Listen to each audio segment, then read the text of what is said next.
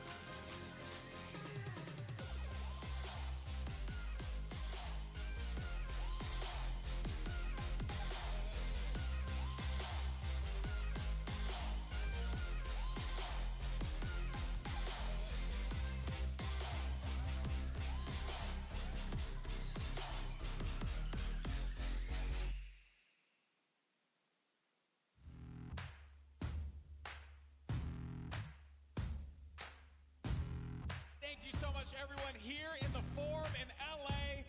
Ladies and gentlemen, this is the Creative Showdown. How you feeling today? So much has happened in the world of Fortnite, and we're here about to call probably one of the craziest things you're ever going to see. It's a world premiere game mode and map. I know that it's going to be a King of the Hill mode. Forum, make some noise. That's what I'm talking about.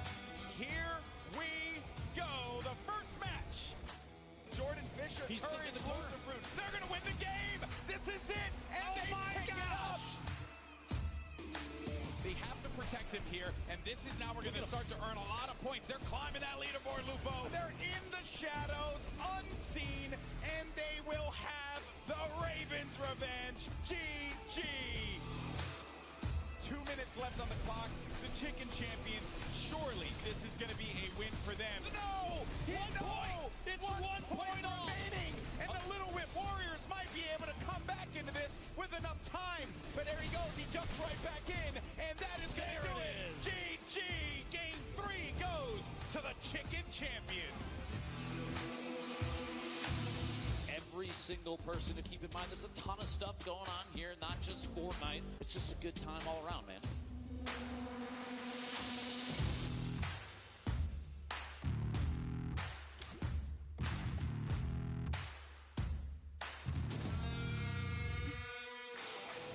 Look at him, just dancing it out. Sitting inside the control point, 6 minutes remaining, but it's not even gonna matter. That's a victory royale. Game 4 goes to the Fish Fan. Could it happen? Could the Llama Record Company be our first back-to-back champion, or will it be the... The D, where He does it! He got it! Oh, Last my! second! I The victory cannot... royale! He's still in it. He's standing strong, and he wins out on the battle. 990, and he's continuing to gain. He's got to get to that wall, and that's going to do it. We want to know who won? We want to know who won? The Llama Record Company. Oh my gosh, congratulations! Give it up one more time for the Llama Record Company!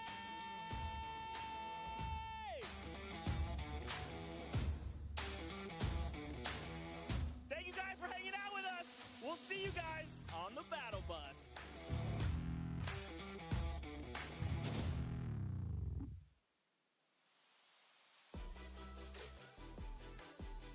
Welcome to the World Cup Creative Trials Qualifiers. 8 different maps were created, hosted by Scissors, Ninja, Lachlan, Gotaga, El Rubius, Tamoya, Hand of Blood, and Achin and Danyan. For the whole world to rise to the occasion in hopes of scoring big. What? The top 3 winners from each qualifier won $5,000 and advanced to the Creative World Cup in New York with a $3 million prize pool.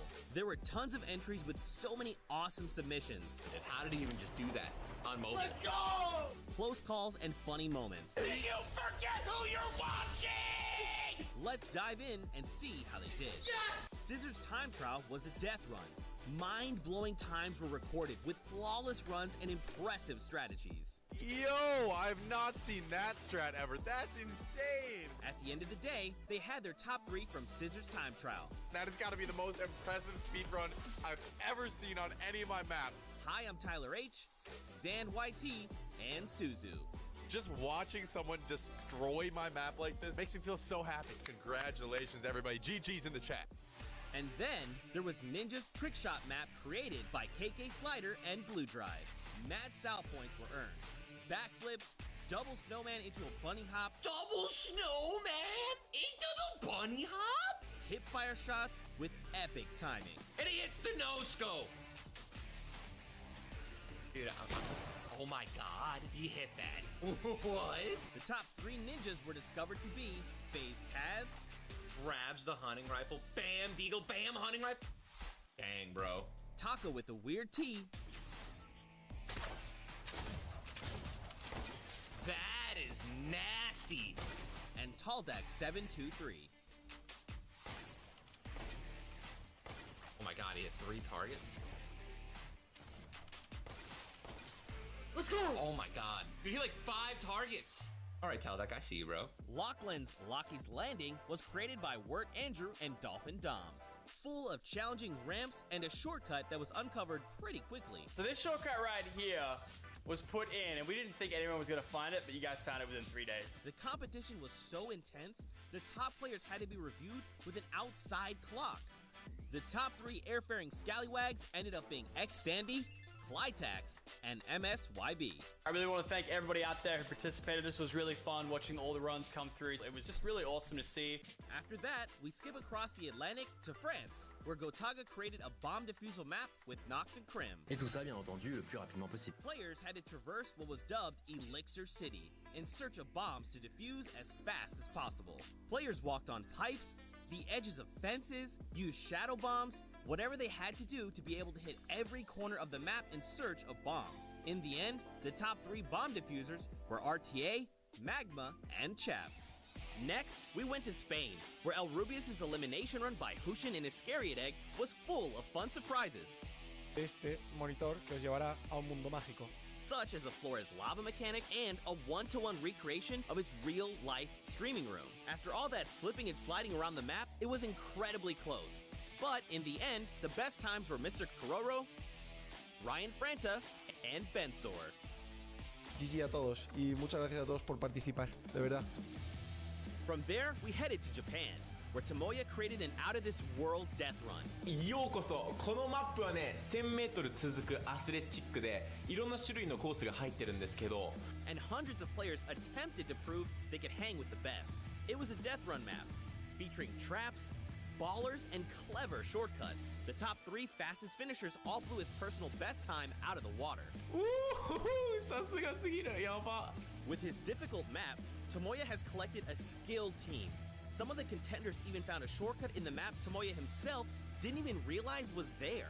当たってジャンプして走る。そしたらなんかね長い間スピードがつくんですよ。普通だったらこの時点で止まるのにこれ見てやばすぎるでしょこれ。 Tomoya has his work cut out for him to keep up with his stack team in New York, led by winners Dracius, Huijim, and Kutox. この3人と一緒に僕ねクリエイティブワールドカップ頑張りたいと思います。みんなよかったらね。 Next up, we headed to Germany, where the Spandau trials took place. Hand of Blood picked his team by inviting players into a survival mode.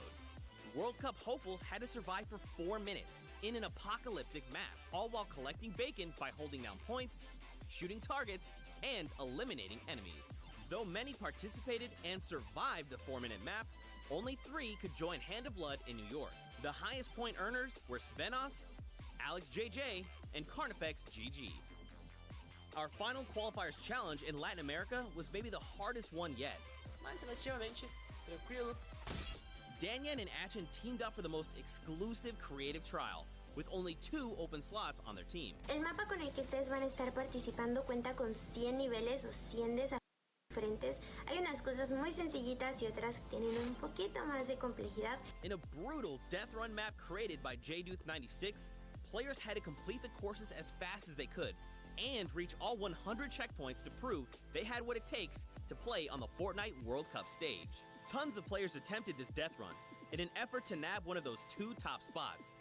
In the end, a few players got really creative, and 4Turtle and Stewart claimed the last 2 seats at the creative finals. And with these last 3 qualifiers in the bag, we're ready to bring these 8 teams to New York City to compete for a $3 million prize pool at the World Cup Creative Finals.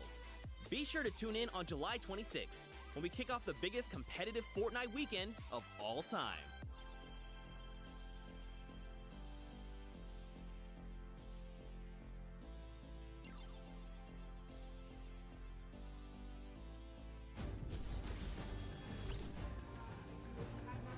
Ladies and gentlemen, Fortnite fans from all around the world, welcome to the Fortnite World Cup Finals.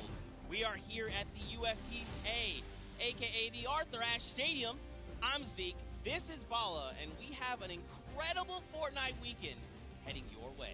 We're hanging out outside at the Fan Festival. We're having a blast. And inside of the Arthur Ashe Stadium, we're going to have some of the most awesome Fortnite action for you all weekend, starting with the Creative World Cup Finals. That's right. Let's take a look at the schedule to get a little bit brief about what we're going to be taking a look at all weekend. Today, it's all about the Fortnite Creative Finals and that Pro-Am. Tomorrow, Saturday, we're looking at the Duos Finals, and then Sunday, we wrap things up with the Solo Finals. We'll walk away with several world champions, not only from the BR side, but also from the creative side as well.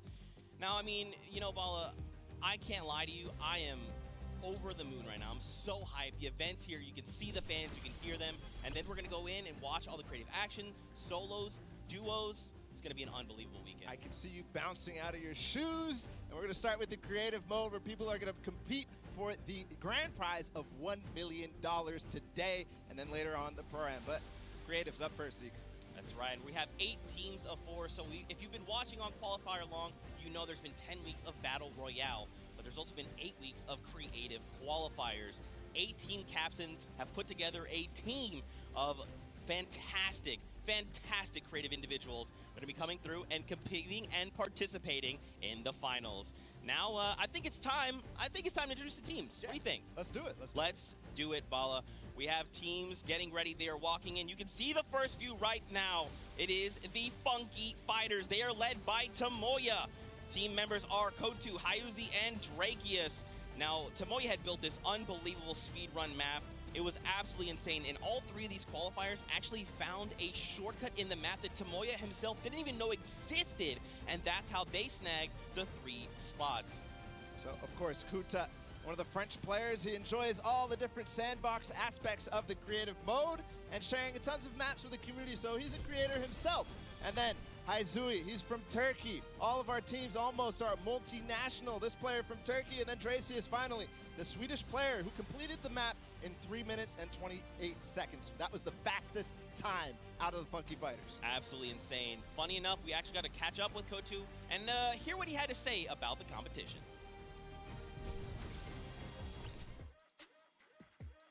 Hello, I'm Peter from the Funky Fighters. I'm gonna win this World Cup because I am the only pro player in all players. So he's getting ready. We're having a good time. We're going to continue on and welcome the second team to the floor. It's going to be the Chicken Champions, led by Rubius from Spain. They competed, as you can see them now on the floor, an elimination run created by Hoos HN and Is Carried Egg. The map was another one of these elimination runs where they actually recreated Rubius's room inside. But Rubius, the player from Spain, he held a ton of awesome live streams that broke records. That's That's right. Teammates are Bensor, Kororo, and Ryan Frenta. Now, of course, Bensor is from Norway. He's looking forward to playing here in front of this live audience. Very much excited. Kororo as well from Spain. He's only one of 2 controller players that are actually participating in the Pro, so that's a pretty cool fact. And of course, let's not forget Ryan Frenta. He's from USA and he aspires to be recognized as a speedrunner in the community. You'll love to see it. Yeah, also currently in college, enrolled in Michigan. So that's awesome as well. A student doing his homework. Let's see if this team did their homework ahead of the competition. Bensor, what did he say ahead?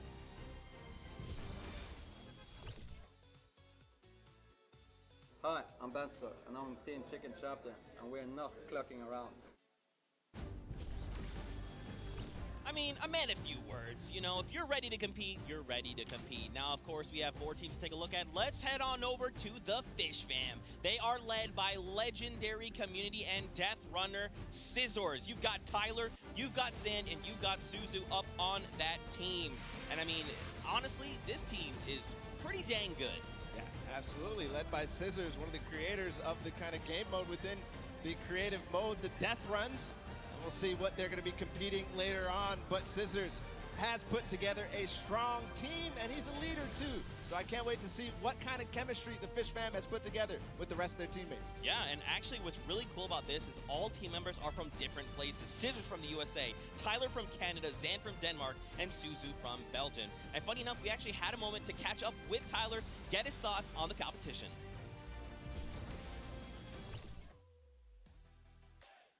Hi, I'm Tyler H. from Team Fish Fam. My group of players were the first people to qualify for the Creative World Cup, and we got the godfather of death runs himself, Scissors, on our team, so we're definitely going to take this home. There's no competition for us.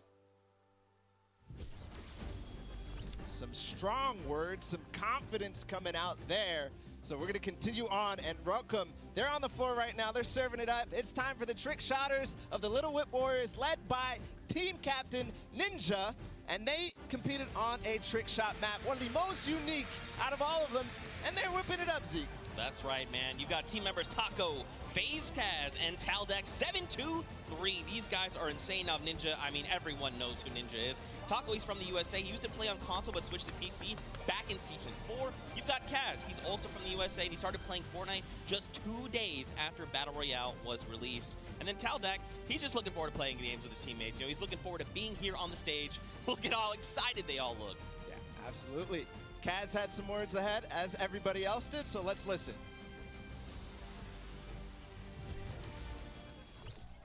My name's Kaz from Team Little Whip Warriors, and we're the most skilled, the most creative, and honestly, we're just the best. Well, there you go. Again, just, you know, when you're ready and you're skilled, you just kind of just, hey, it's fine, we'll be here, no problem. Next up, though, we've got the Ravens Revenge. This team is led by Gotaga. I mean, obviously, you guys know this man is the French monster. Teammates Magma, Artier, and Chappie. Gotaga, who made the map, we talked about it. He actually has played in a number of different things, and we just saw Ninja. He actually once lost 19,000 in a rock, paper, scissors game against Ninja. That is an unbelievable sum of money. I mean, sometimes these things happen. It's during a charity stream, so, you know. Yeah, it's all for charity. That's what this is all about at the end of the day. A little fun fact as well, Gotaga's, his trick and creative map was actually called Elixir City. We kind of talked about that a little bit before the pre-show. We're like, that is a dope name. But, you know, we've been hearing from the players. Next up, we're going to take a listen into Magma and hear what he has to say about being here today. I'm Magma, and my team, Ravens Revenge, is going to do really good in the World Cup, and we're going to smash the rest of the competition because we have the Battle Royale skills, building, death run, we have it all. Awesome. We're going to continue forward because we still have a couple more teams. The Llama Record Company is next, and this has some familiar names for the Fortnite scene. Led by a Hand of Blood from Germany, they competed on a 4-minute apocalyptic map where they had to survive, so not really a surprise to see Svenos, Carnifex, and Alex JJ there because there are veterans of the Battle Royale format. That's right, and these guys have been competing, you know, since Summer Skirmish and beyond. These guys are amazing. Svenos has amazing shoe collection. You've got Alex JJ from the UK. He also actually played back in the Summer Skirmish, which is pretty cool. Carnifex out from Italy, and the favorite thing about creative mode is that you can pretty much build completely new custom game modes. You like to see it, man. That's ridiculous and funny you mentioned that about shoes from Svenos, because when I met him in Poland, he actually was wearing these gold shoes, so we'll see it maybe if he can pick up something gold later. But again, no surprise that this team qualified in the survival map. We're going to see if they were spinning any plans up ahead of the game. Let's find out.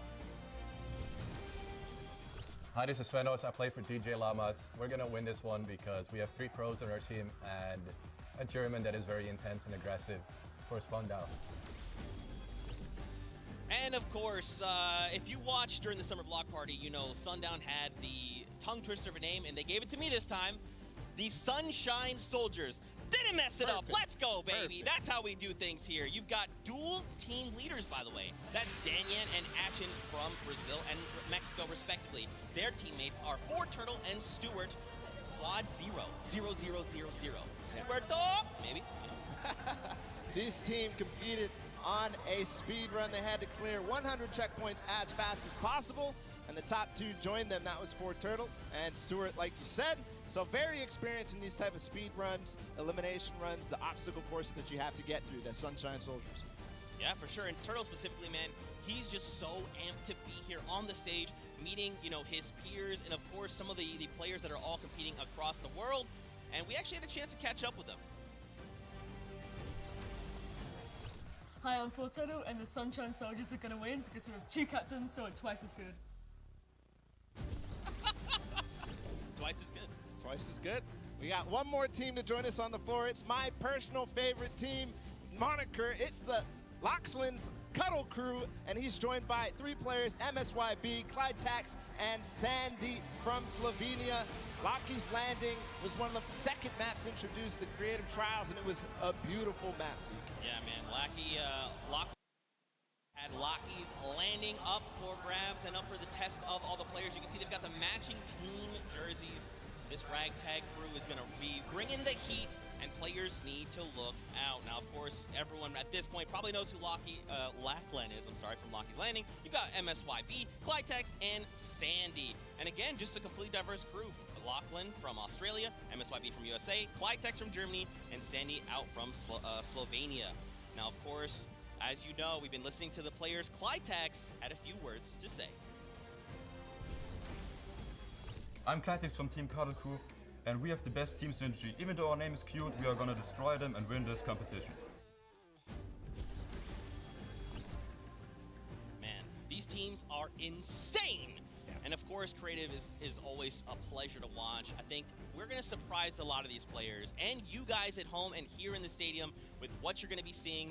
It's going to be a really, really great weekend, and today is going to be amazing. Well, it's like the team captain surprised us with their beautiful maps. I'm excited to see all of them, how they contribute to the game. Lachlan, of course, he did have an opportunity to play at the Creative Showdown in June, so we'll see what he brings to the table, what kind of experience he brings to the table in being involved in that first competitive event in Creative. Yeah, for sure. And of course, for you guys all at home that couldn't make it, we miss you, we love you, but of course, we want to give you guys an outlet to be able to watch the way that you want to. So please, for your viewing experience with real-time stats and different points of view in-game, head to Fortnite.com/watch and choose from this channel a dedicated map channel and 10 rotation options covering a selection of diverse players. We want you to be able to watch the way that you want to watch. Now, of course, Bala, I'm so amped to be here. I could not be more excited. The fact that I'm actually standing still it's impressive. is, I think, a surprise to every single person. And of course, here's just a few more ways that you guys could watch everything. You've got the first place, the second place feeds there, all 10 feeds for your viewing pleasure. If you want to see someone specifically, tune in to them, see what they're doing, how they're kind of navigating the maps, you can do that. That's absolutely amazing to be able to watch from any POV. And just like you said, Zeke, I cannot believe you're still. I've been in the back room getting ready, and you've been jumping up and down. So that means it's creative time, man. I cannot wait to get into these games, to get inside to the Arthur Ashe Stadium, Zeke. Again, I'm surprised we're standing still. I mean, if you guys aren't feeling the hype right now, you need to open your eyes, because this is it. 10 weeks of qualifiers, 8 weeks of creative qualifiers have led us to this very weekend. The Fortnite World Cup Finals in New York City. We're going to walk away with world champions Yeah. I'm so excited. I could not be happier right now. And not only that, we are outside at the fan festival having a blast. Everybody's doing all sorts of fun activities. All the people are getting inside, starting to get ready for the show, get in the bleachers, start watching some creative action, and then later, of course, the Pro-Am. It's a blast. Make sure you're coming down here and joining us. Yeah, for sure, man. Now, funny enough, we actually have Pookie, who is standing by. She is chilling with the leader of the Funky Fighters. That is Tamoya, so let's send it over to her for an interview. Thank you so much, Zeke. I am here with Tamoya of the Funky Fighters. It is so exciting to have you here competing in the Creative Fortnite World Cup. How have you been preparing for today? I just practiced with my team yesterday and things went pretty good. And we didn't have as much time as I thought we would do, but we played really good, so I'm pretty excited. Yeah.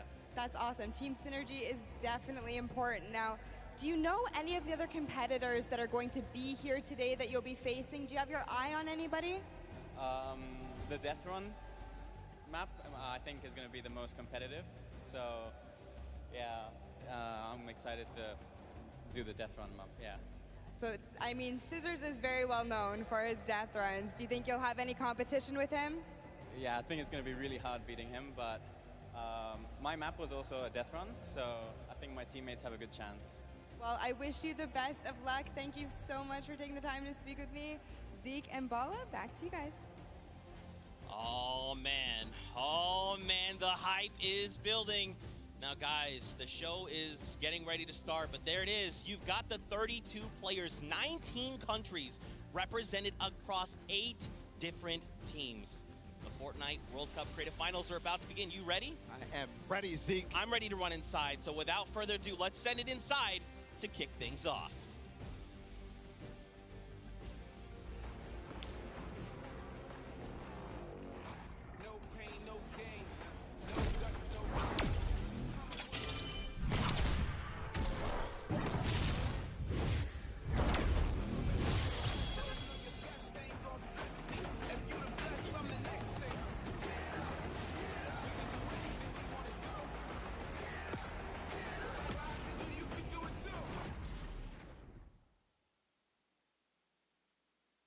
Ladies and gentlemen, what's going on? How you feeling today? That's what I like to hear.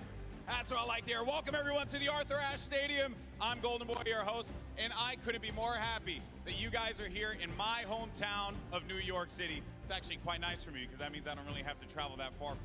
It's pretty cool. That being said, we have a lot of cool stuff that's going to be happening here today. Not only do we have the Creative Showdown, but we also have the third Fortnite Pro-Am that's about to go down. It is going to be incredible. You got some of your favorite content creators. They're going to take that stage and battle for your entertainment. Now, you know that we saw a few of the players that were coming out here. We actually have one that you all may recognize standing by with Pookie. Pookie, who you got for me? Thank you so much, Golden Boy. I am up here on the main stage with Ninja. Familiar faces for everyone in the crowd. Let's hear it. How excited are you to be here today at the World Cup Creative Mode? This is something different for you, I'm sure. Yeah, I haven't really done too much creative, but I've been playing a lot with these guys, obviously, the last 48 hours. And no, I'm really excited. I think we got a really good chance, and we're going to have a lot of fun. Now, tell me a little bit how your team came together. Yeah, I checked out their clips for the trick shots that they submitted, and they were all, they stood out to me. They were special. And it was just an easy choice to pick these 3 guys. And, like I said, we've actually been bonding pretty hard the last 48 hours. So team cohesion is an all-time high. Team cohesion, I love it. We should have named you guys the Ninja Trick Shot Warriors, really. That would have been awesome, but there's no, I mean, there's a ninja skin kind of in the game, so, we could have had, maybe some of that. It's all good. I like the little whip. I love my little ice cream. And anybody that you're looking forward to facing off against here today? Everyone here, Gotaga, he's my fellow, Red Bull competitor, essentially, and, Scissors, because he talks a big game. That's it, yeah. Those 2 guys, I'm looking out for them the most. Well, he does talk a big game. Let's see if he can back it up today. Thank you so much. I wish you all the best of luck. Golden Boy, what do you think? Well, I think that's pretty awesome because the good news is we got 8 great teams that are going to be playing for a $1 million grand prize in 3 very creative modes, which means today's really all about fun. And who better to have some fun with than none other? You got Monster, Sundown, over at the Cats booth. Take it away, fellas. And boys and girls, Jonesies, Bonesies, and everyone in between, welcome to the Fortnite World Cup Creative Finals. I'm one of your casters, Sundown, joined here by Monster. Monster, how you doing today, man? Doing great. This is the moment we've all been waiting for. 10 weeks of qualifiers, and it's all coming to life.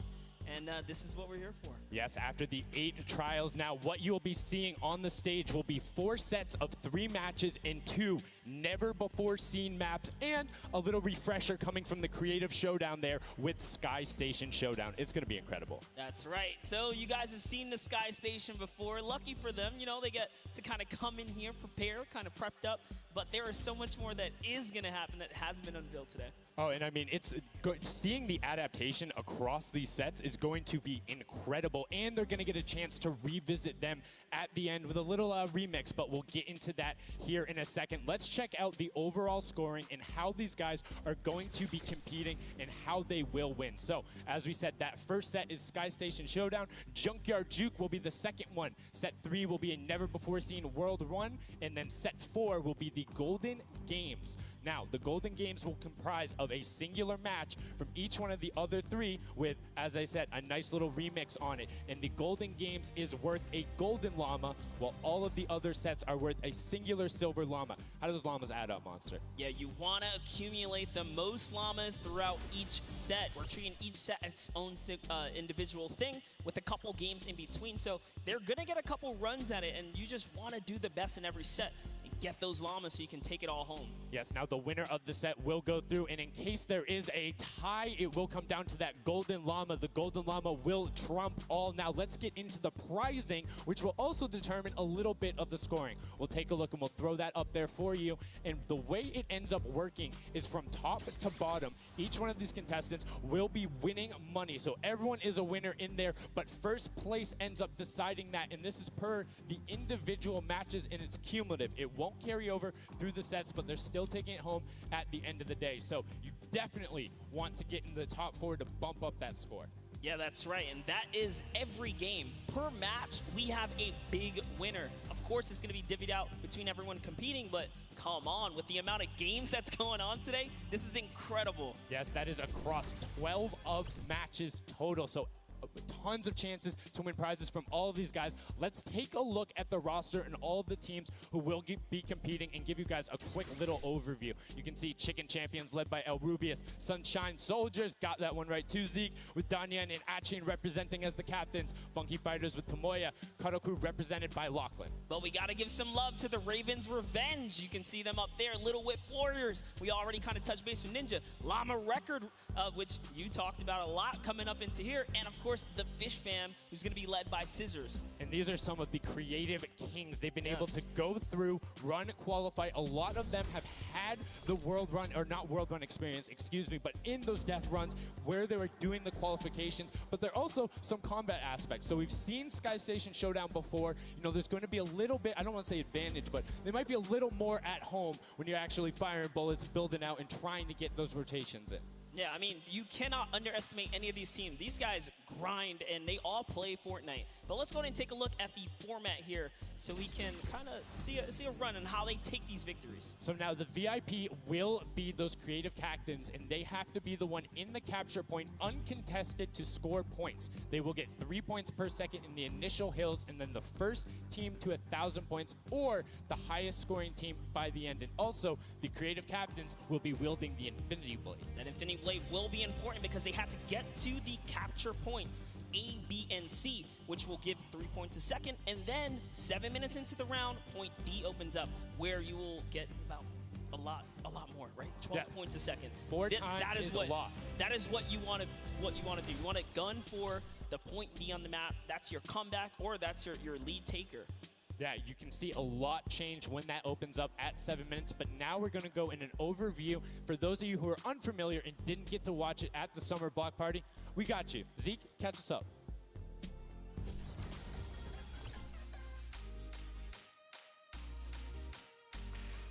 This map is a collaboration between Team Evolve and Epic. Now let's break down how it all works. For this very special event, we are bringing you an exciting King of the Hill style game built in creative by Team Evolve. 8 teams of 4 players will start at their home base on the edge of this massive flying city. Together, they will push 3 capture circles, racking up points by holding them down for their team. As each team heads toward the capture points, they'll need to protect their team's VIP, who plays a key role in this game mode. If they get eliminated, they'll respawn at the team's home base.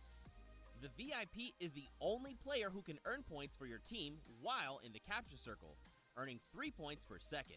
They are also the only ones who can wield the Infinity Blade, which deals massive melee damage and enables the wielder to jump incredible distances.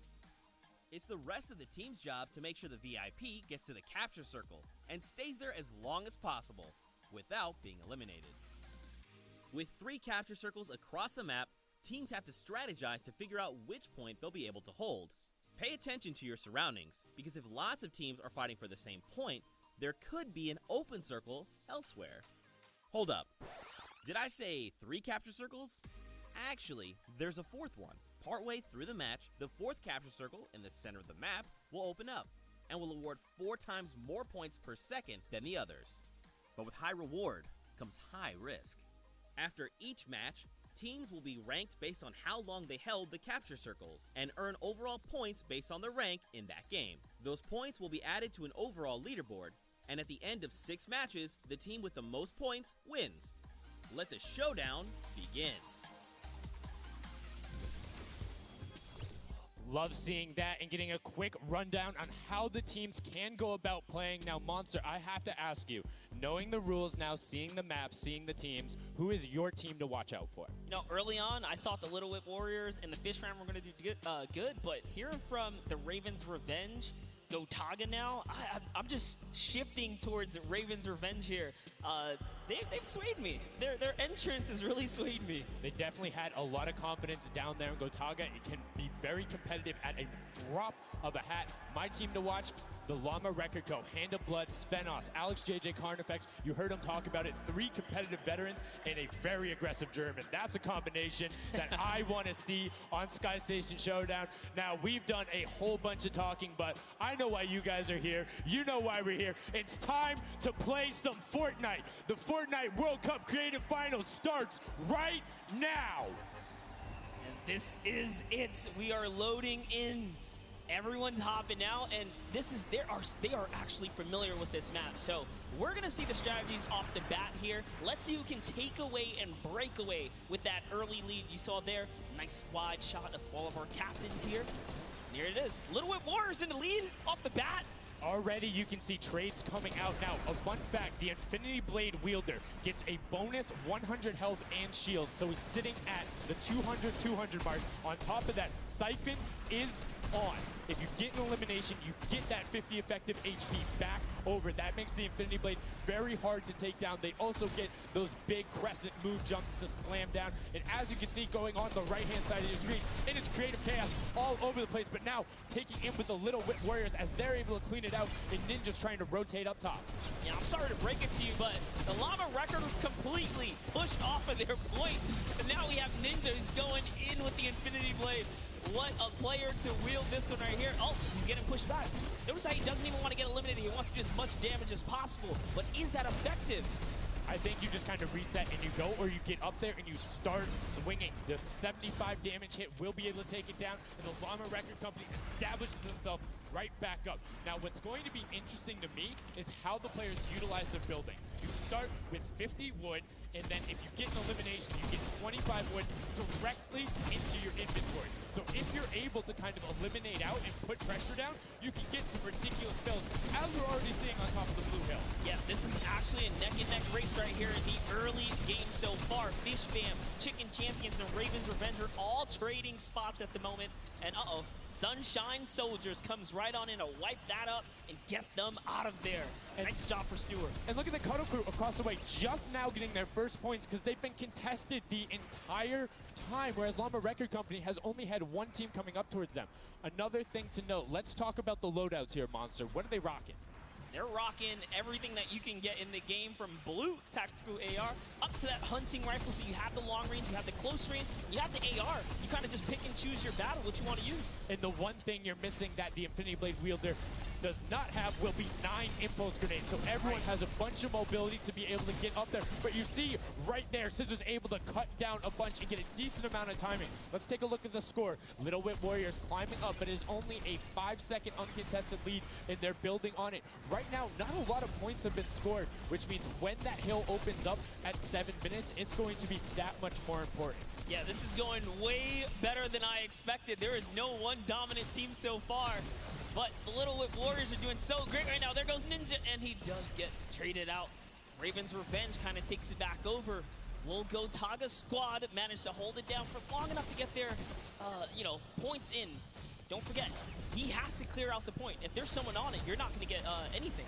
Right, and as soon as you're up there, if teammates are not building for you, you're exposed for the entire map. Everyone else is able to see you. You can see El Rubius going in, but the double tack plus the Infinity Blade wielder of Hand of Blood. This Llama Record Company team is looking to go platinum with a great defense of their point. There it is, very nice. Finally starting to earn some points, trying to break that, triple digit Hand of Blood. Little fun fact right there. His dog Falco is Germany's second biggest dog influencer on Instagram. That's impressive, but I wonder who the first biggest is now. That's like, is there a statistic for that? Like, do you go down the line? But one thing I do want to note for Hand of Blood, look at the eliminations coming out of the Infinity Blade, already sitting on 7 and being aggressive. And the more he gets that siphon going, the better he's going to be. But the Chicken Champions come out on top there.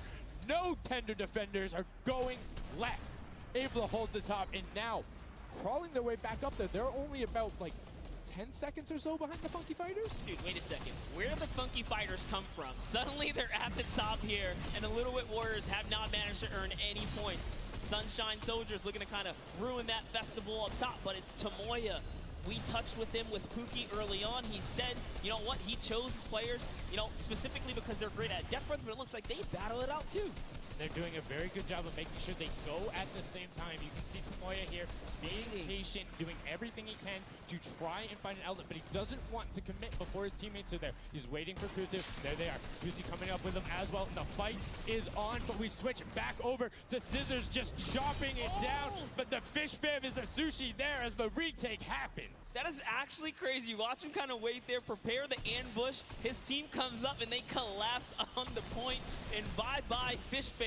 And notice they had enough mats to completely encircle the top, but the Infinity Blade will be able to come right out. So instead, Tomoya jumps straight up to just stall out a couple every second, because every second matters. As you see, Kutu also on 8 elims right now. The sword players putting in work. We have a bit of a tie up top. Funky Fighters and Fish Fam. Llama Records so close as well. This is a close one for the run in the top 5 so far. And I like seeing the Funky Fighters using impulses out of spawn. You get 9 of them, so it's great to throw them off to knock other people off the point, but use 3 to get a little faster. These guys are all very experienced in terms of navigating basically every part of creative and battle royale, so they can use those little quick impulses to get themselves more efficient. As you see Zan go down, Suzu go down, Scissors go down right there as Lachlan is just cutting them apart. But Tomoya, again, the Funky Fighters come out on top with the Infinity Blades at least, so no points going over right now to the Cuddle Crew. Oh no, the Cuddle Crew does not have the Infinity Blade wielder here, so Clitex has to kind of hold it down for now and wait until the leader, the team captain, can get up to the top. If Lachlan gets there in time, he might be able to, but nope, they kind of lose their point of interest, unfortunately. And now Gotaga goes up and goes straight back down, not able to catch himself on the edge, so Raven's Revenge gonna have to wait a little bit before they get points, but have full control, and Gotaga unfortunately breaks some of his teammates' build there with the Infinity Blade.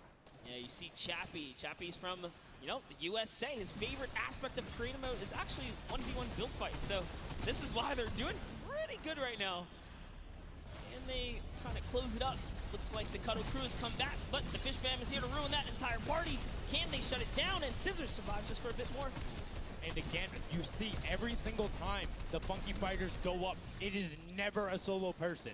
It is always 2, most of the time 3. They get control and then they immediately box up. But while we've been talking about them, let's check in back with the scoring as we're now right around the 3rd mark and a minute out from that 12 point per second circle. And Ninja's team, the Little Whip Warriors, are Little Whipping all over as Tomoya goes up, comes back down, and the Shing was not enough.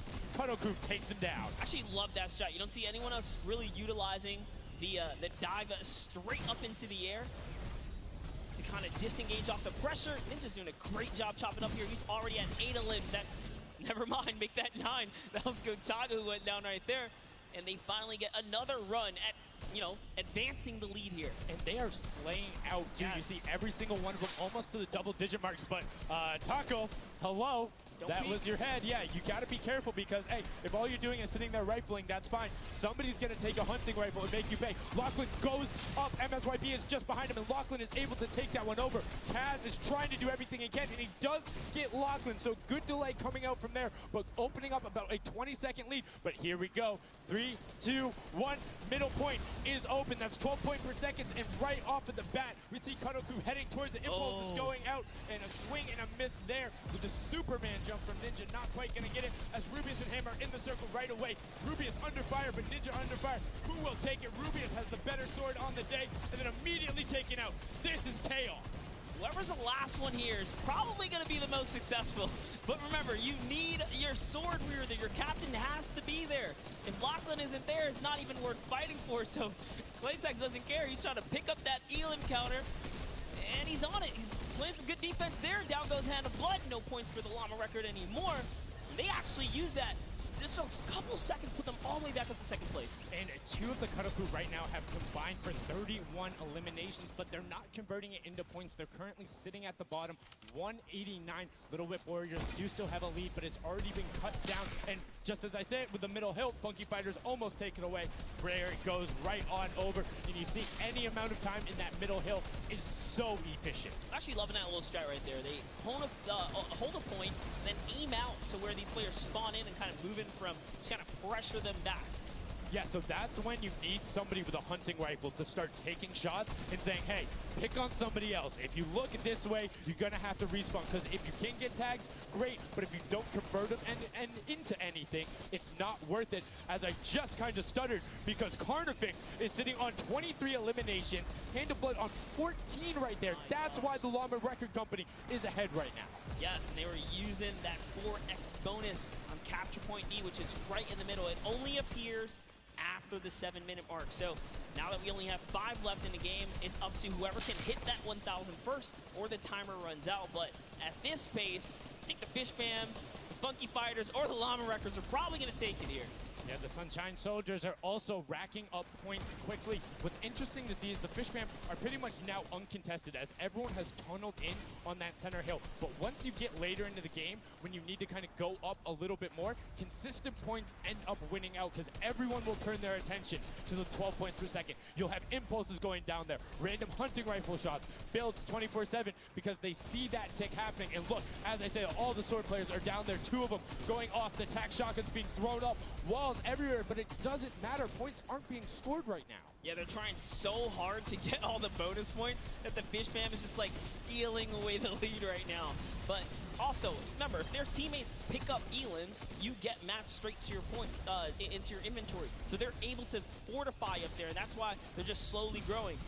And you can actually fortify to prevent the impulses from going in, or make kind of a wall to toss it in. As you see, Hand of Blood picking up his 16th Elim, but hey, Scissors is chilling. Yeah, Pumpernickel it up, man. Pumpernickel it up. Yeah, let him know. Let him know. There we go. He's saying, hey, you guys, we'll stick to our strategy. Let's see if somebody goes to contestant. There it is right away. They go up, but all 4 of them, you don't want to run into this. They're ready and waiting. They know they have the lead right now. Oh, he's holding a trophy. Look at he's looking around, he's telling him to let him know, man, and that's what it's all about. They've opened up a 100-plus point lead, but no contention, because everyone is tunneling on the bottom. Uh-oh. And I like this now. Now they're turning their attention outwards. Other teams kind of realize, wait a second, they're just up there scoring. Like, what can you do in this instance? They see the other scores. That leaderboard is running for them. What they have to do, if you're the Llama Record Company, you hold the middle and lock it down for that time. And then the second you get the lead, start running at the Fish Fam. Don't let them come anywhere near any point. Nobody else is going to catch you unless they get the middle. Everyone's attention is there right now. And the Llama Record Company now has the 100-point lead back in the span of just 10 seconds. They let their guard down one time, and suddenly Llama Record takes to lead, as if Fish Fam wasn't just farming all those points. Nope, Fish Fam no longer have a free point. It is up to everyone to stop the Llama Record Company here, because Hand of Blood has 17 elims, and he's going for the middle now. He's got his team ready. Let's see what's he gonna do. Hits the vent, goes right in, nice and sneaky. Oh, he's still waiting. Look at the big brain plays. Comes out the collateral right there, and it's all his. The center point is his to earn points now, Sundown. It's so close. It's just a few more Gotta kicks. That stop would be him. it. One more goes over, and that's it. Llama Record Co. takes the first match. Hand of Blood, Svenos, Alex, JJ, and Carnifex are your match one, set one winners right there. Incredibly impressive coming out. Well-executed gameplay. And they say, Scissors, you can hold that L instead of the trophy. Don't celebrate too early. It's the World Cup Creative Finals. Every game is worth so much money as well, so much prize. So to take a victory off the bat, you have to be feeling great. And that was your fan fave to pick. I mean, they had everything going in. They're incredibly confident, but they had to make sure they were able to get it. You can see the last few moments, they'd already boxed themselves up after clearing out the Funky Fighters, who were the only other contestants. The Funky Fighters actually also passed the Fish Fam in the last moment, which is huge in terms of not only the prizing, but what will end up being potentially a llama in the end. That's right. That is right. Loving this replay right there. The let's goes, the energy is real. You can clearly see the excitement. That was a great game to watch. It's fantastic. Honestly, I love Sky Station Showdown so much because I think there's a level of depth there, right? Everything is wood, so you're able to like kind of hit through it, and the Infinity Blade cuts through all of it right away, but the Infinity Blade wielder doesn't have the ability to build, needs the support from his teammates. So you saw the people who were roaming in packs of 3 and 4, incredibly successful. Yeah, it was kind of unfortunate. The Cutter Crew was like slaying, legit. So many elims, but not a lot of points. And that's because playing that split game, it's not going to work out. You have to convert it into control. It is a control the point game mode, and if you're not doing that, the other players are going to be doing that, as you saw right there. And what was unfortunate then for the Fish Fam is they got contested twice in a row right after and just couldn't get reestablished. They couldn't group together in those long spawn lines like you were talking about. I mean, they can be painful.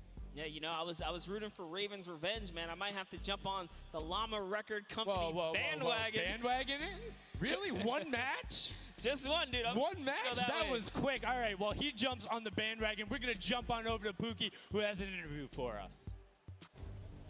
Thank you so much, guys. I am here down on the arena floor with our champions here. We have the Llama Record Company. Now, have any of you ever played this? Let's go to you first.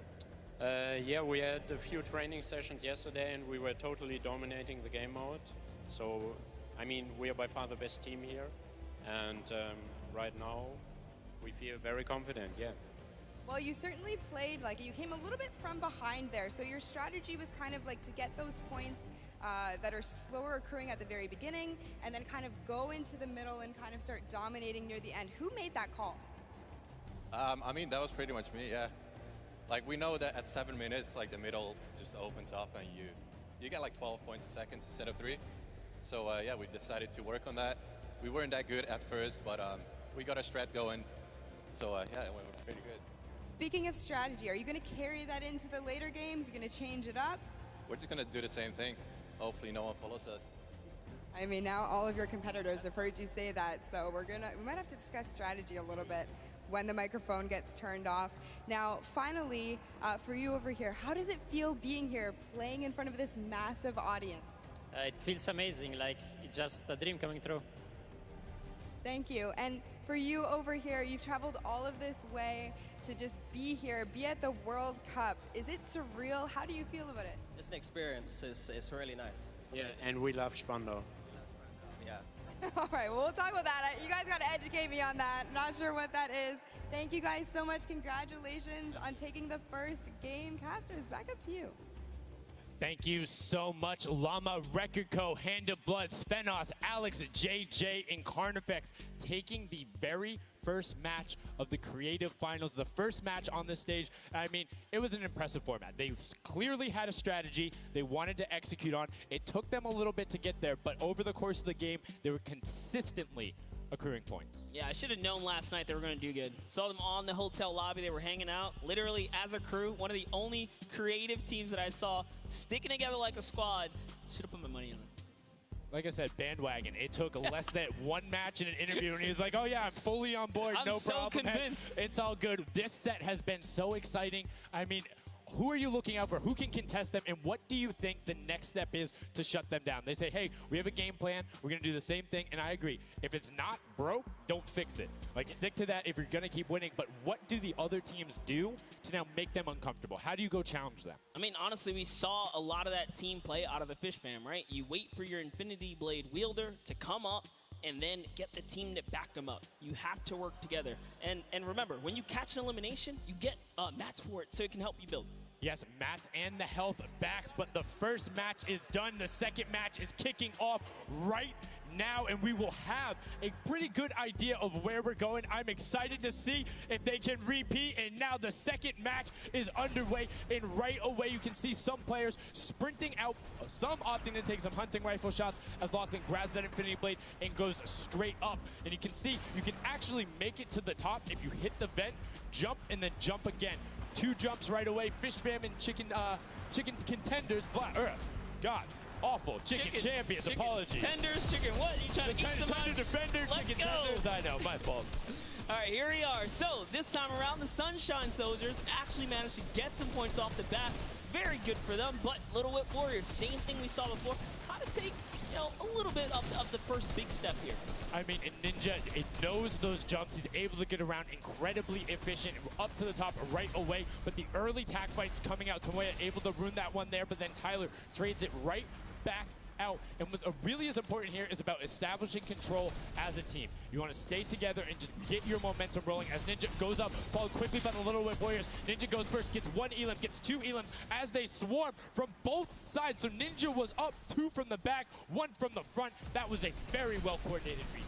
Love how they did that, and now they're all holding it together. Kaz holding down the backside, keeping these players off the ramp. But it's Gotaga's squad who's coming up the top here. It's Chappie, and Gotaga dives right on up into it, and doesn't matter. He just gets taken right down.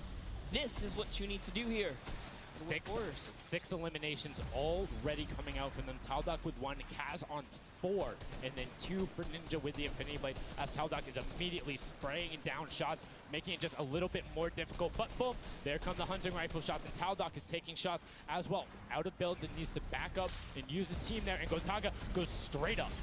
Oh, they need some builds for their backside because they are getting sniped straight out of that spawn point there. It's Raven's Revenge, who they're just kind of gatekeeping at the moment, right? Look at Chappie's like, dude, I can't even go up right now because the team is up there.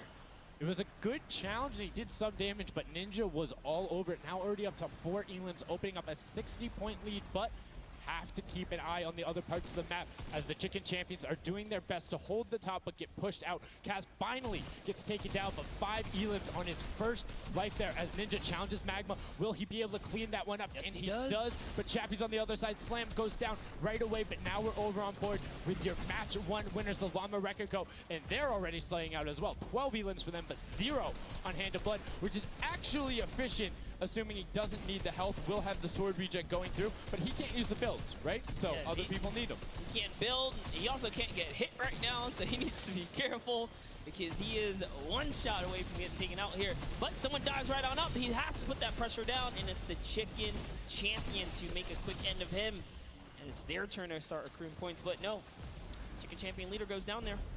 Good attempted defense from Carnifex. Was able to trade out 1, but now we have 2 swords up top. Gotaga and Lachlan just trying to beat each other up, and Gotaga comes out the winner of that one. Other Cuddle Crew team does pick it up there. Just remember, it's 3 points when you're standing in the circle. Uncontested, it has to be the VIP in there. When we hit 7 minutes, there is the 4th circle that is 12 points per second. Yeah, this is definitely very intense for Tomaya here, who again has no health. The Funky Fighters are trying to get that dominant lead they had in that game 1. Can they get it? Ooh, knows he's on camera there, gives a little bit of a taunt. And uh-oh, is he gonna challenge? No, just stays back, says, you know what, points are more important right now. He's just focusing in on the points here. And you can see the Funky Fighters trying to prevent that ramp coming up. It's very efficient to just immediately, as soon as you come out, have 2 team members ramp up into the left or up into the right so you can get up to the first level. However, The Infinity Blade will break that in one shot, and you have a ton of rifle ammunition. All of these guys being maxed out on ammo. Let's see here. These are all the spawn points. You can actually see the banners hanging, so you know if you really want to focus in and kind of shut down a team, you totally can. And Llama Lords are not doing great this game. No, and this was the double jump I talked about. Ninja goes straight up. That's the first Elam. He's going to be able to point his camera, go up, and challenge as soon as the team decides, but instead, going to save that jump to be more impactful. Raven's Revenge trying to get pushed out right here. Gotaga and crew doing everything they can, but Taldock is going up the back. Chappie gets taken down for Ninja's 8th Elam, and he jukes him out, going straight back up top. Gotaga, does he have the health to take it? First swing comes through, and Ninja goes down. Yeah, he just needed another Elam to put him back in the game. You got to get that siphon bonus. You don't get the heals. It's really rough, even with the Infinity Blade to heal up, because, you know, the heal time is kind of slow.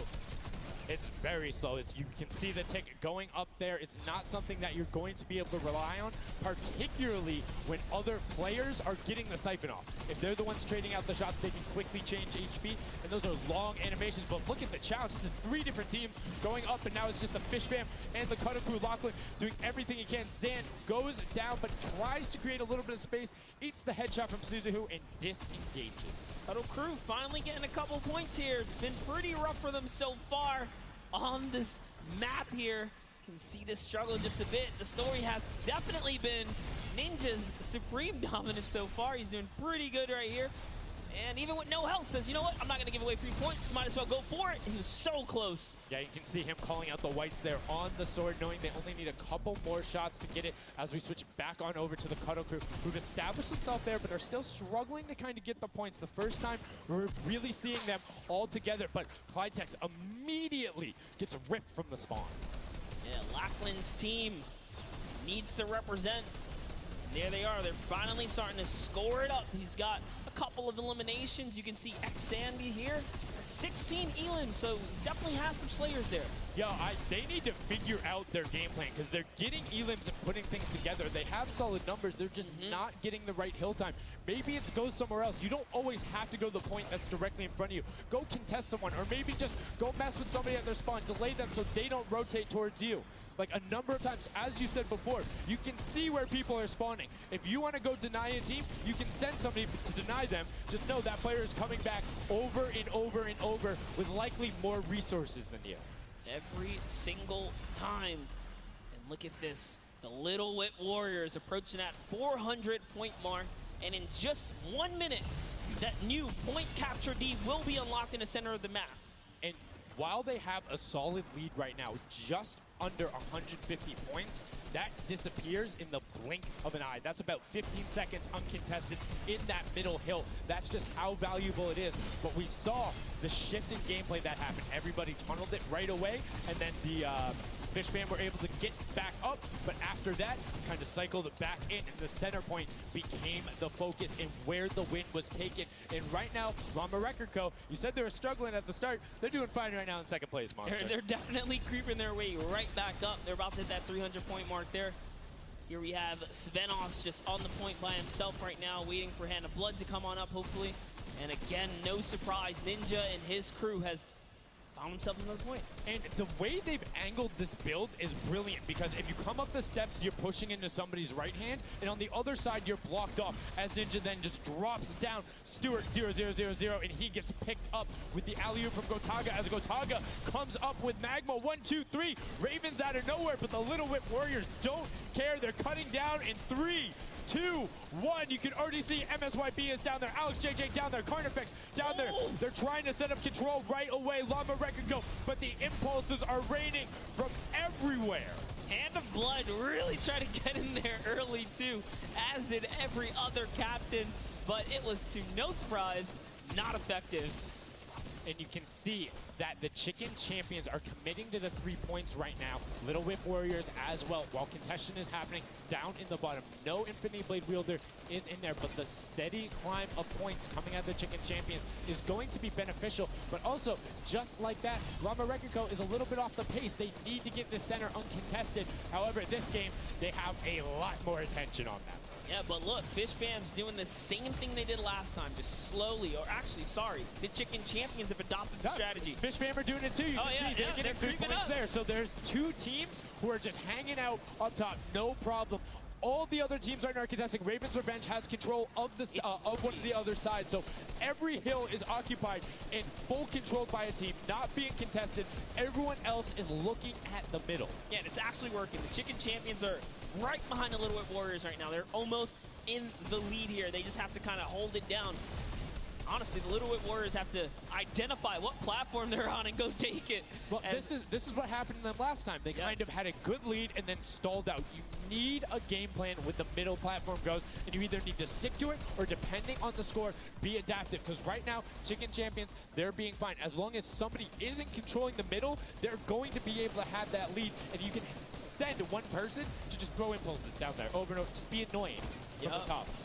Here's Scissors. 6 Elans looking good on this other point, and now he's in the top 3. They weren't even close before, but just by slowly, consistently gaining points here, you can see they're breaking those thresholds slowly but surely, and Little Whip Warriors are no longer in the lead. Yeah, Little Whip Warriors actually unseated the Chicken Champions. They're from their control point. They're taking it over. They're trying to get it back, so that's a battle right now. But the Funky Fighters out of nowhere, middle hill, and all of a sudden, just like that, into first place, going to pass 700 in just a second. Nope, get pushed out, and now they're back in there. Tomoya going off right now. Lumberek and Co. down there and trying to push him out, and you can see they're contesting it over and over again, but they're not getting the points they saw last game, falling off the pace. Yep. They are slowly just battling for this number 1. Chicken Champs kind of overtake it now as well. The Fish Fam not too far either. Everyone's so close here in the top 4.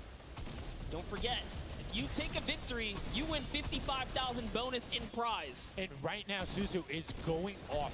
21 eliminations, and right as I say that, apologies for the caster curse, but 21 eliminations from the Belgian. He loves practicing his builds in creative and is showing it off here with really clever defensive cone edits up there. But right now, Little Whip Warriors are going at it. Tomoya gets the better of Ninja, and he gets cut down, but Funky Fresh Fighters then get sent all over the place thanks to the impulses from above.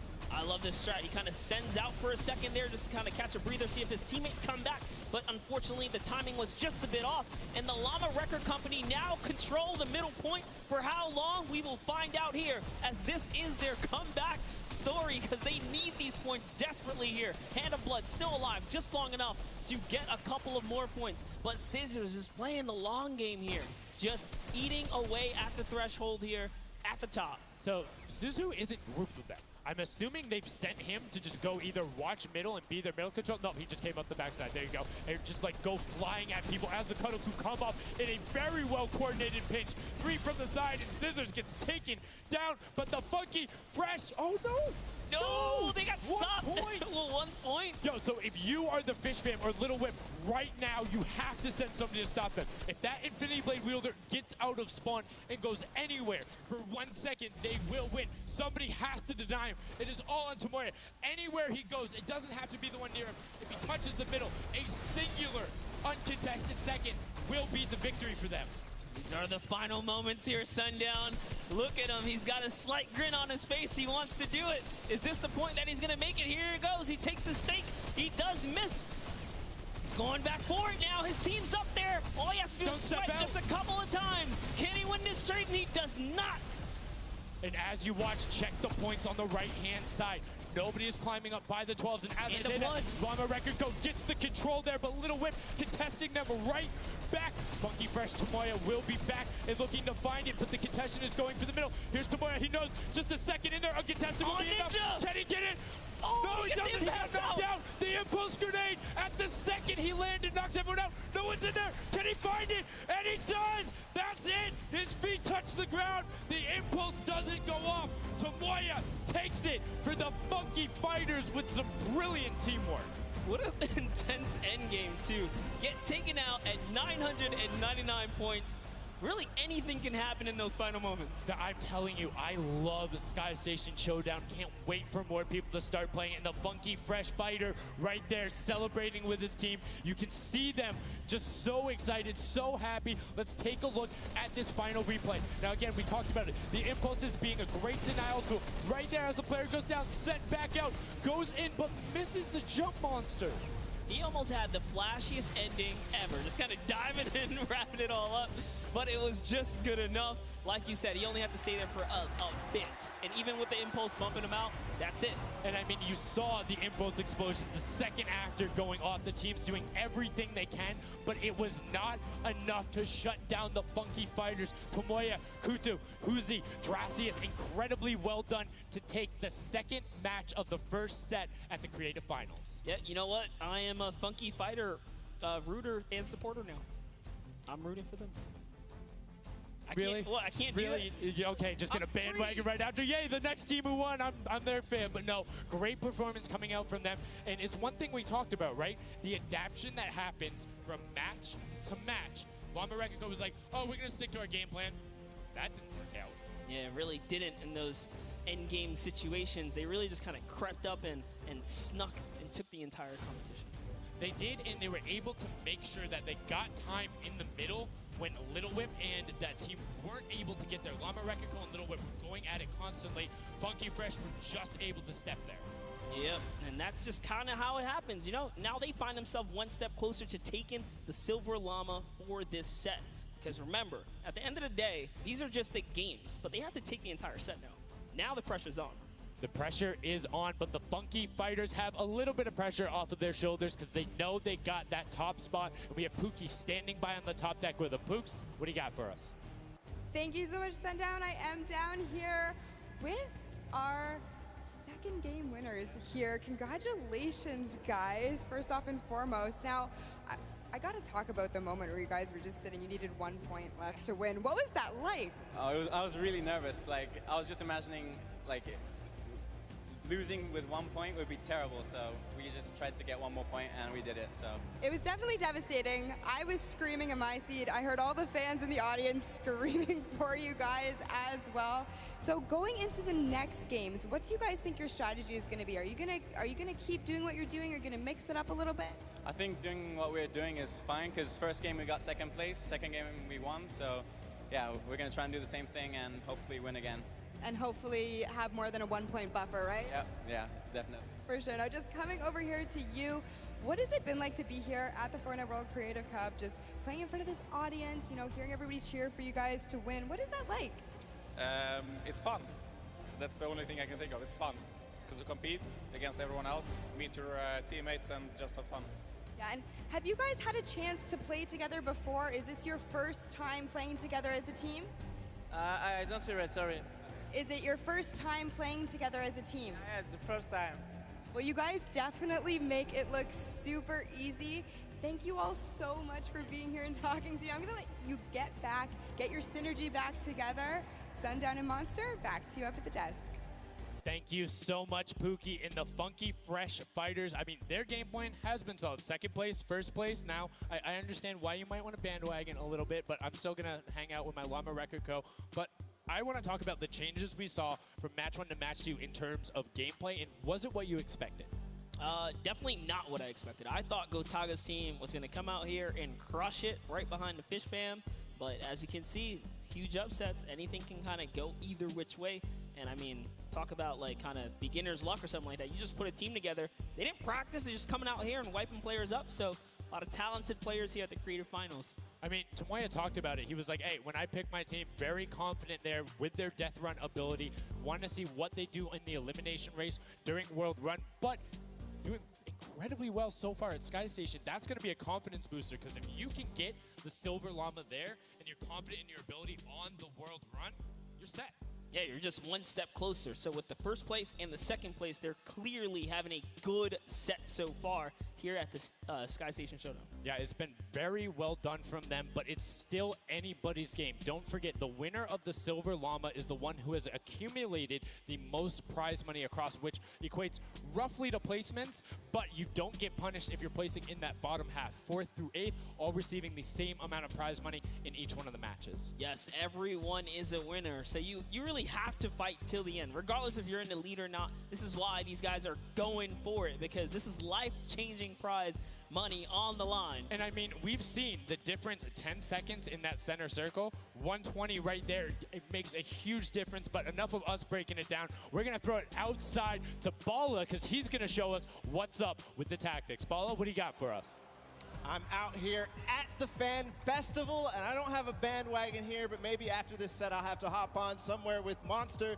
We got a ton of awesome action. I've been watching it, and I have to show you guys what went down in that first and second games. It was awesome. First off, the Llama Record Company started off with an amazing take, cohesiveness on the point. Every single time they went up here, they were going from two sides, two angles, and the sword approached at the center, but made sure that he was the most important person not to go down.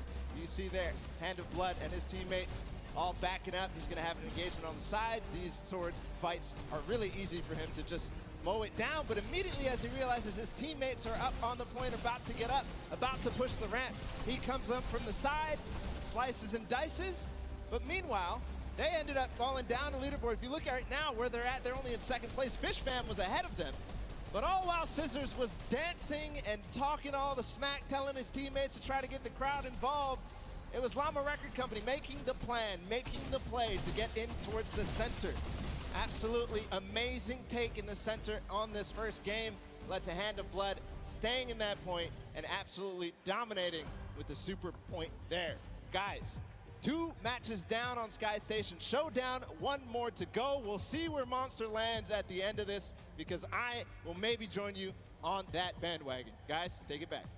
I mean, that's starting to get a little awful crowded, man. Real quick, you guys hopping on those bandwagons. But as you said, there is 1 more regular Sky Station Showdown match in this set. We will see it again later in the remix version during the Golden Games. And it's been so fun to watch the difference of players, who's able to be very strong with the Infinity Blade, how the pinches end up coming. And now in this 3rd match, it's only going to get better from these guys. Yeah, definitely want to see some more of that kind of team work happening here. And why not just hop right into a game right now, right? Let's go see some more action here, because this last game of the set is loading in right now. Yes, and this will be the final match of this set. Set 1 after this, a Silver Llama will be awarded, and we are in the match. It's Sky Station Showdown. Set 1 about to be over, and here we go.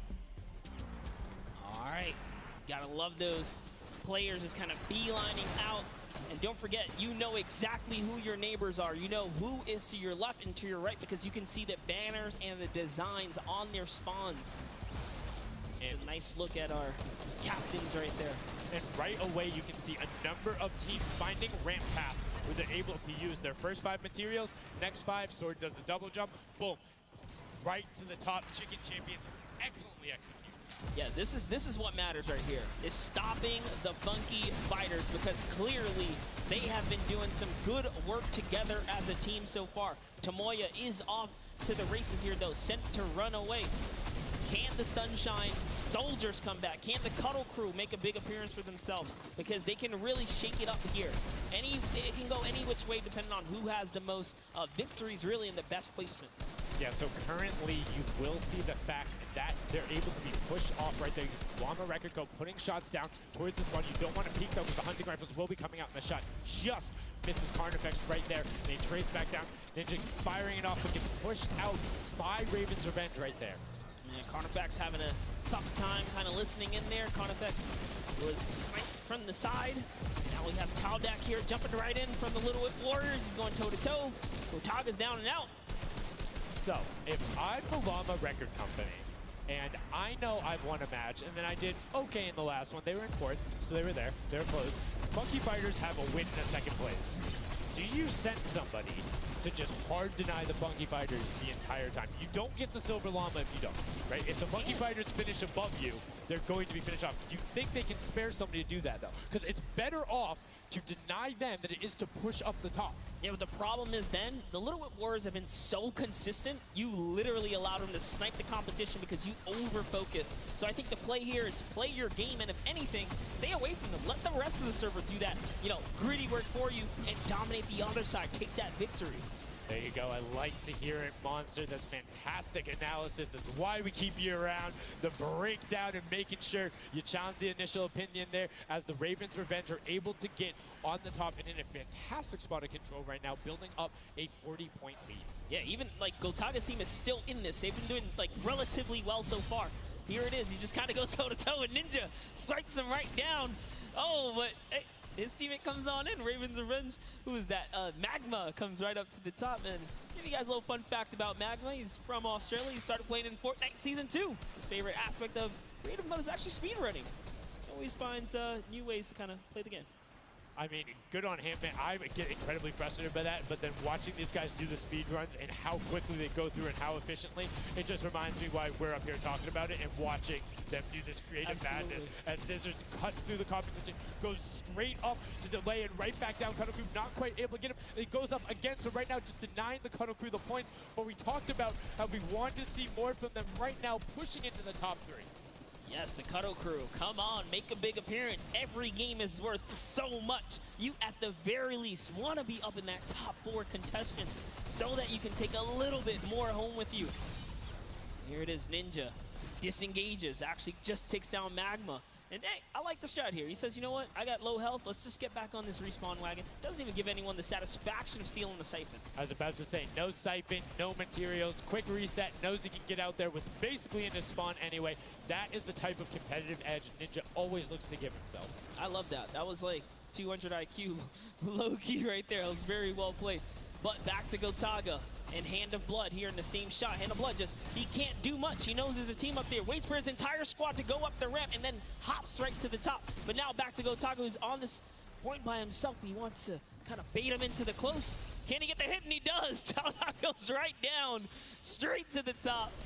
That was sick, using the jump right as the animation had started to make sure he clipped them from the bottom, dodges the Funky Fresh Fighter out. Gotaga now getting pinched from the side. 3 of the Funky Fresh Fighters up there doing everything they can, and the shots will come out, trying to find it. And Dracius is coming back up to try and get some defense there for Gotaga, instead just gonna disengage. And it's actually prime movement right there as well. You just see him baiting and switching, going back and forth, trying to get in there, see if he can kind of sneak in and get some extra damage. And here it is, someone's in front of him. He only needs 2 swipes. He goes down, he gets the siphon. Oh, cannot convert another, which would have kept him in the game. His teammates are here though. We're seeing a lot more points being assorted. It's a little more top-heavy this game, going towards the 10-minute mark right now, with Raven's Revenge and Llama Record Co. 100 points clear of the rest of the field. Unfortunately, though, the Funky Fighters have fell to the bottom of the totem pole. If they can't come up to the top, they actually are pushing themselves way out of the average running for the win of this set, so they really need a massive comeback here. But Savenos is showing why he's here with 13 eliminations already, and bye-bye, falls down. Lucky for him. No fall damage. Yeah, it does reset, and that might be one of those moments where you opt for deny, and in fact, he does saying, hey, I'm at 5 HP anyway. I'll see you in a bit. I gotta respawn. Smart play for him. Sunshine Soldiers having a spot to themselves as well right now. Not quite sure who they pushed out here, but the impulse are flying overhead. And Gotaga, they're doing so good at holding the point here, and this is why they're in the #1 lead, but they don't have too much cushion to play with. No, particularly when 12 points per second on that central point. B is open. Gotaga checking his surroundings. No shots coming through. And RTA actually using the door edit and just a little counter edit to make sure that nobody is able to come up and contest him, and just starts raining shots down towards the Little Whip Warriors. Raven's Revenge making their lives difficult this game, but up comes Ninja. RTA goes down. Chappie goes down. Ninja gets the slam. Gotaga, will he be able to find the last hit? Ninja intelligently backs away and strafes it out. Teammate picks that one up, and they get control. Yeah, I love how he played that, stepping and sidestepping so that he can just stay alive, because it doesn't matter if your team successfully wipes a point. If you don't have your captain there to seal the deal for the points afterwards, then you cannot earn anything from it. Here comes Gotaga. He's thrown himself into the fire, straight into the point there, and he gets taken out. Here it is. Tomaya's team has fallen to last place. Can they make a miraculous comeback here before the 7-minute mark? Maybe kind of get themselves in the running. They're trying their hardest. And I mean, generally we talk about caster curses. It might be like player jinxes going on right now. Everyone's saying, yeah, we're doing well. We're going to stick to our game plan. That just shows you no one is safe here. These guys are evolving, and they're playing a better game after game. Here goes Scissors. He needs one more swipe there, but Clytax wins the small engagement. And Clitax has been fragging out. He's been playing so incredibly well, being aggressive, getting in players' faces, and doing it all with that rare tag. But he's been consistently highest up there in terms of the elim. You see Fortnite trying to get some pressure down, but good defensive building there from Kororo. Ryan Frantic comes out the side and cleans it up, but there is Hand of Blood coming directly down. Danya is also up there. We got a three-way battle, but it's 4 chickens saying, this is our roost, get out. That's right, coming right up to own it all for themselves. Rubius doing so good right now. He's from Spain. He actually has a record on, was it YouTube for live streaming? 1.1 million viewers, imagine. Yes, one of the biggest content creators in Spain. Will they be able to push down towards the middle? As you can see, Little Whip and Llama Record Company already down there. We've seen this story before as the Funky Fresh Fighters go in, but you can barely even hear the shots over the impulse grenades going off as everyone's like, no, we've seen how this goes. The Funky Fighters need this. The Llama Record Company need this. So many of these guys, it's riding on this game right here. They have to get as many points as possible. But even with the 12-point one, we haven't seen a lead like this from Gotaga and crew. They are nearly 300 points clear of the next team. Nobody else is contesting there. The Cuddle crew has now been able to catch up a little bit, but they both just established control in their top zones, and Cuddle crew won't pass Raven's Revenge by just sticking with 3 points. They're in a fantastic spot to win this match. Yeah, they've actually been very consistent as well, right? They've been doing okay in that top 4, just doing a pretty good job at staying relevant after all of these rounds. So if Gotaga's team takes this, we actually don't know who can take the set right now. It's actually that close right here. Little Whip Warriors have kind of fallen down a bit here, but Funky Fighters clearly in last place is not good. And now, right now, you can see Tomoya coming in, doing everything he can to knock it down. Carnifex challenging as best he can, and Lachlan is just hanging out inside the cone. Lachlan's doing a great job here. He's just kind of hiding, loving the low profile kind of position and take here on the point. He goes hidden, but hey, he has to come out now and defend themselves. It's 3 chickens who surround him and take down that Cuddle Bear. Oh, man. They're supposed to be the tender defenders, but that was a whole bunch of aggression coming out from them there as they now immediately look and start to take shots. And the Ravens Revenge have now finally been unseated from their 3-point game. So a little bit of room to start for the catch-up, but it is utter chaos in point D as Tomoya gets taken down, and the Funky Fighters are still in 8th place. There's still 55,000 minimal on this game alone here. You want to win this one. Ravens Revenge, can they hold it? Or will Cuddle Crew find themselves a big piece of the pie here? Because we're in New York City, you know, you got to make pizza references. That's how we're doing it. Here comes Gotaga kind of hopping on overhead. And all right, he wants more points. He's hungry for it. It's unfortunate they're just clipping off the side as Magma goes down, sitting on 23 eliminations right now. And Kodaga doing his best to find where they want to go up, waiting for his team, but knowing that time is running short since that middle hill is still open and being constantly contested. But the Cuddle Crew are catching up with their steady 3-point game. But now Kodaga goes up right around the back, able to pick up the elim, and control is rested. This is scary because the Cuddle Crew is also getting points right now. So yes, they're getting a lead, but the Cuddle Crew is keeping it very close. They're keeping it very close. This is what we were talking about. We wanted to see a strategy come out, something defensive where you can get your control. They have now walled them off on each side, thrown a cone on top of them, and they have firing angles towards the other 2 platforms and towards the spawns behind them. Nobody wants to go contest them, but right now, Gotaga, oh, we saw what happened when Scissors did that. Don't count your chickens before they hatch because they're catching up right now. You can see that 12 points ticking over, but they do still have a lead as players are trying their best to deny Raven's Revenge. Yes, you have to keep him safe. This is the protect the president strat at its finest. Cuddle Crew still gaining points. Llama Record still getting points. In comes the fire from all the other platforms. Cuddle Crew's putting on pressure. They don't want to give him the freebie here. You have to look at Raven's Revenge, though. Everybody is so focused on the middle. Nobody is going and challenging the top team. You know they're over there. You know they're uncontested right now. You have to be putting shots down there. You have to find the tags under Gotaga. There it is. And they got him. They got him. The difference now. Look at the Cuddle Crew climbing up on their consistent 3, but they still have control of the top. They just don't have their sword. It's 2 hops to get up there. That's right. And now Lachlan can just sit here. He can just hang out, earn these points. This is what he needs to do. And he's almost there. He is almost there. The first place can be his. Right now, he can take this lead, Sundown. but they got control at the same time. It's literally ticking over a half second away from each other. The shots are going. Cuddle Crew has the lead though. Will the shot be able to go through? Yes! Cuddle Crew He goes take it through. down. 999, 1,000. Gotaga and Raven's Revenge in the closest nail biter yet. Edge out the Cuddle Crew in two teams who we said we wanted to see more. They brought more. Are you kidding me? The Fish fans step up and shut it down. Just the fact they stepped on the point, they couldn't earn points and they lost the lead. They were just a tick ahead. That could have been their game.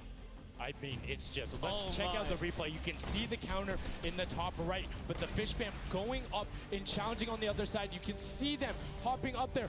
No one was at the Ravens Revenge as soon as they were there, and the celebration too. You have to be excited when you see that Victory Royale screen pop up when you're up there. I mean, what's it like to win a game on that stage? I have no idea. Those guys do, though. We you know, at some point before the day's over, we really got to recap the other point of a point of view there, because they had it. They were one tick ahead. They were there, knocking on the door, 55,000 away from bonus prize on top of this entire competition. It was right there. And it got taken away, and this is why I love Sky Station Showdown. The clutch little moments, the interactions that happen, very similar to Battle Royale, where every single thing that is happening on the map can affect the overall end result of the game, as you see there in Raven's Revenge, closing it out. Gotaga, the competitive veteran, able to clutch it up in the final moments. Magma, Arthier, and Chappie as well. Just a great performance out of them, taking the top spot in the final match of the first set.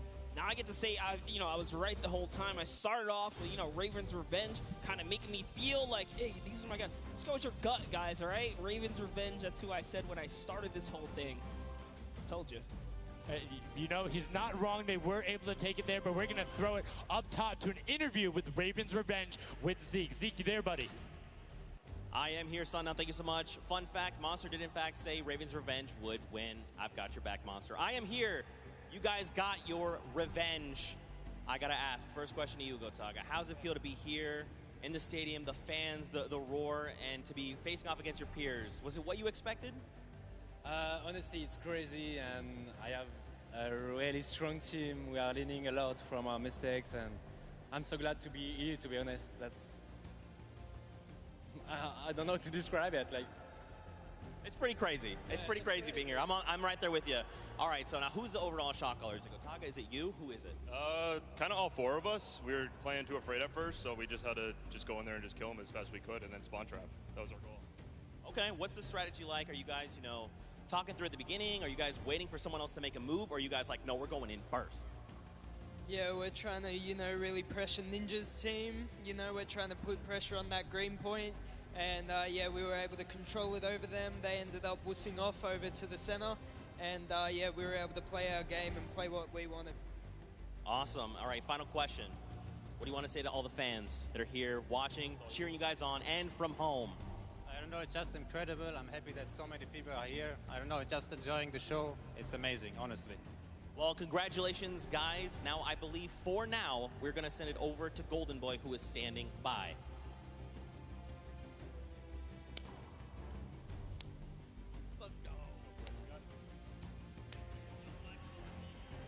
Going on there, and now what we're doing right now, hanging out as they walk back over, just brilliantly done there from RTA, Magma, Chappie, Gotaga. The teamwork from them was just on point. You talked about it, all four strong players from Gotaga, and they're happy with the final result, and that puts them immediately into contention because it's cumulative prize point to find out who will take that first silver llama and kind of get a leg up for the rest of the creative final. I actually want to touch on something that, was kind of interesting. He called Ninja's capture point the green point. These guys are like that focused here. He's like, okay, we know who's kind of farming which ones. And they're shutting players down, shutting down their competition so that they can take these sets. Well, that's the next step, right? As soon as you're immediately in there, and that's the big part for Sky Station that I enjoy, is you have the ability to see where the other opponents are in relation to you for score. So if you want to go and try and make somebody's life difficult, you might not be maximizing your points,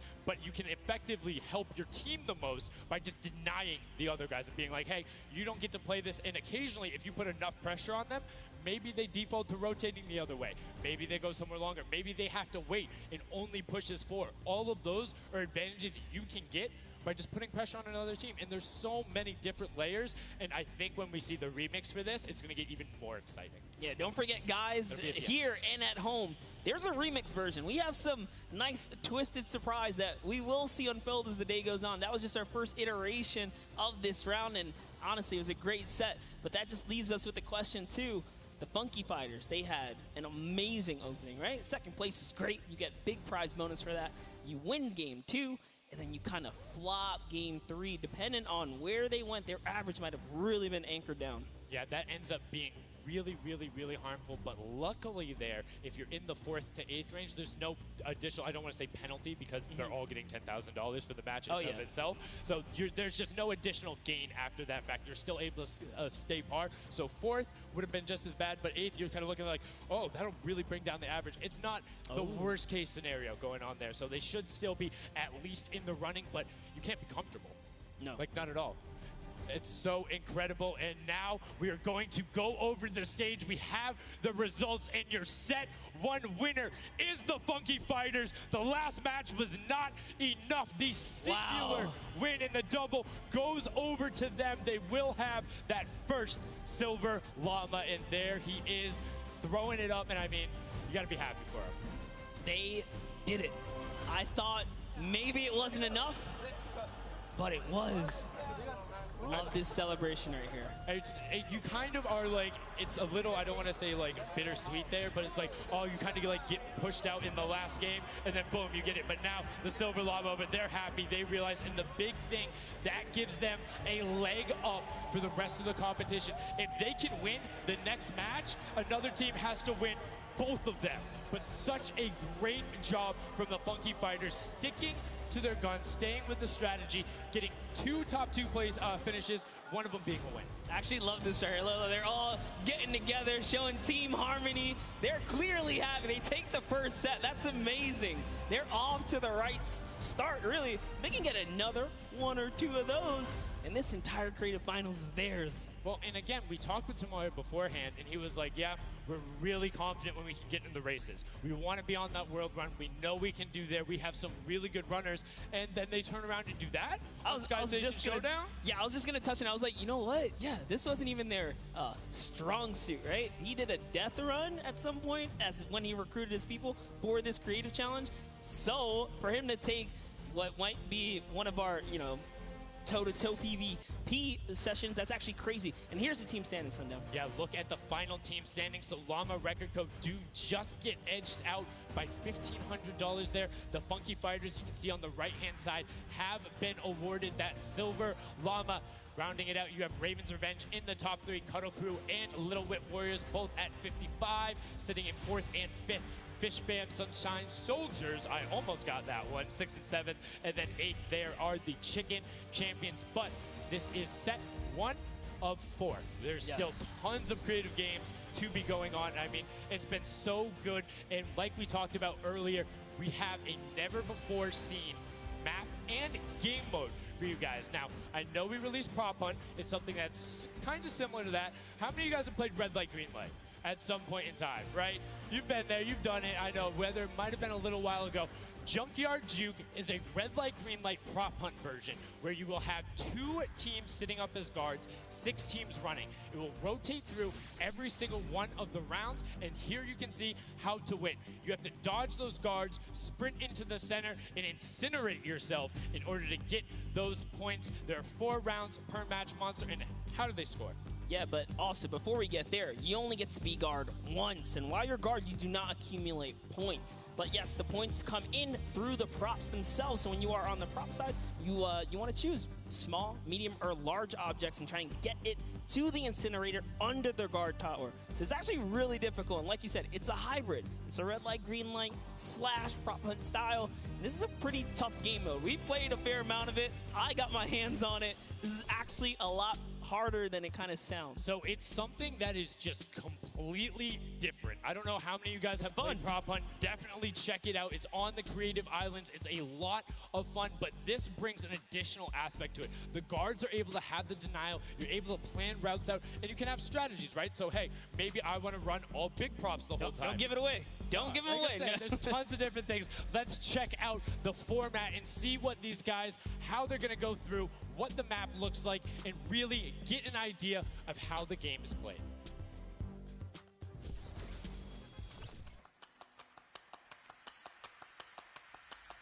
Get ready for more creative Fortnite with the latest competitive creative map, Junkyard Juke. This new game built off the fun of Prop Hunt with a twist. 8 teams will rotate through different roles on the map. 6 teams will transform into props and attempt to make it into the center of the map, while 2 teams of guards try to keep them away. Teams will rotate their roles over the course of 4 rounds, each team getting 1 turn as the guards. Their objective? To defend the incinerator from the other teams, armed only with revolvers and their keen attention to detail. During each round, teams of props will earn points by reaching the incinerator in the central pit. The bigger the prop, the more points. But be careful. Being bigger means you're easier to spot. To keep themselves from getting eliminated, prop teams need to time their movements very carefully. Every few seconds, the guard teams will be blinded for a short time, and the center point turns green, giving the props a chance to run for the hills, or rather, the pit. Once a prop reaches the goal, they respawn at their home base to start over, running as many props as they can before the match ends. If a player is eliminated, they also respawn at their home base and need to start the trek all over again. After 4 rounds, each team's points from their prop rounds will be combined, and the team with the most points wins the game. So keep an eye out for those moving bushes, crates, and gnomes, and enjoy the Junkyard Juke.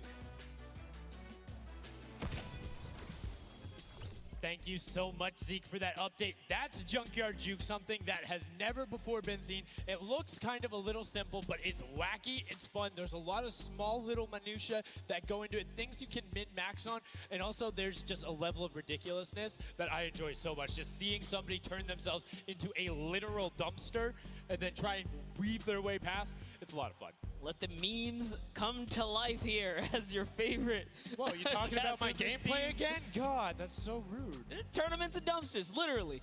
We'll get to see that unfold here as, I gotta say, this is a frustrating game mode. It's very difficult. You guys are gonna see why. It is gonna be tough for some of these guys to bring in those big point objects, and that's just gonna be the name of it. Who can score the most here? Who can score, and how well are you playing defense? How well do you coordinate? Who is watching the right angles? And it's going to be interesting to see, do they switch up their strategy from game 1 to game 2? Because there's so many different things you can do. But we are about to have the world premiere of Junkyard Juke. We are getting into set number 2. The Funky Fighters have 1 silver llama. Who will get the second? We now are in to set 2. Match 1, and right away you can see Chappa, Gotaga, Magma, and RTA of Raven's Revenge, and then the Little Whip Warriors, Ninja, Taco, Taldak, and FaZe Kaz taking their shots off. Now, fun fact, the screens are there, you can't see, but you can shoot through them. So don't be afraid to take some shots. I mean, we know the trick shotters will. Yeah, some people are already shooting. They figured that part out. It looks like Chappie hasn't quite yet. He's kind of looking. He's just blind shooting. Oh, there it is. Now he's firing through. He's noticed, hey, these are not ricocheting off of this curtain here. I can fire right on through. So you want to stop them. You want to force stop them. You want to also kind of memorize the map and the lanes.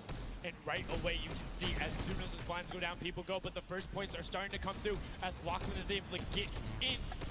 Hand of Blood's team, the Llama Wrecker Co. also able to get a 10-pointer and then a 5-pointer, following it directly behind. Oh no, it was another 10-pointer. So we already see some of the props having successful runs. Look at him go. There it is. You saw a big old truck kind of sneak on by, and these objects are slipping right underneath. But who knows how long that'll last. Here's scissors. You gotta park it. You gotta stay still. Oh, can he blend in? And one other thing you can note there, the props will clip through other objects that are there. So if you see something that isn't sitting perfectly naturally like Scissors was, right there, clipped into it, boom, got him brilliantly done. Lachlan hits one of those bounce pads that are stuck in there. They will launch you up in the air, but great run coming out from X-Sandy and Tamoya, utilizing the air conditioners to find their way to the end. Bensor and Alex JJ desperately trying to get in. Alex JJ with another 10-point prop, and Hand of Blood gets picked up just before. That would have been a huge swing, but right now, Sunshine Soldiers in first place with 35 points. They are finding their rhythm here. Sunshine Soldiers taking the lead right now. This is a hard game mode to break free in because you got to think about it. These guards are not playing around. They are shooters, right, at heart. And at the end of the day, if something looks off, something looks odd, like this white vent right here, you're just going to get popped. So you got to be careful here. And there it is. Nice job of, kind of hitting the brakes here. And, oh, he hits one of those trapdoors. Let's talk about that, Sundown. So you can actually see it. There is the little tiny springs. They launch you upward. There's a couple that can be chained into each other. But if you are one of those bigger objects and you get sent up, you are just quite literally sometimes flying garbage. Yeah. But, it would be too easy if we didn't lay traps around, right? So, got to kind of spice it up for the people that are turned into props, too. So you can also, actually, the people who can turn into props, there's one pathway where you can chain two of them together. So if you can get there, you almost land directly in front of it. So as long as you time it correctly, you can use them slightly to your advantage, but most of the time they're a little bit more annoying. And boom, you can see that rusted truck going in. And now the Funky Fighters pulling out another lead, 60 points so far. And this is something important to note, guys. You have to get it into the incinerator, fully processed before the timer counts down, or else your point will not be processed. Which is a big thing on the min-maxing. What we mean by that is maximizing your efficiency. So if you were to get the most points possible, you run only 10 points the entire time, not only because they're worth more, but they take less time to sort because they're the first one that goes through. The two-point props are able to run, I don't want to say relatively easier, but much easier compared to a dumpster and a card, particularly because you have cover. With that being said, take about an extra 3 to 4 seconds to sort, so it makes it that much less efficient, plus being only 20% of the point value. That's right, so Clytax there has chosen a big object. Achin and Zond over here, smaller objects. They're kind of blending right into all of the dumpster trash, clearly harder to track down and kind of, I guess, how do I say this? Sort out, right? Yeah. Amongst all the clutter here. Exactly. You want things that don't stick out, or you want to find a path for an object that you can take all the time. So you notice how there's a section where there's like 4 or 5 rusted cars. Grab a rusted car and go park yourself with those, because yes, the guy knows, oh, there's a bunch of rusted cars there. Screen goes back up. Oh, there's still a bunch of rusted cars there. I'm good. Next thing you know, the prop walks his way up. You can also, as you're running, walk rotation. So if you hit your crouch button, whatever you had that bound to, whether you're playing on controller, iPad, PC, all of them end up completely stopping, so it will send you totally naturally, just like what you would see. And this is also those moments, right, when you're in the guard, oh, someone spotted there, popped him. Tamoya, nice job seeing something out of the ordinary, but notice he gets an elimination on the object. You don't earn points for that, so it's just your job to stop everyone from getting any kind of points, so don't break away with the lead. When you're in the guard tower, you can't allow the people to score, and you're not scoring. Which can end up being very interesting if the team in the lead, which generally happens because you have 3 chances to score, is shooting last round. Right? Because then it's all about how good are your pressure. And one other thing you can see, starting to fire through the screens, very well done for them, picking up an elim there. But right now, Cuddle Crew already wresting the lead away. All 3 of them sitting there at 60, but they're 5-point processes, and it goes through as 2 more dumpsters throw themselves into the fray. Yeah, and that's because the Funky Fighters cannot earn points here in the guard round. The Sunshine Soldiers using this opportunity once again to just break away even closer to taking lead. And the Chicken Champions can't earn anything either. I love that from Clytax. Right away, hides himself behind the box, and you see his hands. He's like, please, please make sure it's not there. And then boom, gets the point, gets a nice little selly going in. And you can see all of them getting sorted there. Another way, I'm all about the min-maxing. Point your camera towards the end. You go just a little bit faster. Sundown pulling out the strats here.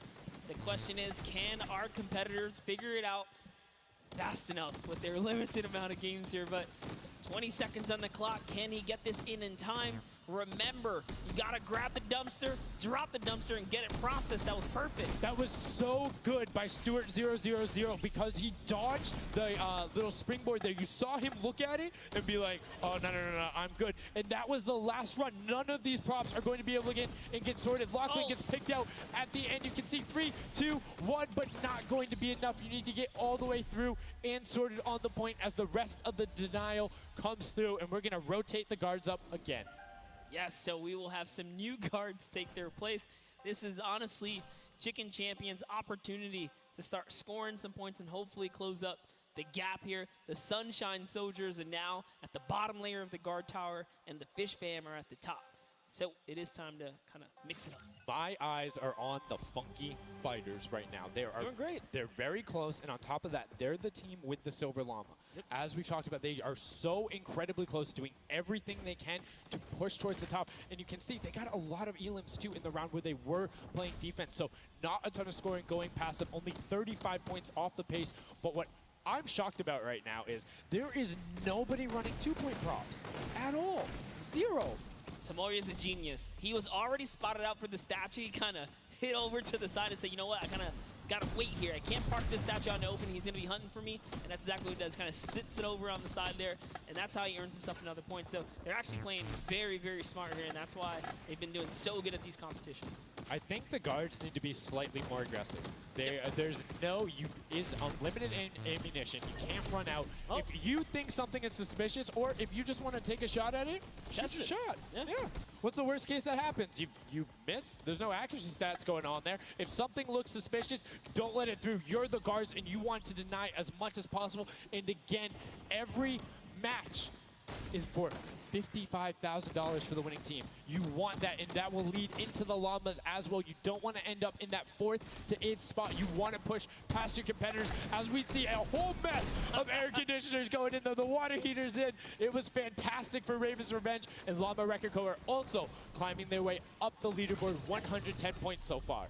Great job for the Llama Record Company. Alex, JJ, Carnifex, Venos, and Hand of Blood. This team is doing great right here as they seemingly inch their way to the top somehow, overtaking the Cuddle Crew, which, by the way, Lachlan's team has been showing up here. It's good to see them, catch a little bit of domination here in this junkyard juke.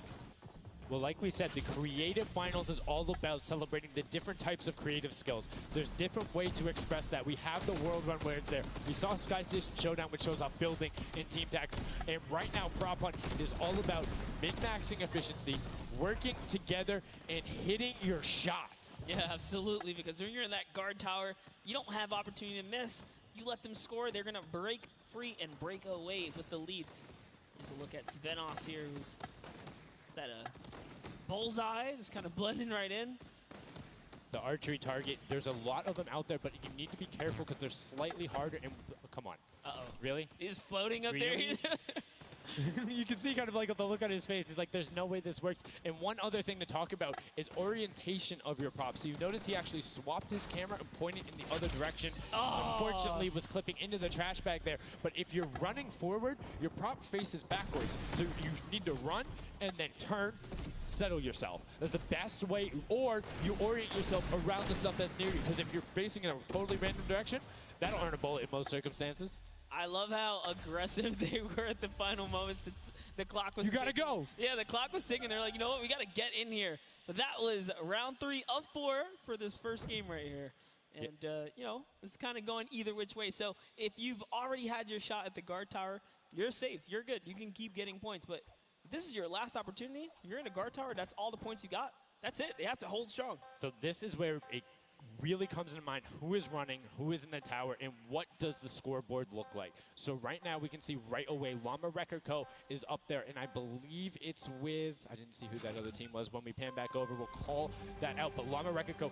is in first right now, and I think Cuddle Crew is with them as well. So it's typical that the top 2 would be up there, and it is. The top 2 teams are in the guard tower. So right now, everyone needs to unseat them. Otherwise, they will take this first match of set 2. I'll be honest with you, it's a pretty big lead. That's a substantial lead. Whoever is left in the game, the Sunshine Soldiers, Funky Fighters, Chicken Champions, you got to bring these big items through and do it successfully with the limited time left in this round right here, because If not, it's going to be hard to catch up to that 150. We're starting to see a little bit more consistency right there. And look at Svenos just shooting. He's just shooting everything. He's not worried in terms of going through there. Does hit one elim, fires the shots off going through, trying to look at just anything that he thinks doesn't look normal. Anything that maybe not have been there before. It's like one of my favorite things, watching him just shoot the boxes like, what's that? Was that there? Was that there? Was that there? Was that there?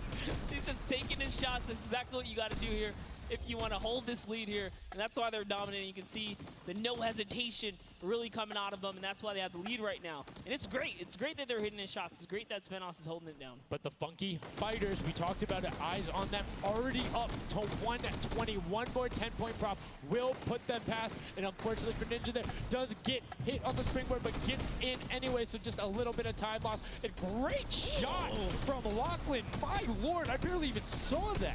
Board Turtle from Australia hit a springboard, and Lachlan shut that down. His fellow Australian brother right there. Very nicely done. You don't want to hit those springboards, man. And now you can see 125 from the Funky Fighters. They're doing everything they can to overtake. They want this match victory. They want to keep the momentum rolling, but the Cuddle Group is doing a great job of picking up targets and running their timeout, getting some both right as they get out of spawn and before they're about to score, which the waste of time is even that much more efficient, but unfortunately not finding anything there. Yeah, Lachlan is really not timing his kind of rotations and reloads properly. Notice he's not also utilizing the shooting through the curtain factor there. He's kind of holding himself back. That's why you saw him with a couple elims right there. But you got to put that pressure down, lock down these lanes so that they don't just get like free rotations through, right? And again, we talked about it a little bit. I'm very surprised nobody is just consistently running 2-point props. You can get them in close to every run if you pick the right path and you take the covered angles. It's very difficult to stop them, particularly with the smaller hitbox. But so far, we've only seen 2 scored. Yeah, and I like that. Cuddle Crew right there, 130 points. This is their time. Cuddle Crew is still doing really good defense right here. Oh no, but you know, Cass's curse. I feel so bad. Chicken Champion comes up out of nowhere, takes that one right away. Able to get him there, and now the Funky Fighters 5 points out. Anything going in will be enough, and the time ticks over. They didn't get it in there. Oh!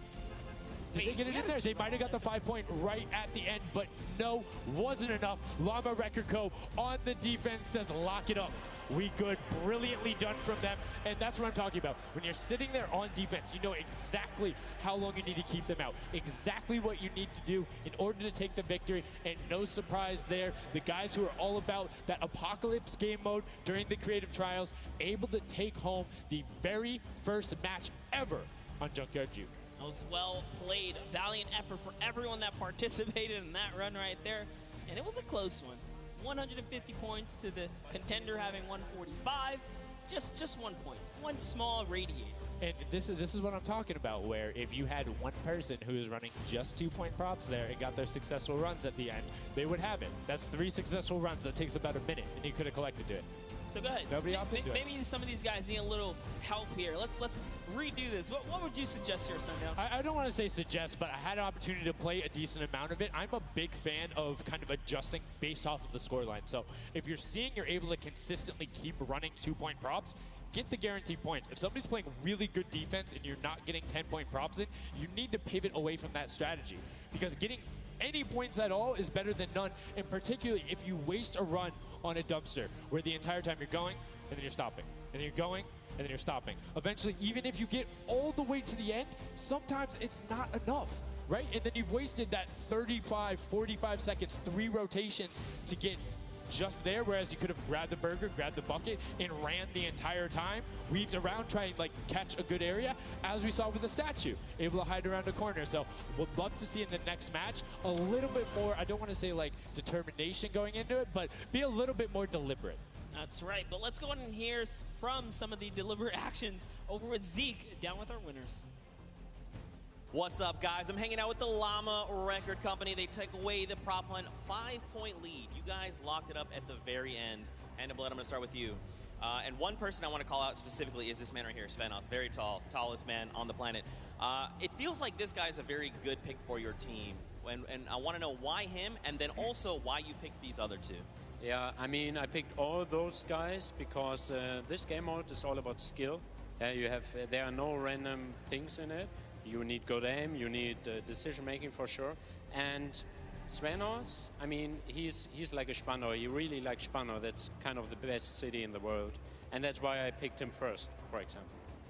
Okay, now Svenos, I'm going to put you on blast for a second because we've known each other quite a while.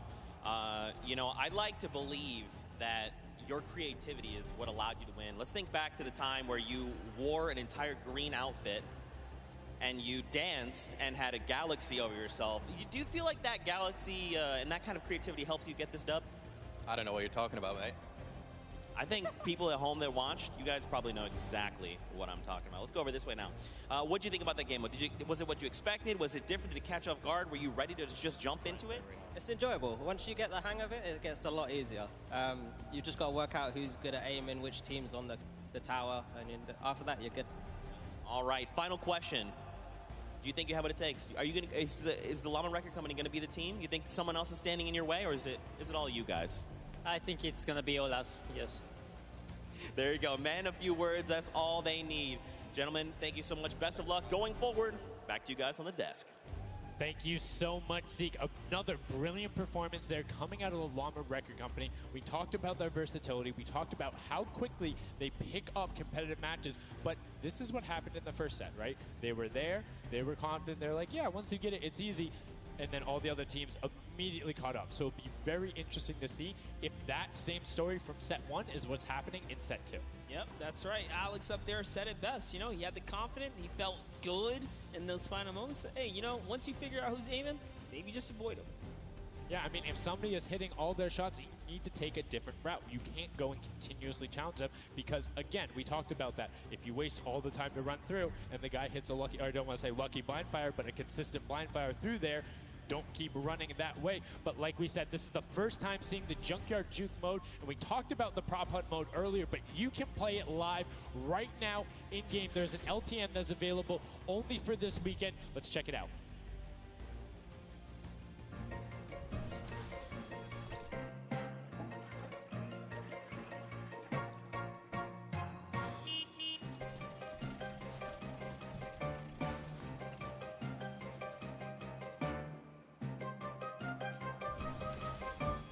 Like we said, you can check that out live in client. It's an LTM that is available only for this weekend. And Monster, have you had a chance to play Prop Hunt? Well, all week long now, I finally really got to experience the Prop Hunt. And before this, I kind of heard you guys talk about it. I was like, is that something I want to try out? But no, it honestly was very fun. There's so many just fun moments, but the ability to then push it to a competitive level, these guys are doing great, but we're now going to get into match 2 of set 2. The second time you will have seen Junkyard Juke, and let's see who is able to push on. The match is about to start. Here we go, the creative finals at the Fortnite World Cup, set 2, match 2 of Junkyard Juke. That's right. So in the tower, we have Ninja's team, the Little, Whip, Warriors, Taco, Gaz, Taldoc. We're jumping straight into their POV. So notice Ninja firing right through those blinds. He saw something moving back there. He's trying to pinpoint. What was it? He does, of course, track him down with Sport Turtle. Ooh, just a little pixel. You know, you stand out, you're going to get popped here. He needs to make sure he's still watching his left-hand side, though, because there is a whole run on that corner right now where people would be able to come out, and now all of a sudden you see Alex, JJ, Tyler, Ryan Fanta, MSYB all heading in that direction. Nobody is checking that corner. He's checking it every now and then, but he's primarily aiming on the right, and right as I say that now looks back on over as the rush comes through, but MSYB and Rubius are able to get in. Brilliantly done from them, getting the first points on the board as the Funky Fighters again are able to pull out to a decent lead. What do you think? Would you rather be up in the guard tower first and kind of get that out the way? Or would you prefer to kind of jump in as a prop and get your points first? So for me, it depends if I can get a lead. If I have a lead, obvious, I want to be a guard tower at the end because I'm very confident in my ability to just spam shots in the right direction because I know like I can find the sight line and all that. With that being said, if you can get in the guard tower early and you do incredibly well, it gives you the bonus. You know how many points you need to get. You know how consistent and fast you can run.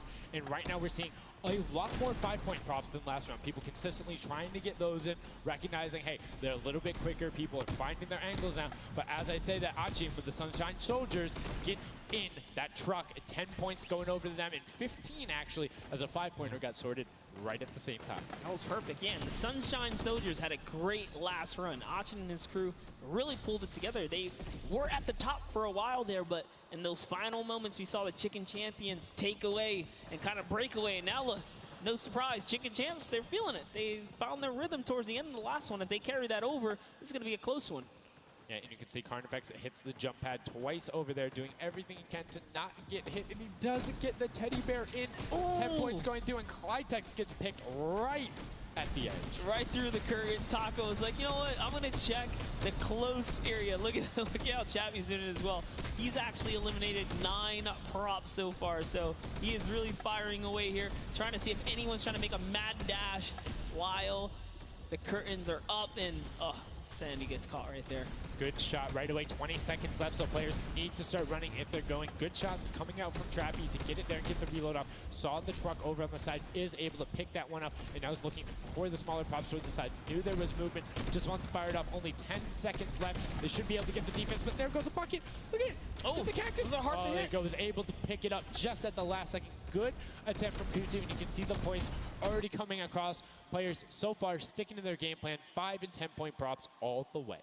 That is the way to go. Inch your way up and over to that victory there. But that was just the first round of 4 here. Round 2 is going to begin. What's going to happen now is, again, the guard tower is going to mix up. We're going to see new players in the guard tower, and then the other players that were previously in the guard tower back on the prop hunt floor.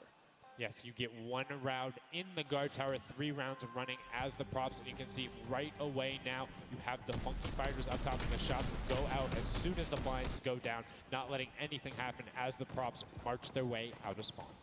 This is fun right here. I love watching these trucks waddle about, really trying to find their way, and they see the light go to change, plant themselves down, and they were back out to the field here. Yep, and desperately trying to avoid, oh, there's no way. You're stacked on top of each other. Come on, you got to shoot one of the two. Shots are going towards it, but right now Zan trying to get that cuddly cute teddy bear into the incinerator. Not a sentence I ever thought I would say there, as the Archer is now doing everything he can. Hits the bounce target twice and is able to convert as Magma gets another good run and sneaks in under the shots of Dracius. That's right. This is just getting closer and closer as we have a 3-way tie now. The Fish Fam, Llama Record Company, the Cuddle Crew, all at the top here, and it's still a very close game so far.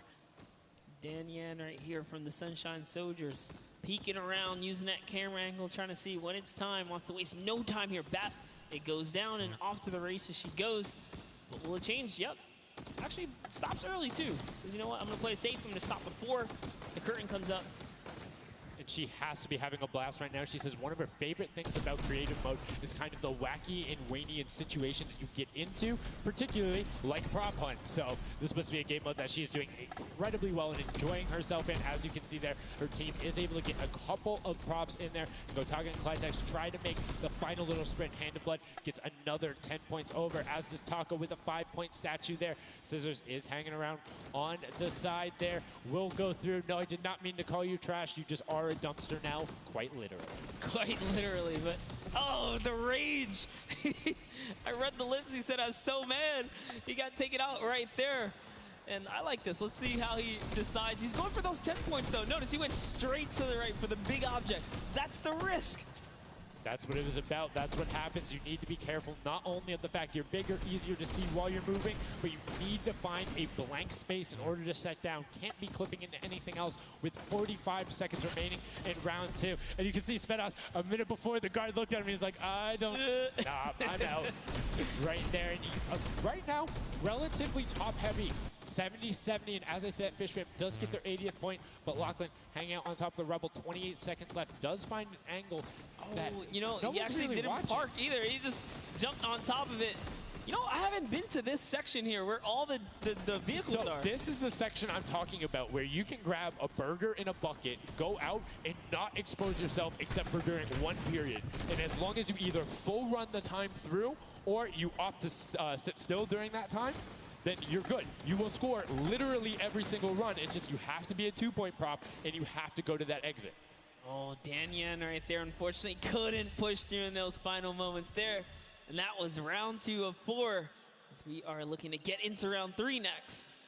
So they can earn some more points. And every single set matters, right? Every game matters because there's a lot of prize on the line. Yes, every single match is scored. The top 4 will receive a gradient of money going from $55,000 down to 20, and then you have the 4th through 10th all receiving 10. That prize is then decided who will receive the silver llama. The Funky Fighters currently have one, but who will be able to press with them? Clytax, that vehicle is way too big, buddy. You can't just be trying to squeeze it behind that and not think someone's going to see the tail end of it.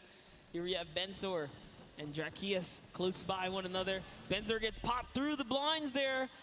And wait, so he's going to take a couple shots. He said, does his truck belong here? He did miss, though. Lucky for him. The bad aim and that moment right there is going to allow him to sneak that big 10-point. No! He gets taken out. Right there, that's no points for him. 10 is huge in this mode, too. It's very difficult to get a vehicle all the way through. I mean, it's swingy, right? If you think about it, the last round was one with 150 points, right? So if you get a singular 10-point profit, that's not an insignificant percentage there. Like, that's going to be able to help your team, but you also need to set your feet there as Kororo didn't hit the crouch button. It was like, I see you wiggling a little bit there. Yoink.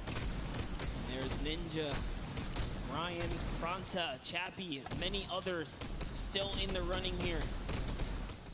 Just kind of peeking around. You see Tyler shooting straight through the curtain. It almost looks like he's beelining his shots down the aisle there, trying to see if he can get anyone trying to exit out. Zan sees one pop up in the air, and I think he might have clipped that person out. Nobody was watching that side. Oh, Fish Fam needs to communicate better right now. Nobody was covering that other side. We saw 2 teams able to get a decent run out. But right now, Llama Record Company still holding the lead, sitting at 100 points. But don't forget, Fish Fam are up on top right now. Are the guards, which means they're not scoring points. He's so fast. Ryan Bronza is so fast here with this prop. Even moving it, he doesn't care. He's going all the way for it. But he's got to watch for traps. See the fear? He's like, you know what? I'm not even going to risk it. I'm going to wait here, get the secure point. So one important thing to notice, too, is Ryan is taking paths consistently that take him to the corner of the guard tower, because the corner provides you with a little bit of natural cover, and it breaks that sight line up. If you're only staring out in one direction, it's super easy to be like, no, that car was not there. I know it wasn't. If you're flipping back and forth across that corner piece, it just breaks up your field of view a little bit more, and it's that much harder to try and figure out what's actually going to hit. That's right, and oh boy, is MSYB going to be able to sneak this huge chuck in? Oh, he actually hit something there. He's going to sneak it right underneath. Lucky for him, the shot did not come back in time. But just that big archery target was almost enough to kind of block him right there. Venos gets another large object in as well. And that's another 10-pointer for the Llama Record. It was fully processed here, so now he's at 130. Can the Cuddle Crew hold the lead here, though? Can they secure it? All the Llama Record Company needs to not score right now, and they'll continue to kind of stay in the lead. And you can see Scissors is hitting a ton of shots. They're trying to get the retribution as the guard, and now we're heading into our final round of match number 2. So we'll see who the guards are, see what the stakes are, and who will be able to take that #1 spot. Again, first place, $55,000, and that much closer to Silver Llama #2. And again, we have the Cuddle Crew and Llama Record Co. up on defense. Let's check out that scoreboard. And Cuddle Crew, Llama Record Co., first and second. Who will be able to overtake them? And they are so close to 5 points separating. It's a battle for first and second now. Yes, Lackland and the rest of his team are trying their hardest. They have to stop people from scoring. The Chicken Champions get up. They can just easily snag this away, but for now they know the Llama Record Company cannot. They can't take them over. Ooh, I thought he was going to shoot that car. He knew it wasn't that. Nice. Finds the box right around the corner and then gets another one right after. Blind fire through the shade as Rubius is looking to post up there. Spanish YouTuber trying to find a way in, trying to lead his team, and they've overtaken the Llama Record Code with plenty of time and are tied with the Cuddle team. Any singular point now will put the Chicken Champions as our match 2 winner. They need so close. 1 prop. That's right, they're so close here. Magma trying to hop on over. Who's it gonna be for the Chicken Champions? Who's gonna be? Do you think they get a 2-point prop? They have the scoreboard in front of them. They know they need only that. Do you think they run one in, or do you think they stay with what they're doing right now? Honestly, I think they're just gonna stay with what they're doing. It's working. Why break the formula here? They have over a minute to do so. And just like that, they are gonna sneak that will in be here. it. Yes, brilliantly done. They're overtaking them. And now the question is, can the Little Whip Warriors get enough in to catch them? It's a 25-point spread, but you can get that. You have 4 runners. You can get that in a single run if you're well coordinated enough. Will they be able to catch up, or can the Chicken Champions edge it out and be our match 2 victors? That's right, because the Cuddle crew is now bumped out. The Chicken Champions are holding it. Little Whip Warriors have scored, though. 1 minute left here. Uh-oh.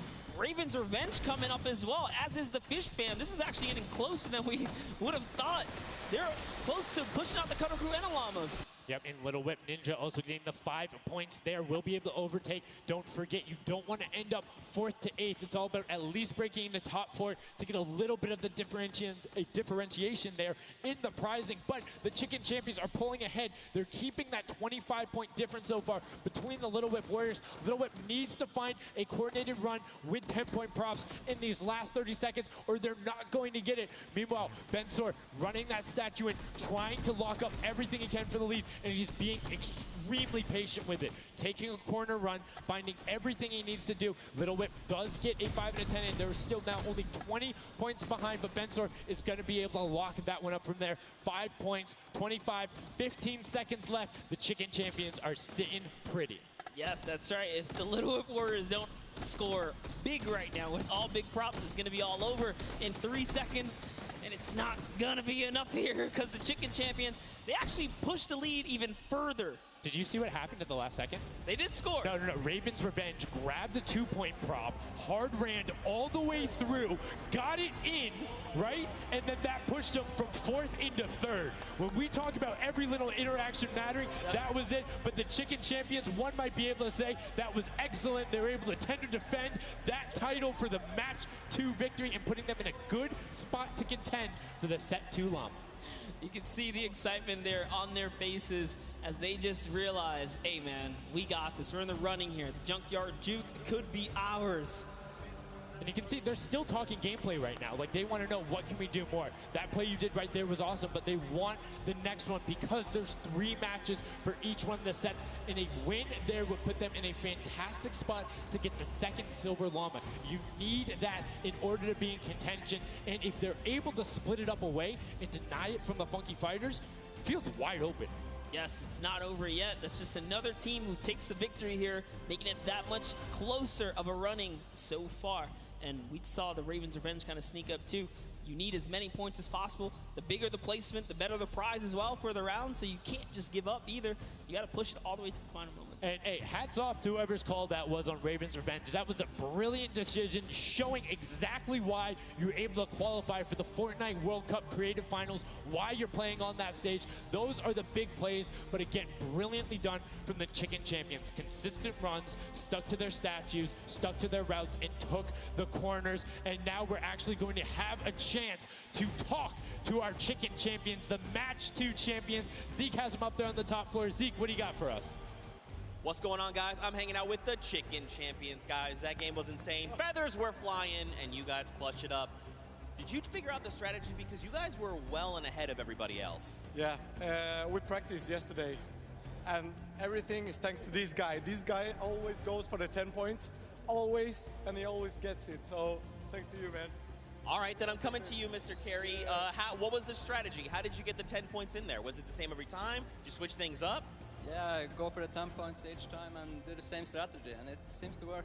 So So in this intense game of red light, green light, were you like stopping early, or were you just like going as far as you could go and then waiting for someone to spot you and stopping, or what was your plan? I'm taking it very patiently. Yeah. All right, now over to you guys. What do you guys think of this game mode? Has it been everything you thought it's been? Yeah, it's great.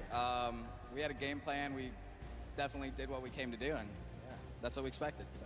Very well executed. You did not lay an egg. All right, final question for you. I want to give you the chance to tell the world, you know, all the fans something. What do you want to tell them? Thanks for the support from Spain for the other world, and my team is it's good in this mode, and will we win the next match? There you go. The excitement is real. Gentlemen, congratulations. Best of luck going forward. We're sending it back your way. Brilliantly done there from the Chicken Champions. Thank you so much, Zeke. They're excited to be there. They stuck to the gameplay. And shout out to Bensor. The one thing he was looking forward to on this trip, he wanted to play in front of a big crowd. He got that moment, running through, securing that for the Chicken Champions. And immediate El Rubius turned to him and was like, it's all him, man. He put the team on his back or put the team in his dumpster. I don't know, that normally that wouldn't be a good thing, but in this circumstance, hey, it worked out for him. Yeah, another prop to Kyoto as well. The only, or one of two controller players here, you know, in the creative finals, so very nice of him to kind of represent for those guys as well. And again, just showing that hey, he's got the moves out there. He had the moves, was able to find the right angles, and now we've seen some developments from match 1 to match 2. Yep. What was the big thing that stuck out from you that was different? And that last one, honestly, finally seeing someone pick up those 2-point props, right? Using those are points right there. But with that, we'll jump over to Bala. We'll take a fun look at some of the things that developed in our last few moments. Thank you so much, guys. Yes, the Junkyard Juke is developing nicely. Everybody's starting to figure out what all the different tools and props they have available to them. So with that, we're going to hop into some of the tips and tricks that I've seen from the Junkyard Juke so far. We can roll the clip right now as all these players. The first thing I want to point out is there are these springboards. Unfortunately, Danyan gets picked out of the sky there. Not too happy about that. But moving on to Tomoya using the statue. This is one of the interesting scores I saw with the statue, those higher point objects being useful. Scissors here with the springboard, the recovery, and just barely doesn't get into the incinerator at the last second. And then here we have Tomoya, we have, again, just an awesome run towards there, looking like a scene out of everybody, you know, crossing the street at the same time. Here's Tracius hitting some amazing shots through the black. And then he just continues shooting, just hoping that he can get a shot. This is the other team, the Cuddle Crew, doing the same thing, but then also synchronizing, making sure they have coverage on all angles. Finally, Tomoya made some amazing calls. We'll listen to them in a second, but this is what he did, always timing it perfectly so that he can get in and make sure that his teammates also go at the same time and make it into that incinerator. So we're gonna head and listen to what those communications were like from Tomoya and team. In this one, they made sure the countdown was perfect. 1, 2, 3, 4, 10. I got 10. I got 10. We are both. We are both. 1, 2, 3, 4, 5. Stop. Oh, they kill me. If they don't kill me, I score 10. Don't 1, 2, 3, I got 5. 4. I got 10. No! He killed me. We are strong team. Yeah, I scored 0 in the second round. That's the problem. I scored 0 in the first one, so. Like, we are all close points. There you go. The Funky Fighters, you know they won the first Silver Llama. We're going to see if they can win the next one. We've got one more match here on Junkyard Juke to go, and we'll see who will come out on top with the Silver Llama from this. Guys, back to you.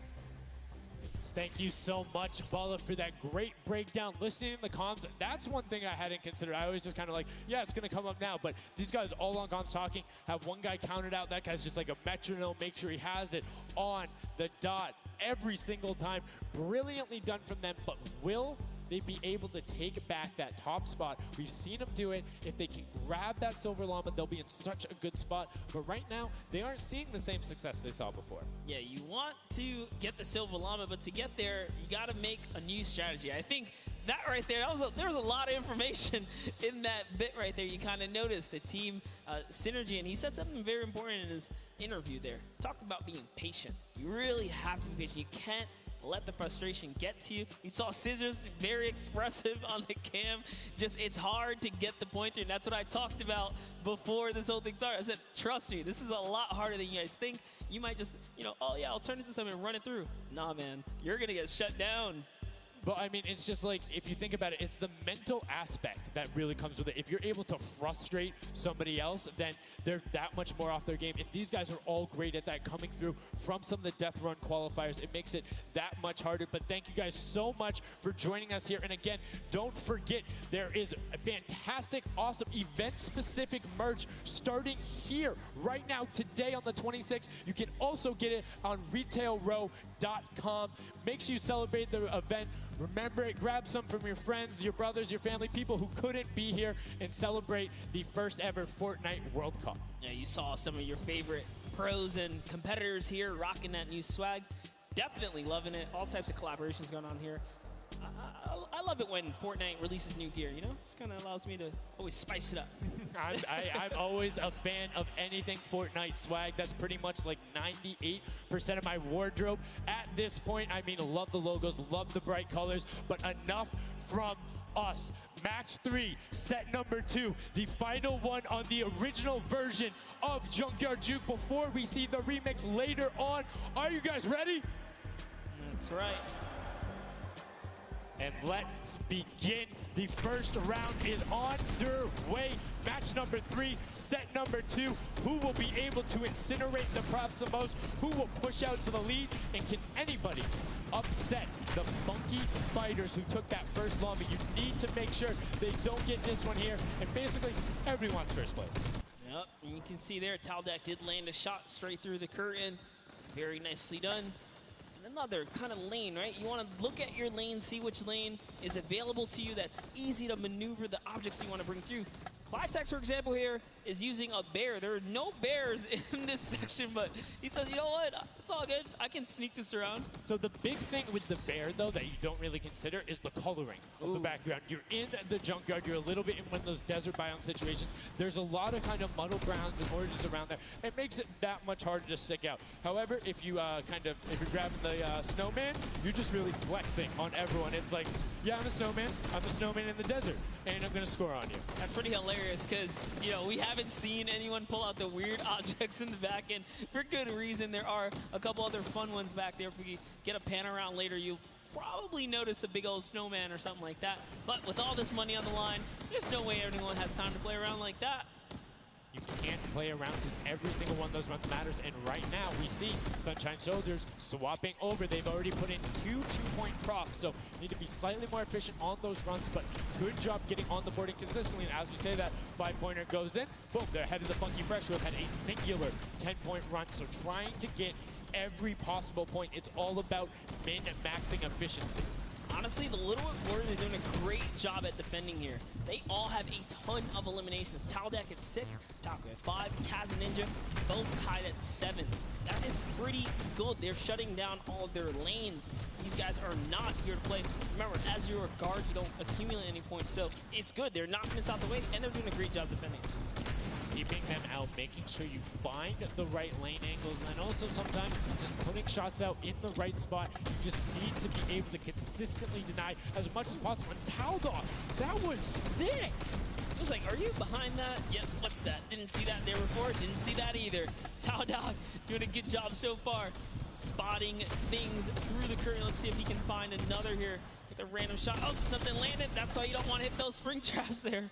They make it so difficult when you're a larger object coming back down because it's just so much motion on the screen. When everything else is still, if you see that thing falling through, like, it's an easy shot. And particularly for all of these players up there. I mean, Gotaga and Crew, everyone on Raven's Revenge, him, Magma, RTA, and Chappie, all have been able to hit their shots. And then, I mean, Little Whip Warriors is a team of hit your shots. That's right, and there it is. Last opportunities to make a point have just concluded, and that was the first round. There are 4 of these, so we're going to switch up the guards now. Little Whip Warriors get a chance at, you know, trying to earn some points, and as do the others. The next round will begin. That dragon's so cool. That's so cool. Look at that. Almost looks real. Yo, shout out to the observers. That shot right there, that's really cool. Big fan of it going out. And as you can see now, round 2 is underway. This is the final match on Junkyard Juke of set 2. And right off the bat, 2 archery targets and a water heater marching on out. Yep, that archery target is worth 10 points, though. So if you can bring that all the way through, it's one of the, I guess, smaller, large point objects. Magma doesn't even care. He's impatient. He saw the blinds open up. He just kept going. Svenoff did pump the brakes, though. Even right here, notice, stops very early. He's just trying to blend in and get as many points as possible right here. Ooh. Did get picked up. It might have been the book there. That's the one thing that you need to note that makes it very difficult about the bullseye or the archery target, is the fact that because it has those placed legs, you have to be deliberate about where you're setting down. Otherwise, you're right, like, boom, right there. That book would be a giveaway if somebody decided to look down and double check that box. But there's 6 other boxes around, so relatively safe. Good path chosen there from Tyler, and opts to stop and be, a little bit of patient, and might have cost him there. I think he would have had it if he had just go full send, and I think he thinks so too. Yo, it makes me laugh to see him scratch his head, his jaw drops like, oh, being so close and not making it through is so unfortunate. Taudak is going to find a little bit of success there as the Suezo, and you saw Alex J for a bit is very close to scoring as well. Here's Zan from the Fish Fam representing, hugging really close to that cactus. So long as he's not pushing through it, yeah, he is going to be able to sneak on out. He kind of hiccups there. He's going to go all the way. He doesn't care if the curtain comes down. He sneaks right underneath Tamoya. And his team up top, Funky Fighters, are at 35 points now in the guard tower. They can't earn anymore. And that was a great run there by Zandy. Now you can see Svenos waiting for the blinds to go down, making sure he can find an angle, and then pushing in towards. Needs to be careful of that spring right there, but doesn't matter. Gets picked up anyway as he's like, hey, there wasn't a card there before. Alex JJ now looking to find a run. You can see Fish Fam and Llama Record Code currently hanging out at the top, but again, haven't had the chance to be up there, so can be expected. Alex JJ now 2 targets, both running out. Good stops at the same time, but particularly if you have 2 people taking the same path as the same item, it kind of has a little bit more of a benefit because you're like, yeah, those were both there behind. There's no way those are both props. That's what I was going to say. I was like, you know what? Honestly, if you see a bunch of the same things, they blend in a little more. It's when something's an oddball that you really start to shoot. So maybe it is a good idea to time it, right? But there's split spawns, so you don't always consistently. There's different spawn points around the map that have the different exits as you go out, so you can coordinate with a teammate. Or what you can also do is sort of bait somebody else to do it, right? So you see somebody who's running an archery target, and you're like, okay, I'm just gonna grab that too, and then you follow their path. And if they get picked up, oh, well, you look slightly more natural, particularly if you're that much more patient. And you can see Svenos is actually doing that right now with Carnifex, both of them going into the box. Svenos does hit the spring, is hanging out behind the car, and will get the score. That was a great run. Yeah, he actually recognized Horazy was not looking down in the right direction, so he took advantage of that. Funky Fighter let his guard down for just a second there. He did manage to sneak on through, so that was the big point there in the final seconds as this round is now coming to a close there. Next round is going to begin. We're going to switch up the guards. Take another look. And no dancing, just props and shots going out from the guards. Round 3 kicking off in the final match of set 2 at the Creative Finals. Who will be able to take that second silver llama? And right now, you see Bensor is going in for the 10-point prop right away. Kutu does get the Mimic, but then opts to go for a different route as players are starting to feel a little bit of the pressure here. You can tell they need to score points. It's the first time we're starting to see some gnomes out there and another teddy bear on the run. That's right, Kantaka representing here. He's putting himself straight behind every object that he can. I love that they're using the smaller objects. It's so much easier to score with those. When you bring those big ones out, it really is hard. He actually put himself inside the truck. You see that? He's following Kuta so close here. Just got to use him as bait, really. As you get behind him, he's safe. Yep, because they don't think they're going to fire twice in there. That's the benefit of it. But right away, you see Kaz, Taco, Chappie. Great little run there from the Little Whip Warriors. That's going to push them back into contention. There's 65 points currently, but a dumpster going in from Hand of Blood. There's another 10 points for Llama Record Go, pushing them up to 90. And they were the winners of that first match. So if they can hold on, they know they'll be the guards in the final round. They need to build up as much of a lead as possible here. Carraro actually has 15 eliminations, so he had a super successful guard round. But the Chicken Champions need to get picked up here. They need these points. And there it is. He's doing a lot of work for his team, showing that, hey, I can push this up here too. Just gonna go ahead and take that 5-pointer, throw him right over the Fish Fam now. and they're in the top 3 running. That was a great run from him. Corner peeked the entire time, made sure nobody was looking for him. Like, he was barely even threatened, but right now, Fencer coming through. The Chicken Champions, can they overtake in the last minute? That's 10 more points. That is going to go through for them, and it starts pushing up. Llama Record Club needs to get in some runs. The Chicken Champions will not be on the defense with them for the last one, so they're pushing through. Right now, it is the Sunshine Soldiers and the Fish Fam up there, so they're doing their best to delay everyone. X-Sandy gets picked off by Tyler, and now Carnifex is chilling in the back on that rusted out car. Hand of Blood just barely avoids the shot. Oh, saw the hitbox going through there. The Tracers finding a way through the window, but not enough as Dracius gets in. 2 more 10-point props also going over, and we're seeing, I think, a little bit closer of a score here, minus the fact that the Chicken Champions haven't shot yet. Yeah, this is pretty rough. Neither have the Llama Company. The Llamas have not shot, went into the guard tower at all. You can tell because when we go to their POVs, they don't have any limps, so they have not taken a run yet. Yes, excuse me, I misspoke there, meaning the Chicken Champions had already shot. Oh, the fact that they're already yeah, up so in the second. they're doing great. Llama needs to press on it. The only team who really has a definitive lead right now is the Chicken Champions. Effectively, they're up 30 points on the rest of the field because Cuddle Team and Llama Record Code both have to shoot next round. Oh boy, so if they can't secure a big lead here in the last couple of seconds, if something can't get processed, oh, the poor Burger at the very end. Burger did not get processed. We like it, never frozen there. Brilliantly done, doesn't find it. Great work from coming out, and Carnifex doing a great job. Round 4 will begin. It's going to be the last match, and we're going to see what the line is going to be. Who is up in the tower, who will be able to defend, and can they hold them off? Again, it's Llama Record Co. and the Cuddle Crew up there. Go Taga. It's already up there. And you can see the Chicken Champions were able to connect, so it's all about can Little Whip and them catch up. They need a fantastic run, and they have to do everything to deny him, and you can see right away already tunneling in on those 10-point props. Yeah, the Cuddle Crew cannot earn points. The Chicken Champions already have the lead. They just kind of continue to press on here. Llama Records are up at their run, but it still matters. There's so much on the line for depending on each game, right? Each game is worth so much. You still want to hold your placement regardless of what. This is still a fantastic game for all the teams in the top 3 right now. And I mean, we saw the Ravens come up huge in their last match, pushing all the way from 7th into 3rd because of clutch last-minute decision-making. Right now, Little Whips are trying to do everything they can to catch up with the Chicken Champions and not deny them. Ninja still sticking with the water heater runs, trying to get as many of those in, but the Chicken Champions are still stretching out their lead. They have a 25-point lead, which means the Little Whip Warriors have to either start fast running with the 5-point props or switch to 10-point props. They cannot catch them doing a patient 5-point strategy right now. They won't have enough time with how good the Chicken Champions have been.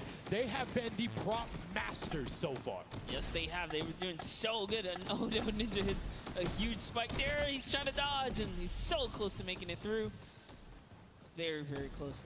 Here comes a 10-pointer from Taldoc, sneaks it right in. That's great for the Little Whip Warriors. That's actually going to throw them over the Llama Record Company right there. Cuddle Crew actually is somehow up. Look, the Little Whip Warriors actually went to 2nd place now. They're so close to overthrowing the Chicken Champions as well.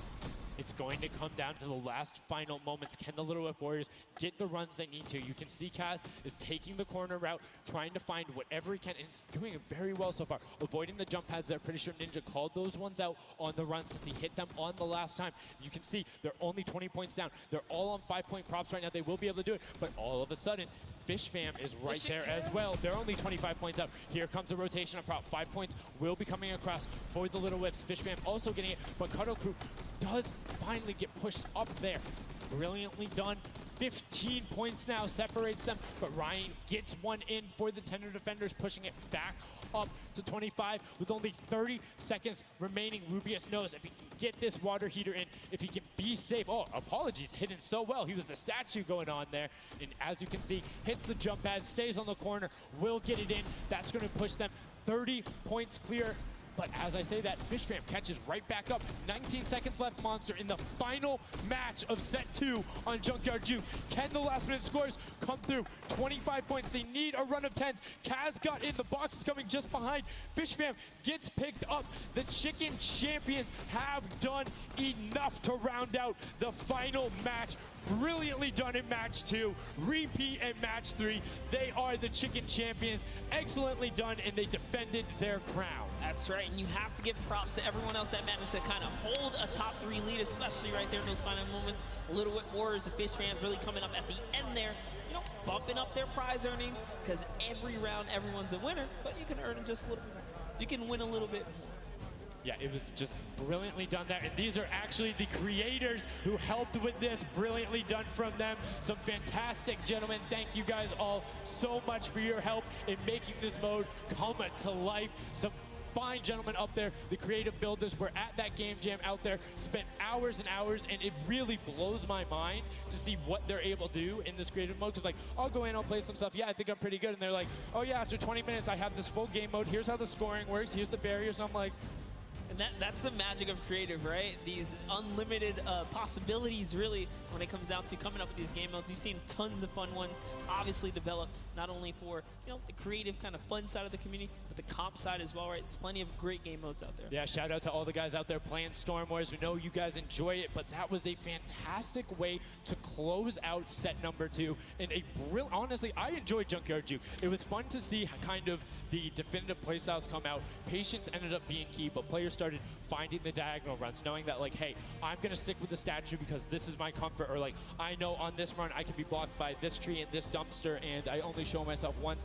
But again, brilliant from the Fish Fam and Little Whip Warriors to push up and pass those guys in the last moments, pushing them into the top 4 and earning just a little bit more of that prize money. That's right, because they want it all here at the Fortnite Creative Finals, and it's going down. So, you know, you love to see it. We've seen a series of, you know, I guess, different people succeeding, right? And all of these, the Chicken Champions really kind of came out.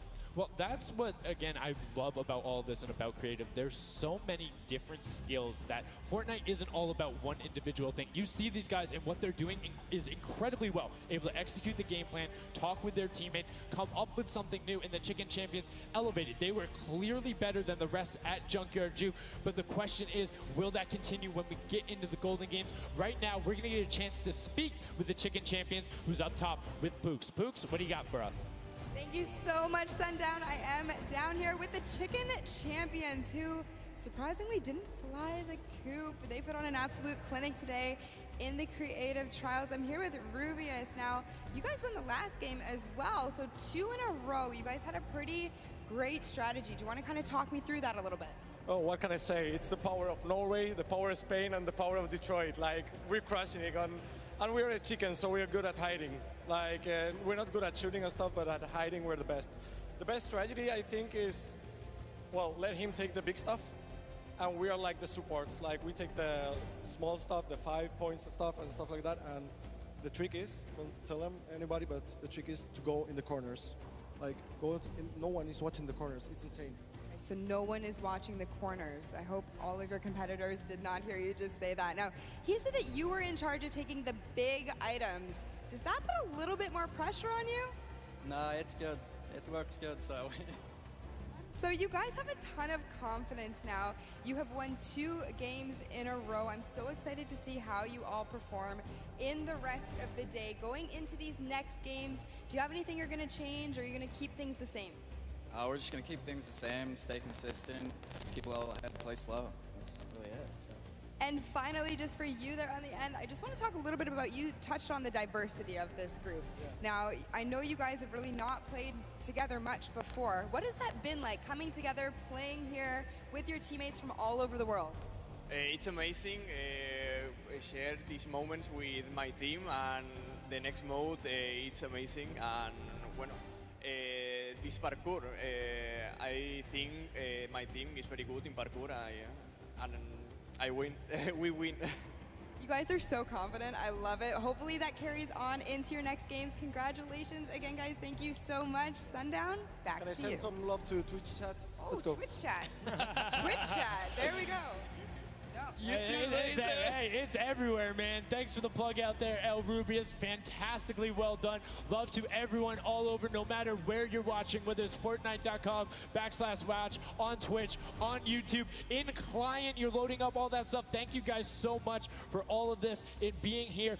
Set 2 is done. It's wrapped up. But, I mean, we saw a big shift in the gameplay. We saw a lot of different changes going on, and it's going to be interesting to see what ends up converting into the golden games when we see a little bit of a remix on it. Not going to spoil any surprises. I know, it's fine, but I'm just curious to see who is able to then take their gameplay and enact it when you get to think on it, because you get to then process and be like, okay, we were this close. We were right there. If we had maybe like a little bit more aggressive, or like maybe if we were a little bit better on defending, or maybe one person picked a different lane, the result could have been different. And these guys have been so good at adapting to the circumstances that I have no doubt that the Chicken Champions aren't just going to comfortably sit on top. Yeah, not only that, they gave away some strategies, so we'll see if Bala outside can, kind of break that down and see if he can give us a little more insight on everything. Thank you so much, guys. The action is heating up. It's also heating up outside. Trying to cool off a little bit here at the Fan Festival, but awesome games of Junkyard Juke, and Chicken Champion seems to be racing away with this one. We're going to take a look at some of the moments from that last game and how they won. So here, first off, just having a good time in the front, and also maybe flexing a little bit their trophy that they may have just secured in terms of a llama. We'll find out that later. But their strategy the entire time, they said it before in the last game, they're just trying to go for the high points. They're just trying to score these, at least getting not those 2 points that Monster was advocating for, but go for the statues, go for the boilers, all those things that net you tons of points, and that's how they came out to a lead. Here it is again, them just cheering on. We have the reactions from the Chicken Champions on their win as well. Nice trophy lifts. Maybe they'll be doing that later on here. The statue using that to get above the opponent's vision, their field of view, so that they can't see, they can't hit their shots, and the reactions of the win. Just bliss as they win their second game there on Junkyard Juke. Absolutely amazing stuff, guys. I can't wait to see who's going to earn that and who's going to continue on towards their path to the Creative World Cup champions. Thank you so much, Bala, for that in-depth analysis. Now, I know you guys want to see the standings. We want to see them as well. Unfortunately, there was a slight little hiccup. We want to make sure everything is right, because this is a huge moment for all of these guys up on that stage. So while we sort that out, we're going to go to a quick break, and when we come back, we will have the standings after set 2 and then move into set 3, which is the world premiere, never before seen world run. So if you need to go do anything, go do it now. Take your bio breaks, take care of everything you need, and then we will be right back.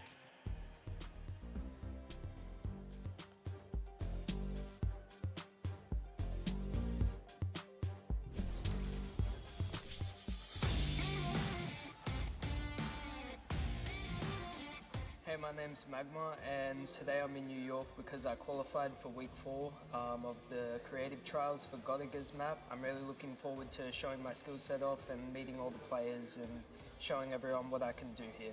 When it was first announced that there was going to be creative trials, I was really looking forward to it because it was all I did pretty much 24/7. I looked at it as an opportunity. I find after playing Battle Royale, when creative first came out and Scissors released his first death run, I just instantly sort of, took a liking to it, and I enjoyed playing it. And I guess from there afterwards, when I found there was money involved with doing death runs and stuff, that sort of caught me and caught my attention, and I started playing more. So with my team, my captain is Godiga. He's a French content creator, and my teammates are Chaps and Ardia. I think we can do really well at the Creative World Cup. I think our team has a good combination of the death run skills, but also the shooting and building and the good chemistry we have in the team. I think it can really make our team do well. I'm Magma, and my team, Raven's Revenge, is going to do really good in the World Cup, and we're going to smash the rest of the competition because we have the Battle Royale skills, building, death run, we have it all.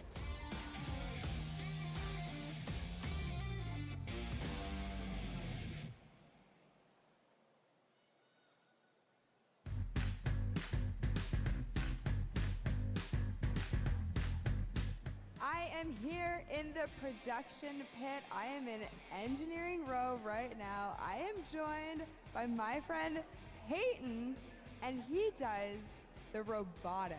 Let's talk a little bit about that. What do you do specifically here? We have a bunch of robotic cameras around the arena that we shoot different angles from, and we're able to pick up shots of the players that are playing the game. We also do a lot of crowd shots, so we're able to shoot the audience and get some really great reacts for both the stream and for the front of house feeds that go up on the screens. You guys heard it. If you're out in the crowd this weekend here live for the Fortnite World Cup, show us some energy because Peyton is going to be looking for your reactions and you could end up on stream. You want to play with it, see how it goes? Of course I do. That's not even a question. Like, I'm so into this right now. This is amazing.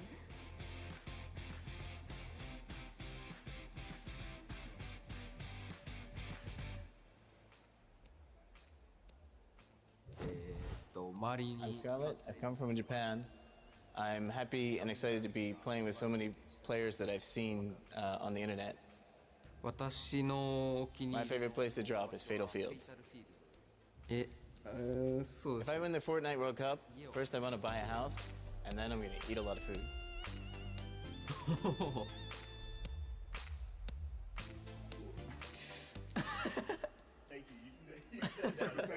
It's so heavy. World Cup Honsen. I'm definitely going to win the Fortnite World Cup, so keep cheering for me.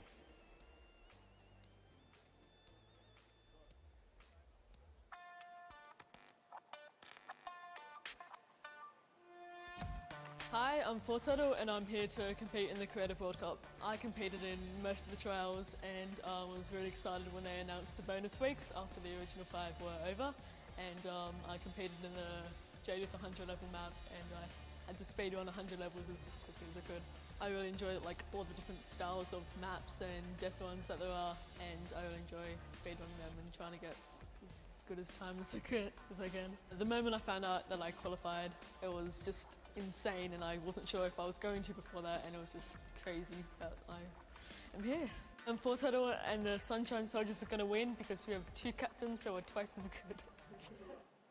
What is going on? We're getting some good practice here for the Fortnite World Cup Creative Finals happening very, very soon. A lot of first thoughts, first looks at the Sky Station Showdown, which is an incredible map. It was a great map. I mean, it mixes a huge new element into the game. You know, you got to protect the person with a sword, capture the objective, but my team, great teamwork, and, you know, we kind of pulled through at the end there. It was awesome. 1,000%. You know, so being able to kind of get your hands on the map, you know, before, obviously, the big moment. Practicing, it's nice. It's huge. It's huge. And so, like you said a second ago, this is a brand new way of viewing Fortnite and playing Fortnite, which is incredible. Exactly. It's super exciting. See what people come up with, and then also turning it into a competitive aspect and put it in the game and make this tournament, so. It's amazing. So any general kind of thoughts, concerns maybe about strategy? I don't know. You know, I think we won, so we know the strategy. All right, listen, this is practice still.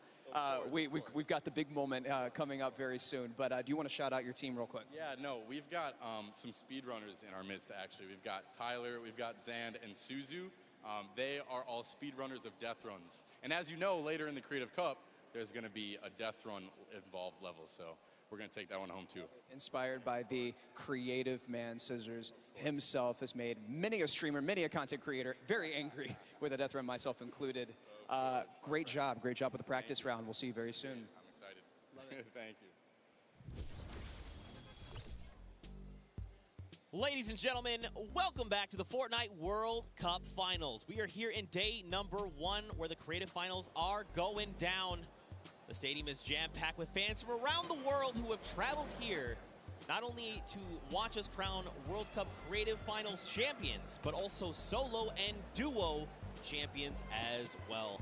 I'm Zeke, this guy right here is Bala, and we're getting ready to hop back into all of the action. Now, I think, you know, we've seen a little bit of the first 2 game modes. You know, we got to see a little bit of the Sky Station Showdown. We got to see a little bit of that Junkyard Juke, but there's actually something that Sundown teased, and that is the World Run. Yep. The World Run coming up next. It is an awesome, you know, it's something that I think a lot of these players are used to.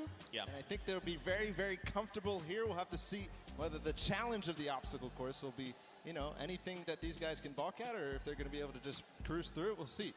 It's going to be fun, though. Well, it's going to be really interesting, right? A lot of these players are very familiar with death runs, and it's very like mechanical, right? Yep. If you know how to execute, you can get through these obstacles, but you have to kind of get your eyes on them first, figure out how they work, and then make it through. So I think it's going to be very interesting, very fun for everyone here, and all the players as well. I'm hoping to see someone make it to the end. I don't know that anyone will, though. We'll there's see. 30 coins, and from what we've seen in practice between us and other people, it's very difficult, so we'll see. We'll hop into the overview and stuff like that later, but just to give like some examples of the things that there are, there's the trap, trying to trigger them, making sure you move. Impulse grenades are in play in this. There's some lava, all sorts of treacherous things you have to get across in this world run. A lot of Neo jumps as well. And again, massive shout out to the 17 content creators that helped put these maps together. Mad props to you. You know, their hard work is being shown here on the stage. And these guys are at home, here, of course, playing it as well. In case, you guys forgot, I'm Zeke. This guy right here is Balo. We're getting ready to jump into these next few matches. We'll get you guys up to speed with all the format and all those things. You kind of tease it, but we'll get there in just a moment. And very quickly, the Chicken Champions were actually the winners for set number 2, Junkyard Juke. Let's take a look at them right now. They were overall victorious of that last set, and there you go.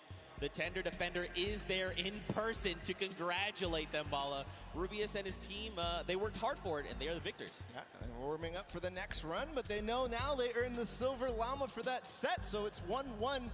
Woo! Chicken Champions earning their Silver Llama right now. They're surprised because they were getting ready, but here it is. Rubius is like, wait, do I actually get that? Is that actually mine? Yes, it is. Yes, it is. So, they are the current set winners. They have a Silver Llama for themselves. So that's now 2 different teams that have a Silver Llama. With only a few set matches left to go, I believe, if the Chicken Champions can secure themselves a second Llama, that would be huge for them and their team, but we'll have to see how things go for them. And the timing of the Silver Llama couldn't come earlier because they're about to hop in. This is definitely a booster for them in terms of their emotions, in terms of their confidence going into the world run, because it is precise, it is difficult. You have to make sure that you hit it, otherwise you're wasting time. It's going to be a race between these guys to get as far in as possible, so that confidence boost is going to help dramatically in this last normal set here. Yeah, for sure, and it is actually a race, the world run. It is similar to a death run with a bunch of obstacles. Let's go ahead and talk about that and everything that surrounds it. So there's actually 30 coins in the map. Whichever team gets all 30, the fastest, or as many as possible until time runs out, will be the victor for that round set. Like I said, these are insanely difficult obstacles. I'm going to be honest. I'm going to be forthcoming. I'm going to be vulnerable with you, the Fortnite fam. Listen. The farthest I got was 14. It's not bad. Okay. It's actually really difficult, and I'm by no means a death runner. By These no guys means. are the best of the best. These guys are going to fly In terms of Death through. Runner, in terms of this map specifically, it's going to be absolutely awesome. We're going to go ahead and take a look at some of those obstacles right now. So go ahead.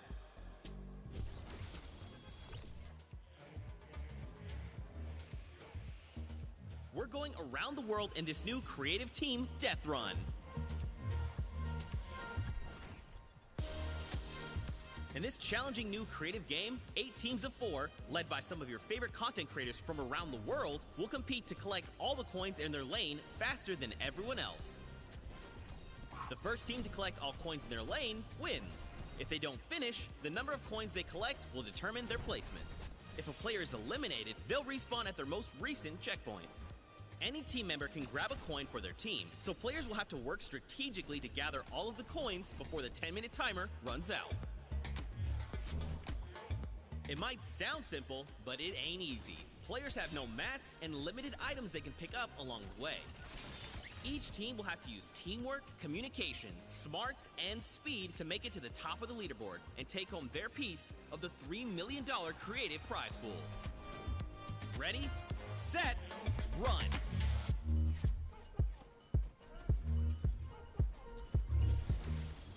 Zeke, I do not know how you just did that while you were here. That did not sound like you here at all, and I didn't see your mouth move.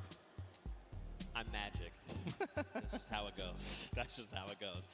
But yeah, World Run, you got a little bit of sneak peek there. We're getting ready to hop into these games right now. Speaking of which, let's just go ahead and do that. I think this is going to be very, very fun. We are getting ready. If you guys here in the stadium are ready and excited, let these teams hear it. Let's hear you right now. so weak. No. Okay, let's pretend the first one never happened. Like I was saying, if you guys want to let these teams know how you're feeling, let them hear it. Yeah, that's what I like to see. And now the game begins. Here we go, the world premiere of the World Run. See how they do out of the gates. They are open now, and it's all up to these guys to start hitting their first jumps, and people are falling left and right.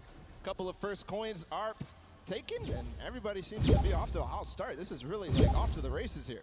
Man, Fortturtle and Zand are already flying through these first set of challenges. Again, you know, these are the very, very top of the best of the best of the creative world, right? They've worked all 8 qualifier weeks long. They've made it through with their team captains, and now they're here.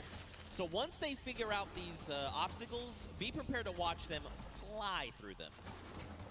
And the first couple are relatively simple. Here's the double doors. I think are probably the first like one that you have to kind of know or see it in advance. And then here, the impulse jump into the tire, into the castle, and 3 players have already made it all the way there. It's neck and neck between most teams right now, 10-8. Bro, I'm so mad. Do you understand? I literally had to play this to completion, all 12-minute rounds, 4 times to make it halfway, which this is the castle. And these guys got it in like 3 minutes. I'm upset. Oh, this is why they're the World Cup creative players, and you are not. You're here casting. That's cool. I'll hold that L, I suppose. I'll hold that for sure. So there's a few challenges here in the castle here, Bala.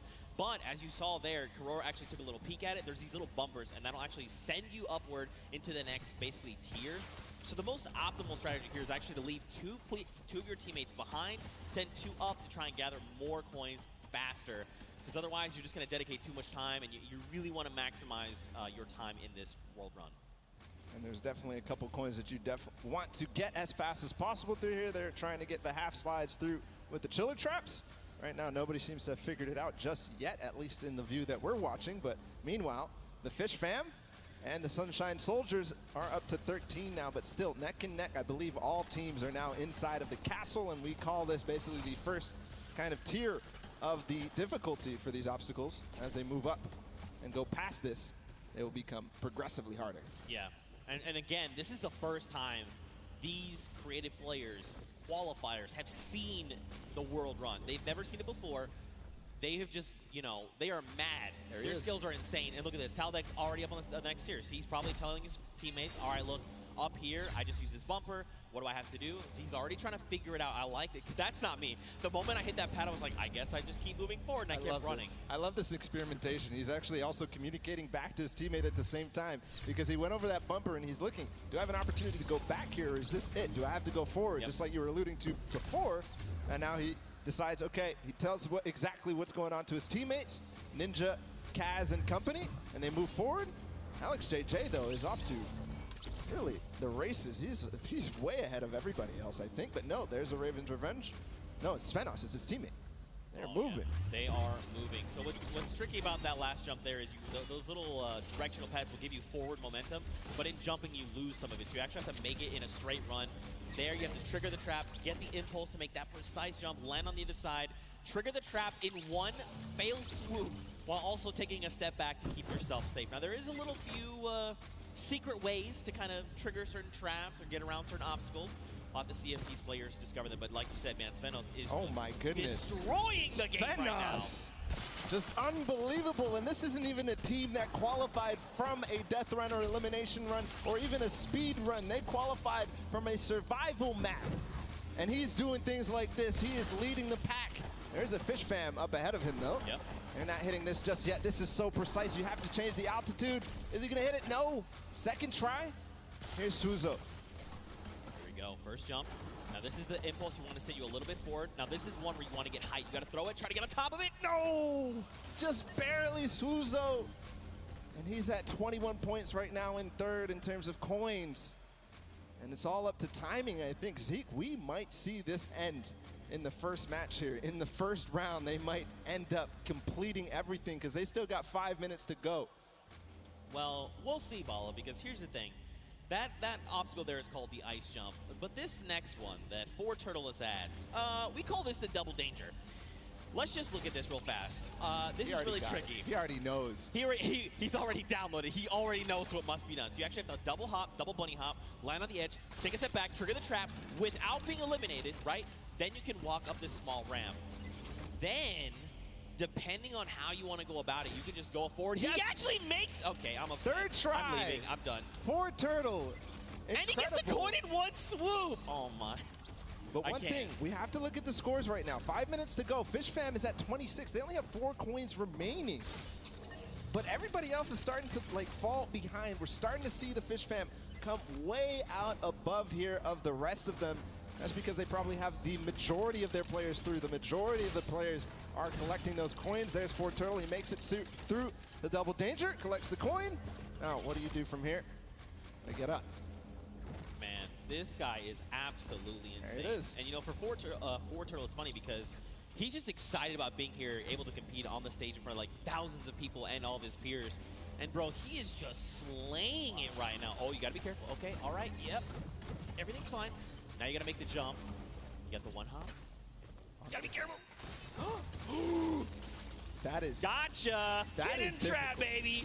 That is the first time I've seen that. I've seen the theory. I mean, I've heard it theorized, but I haven't seen that yet. But Fish Fam, I was wondering. It's Scissors and company.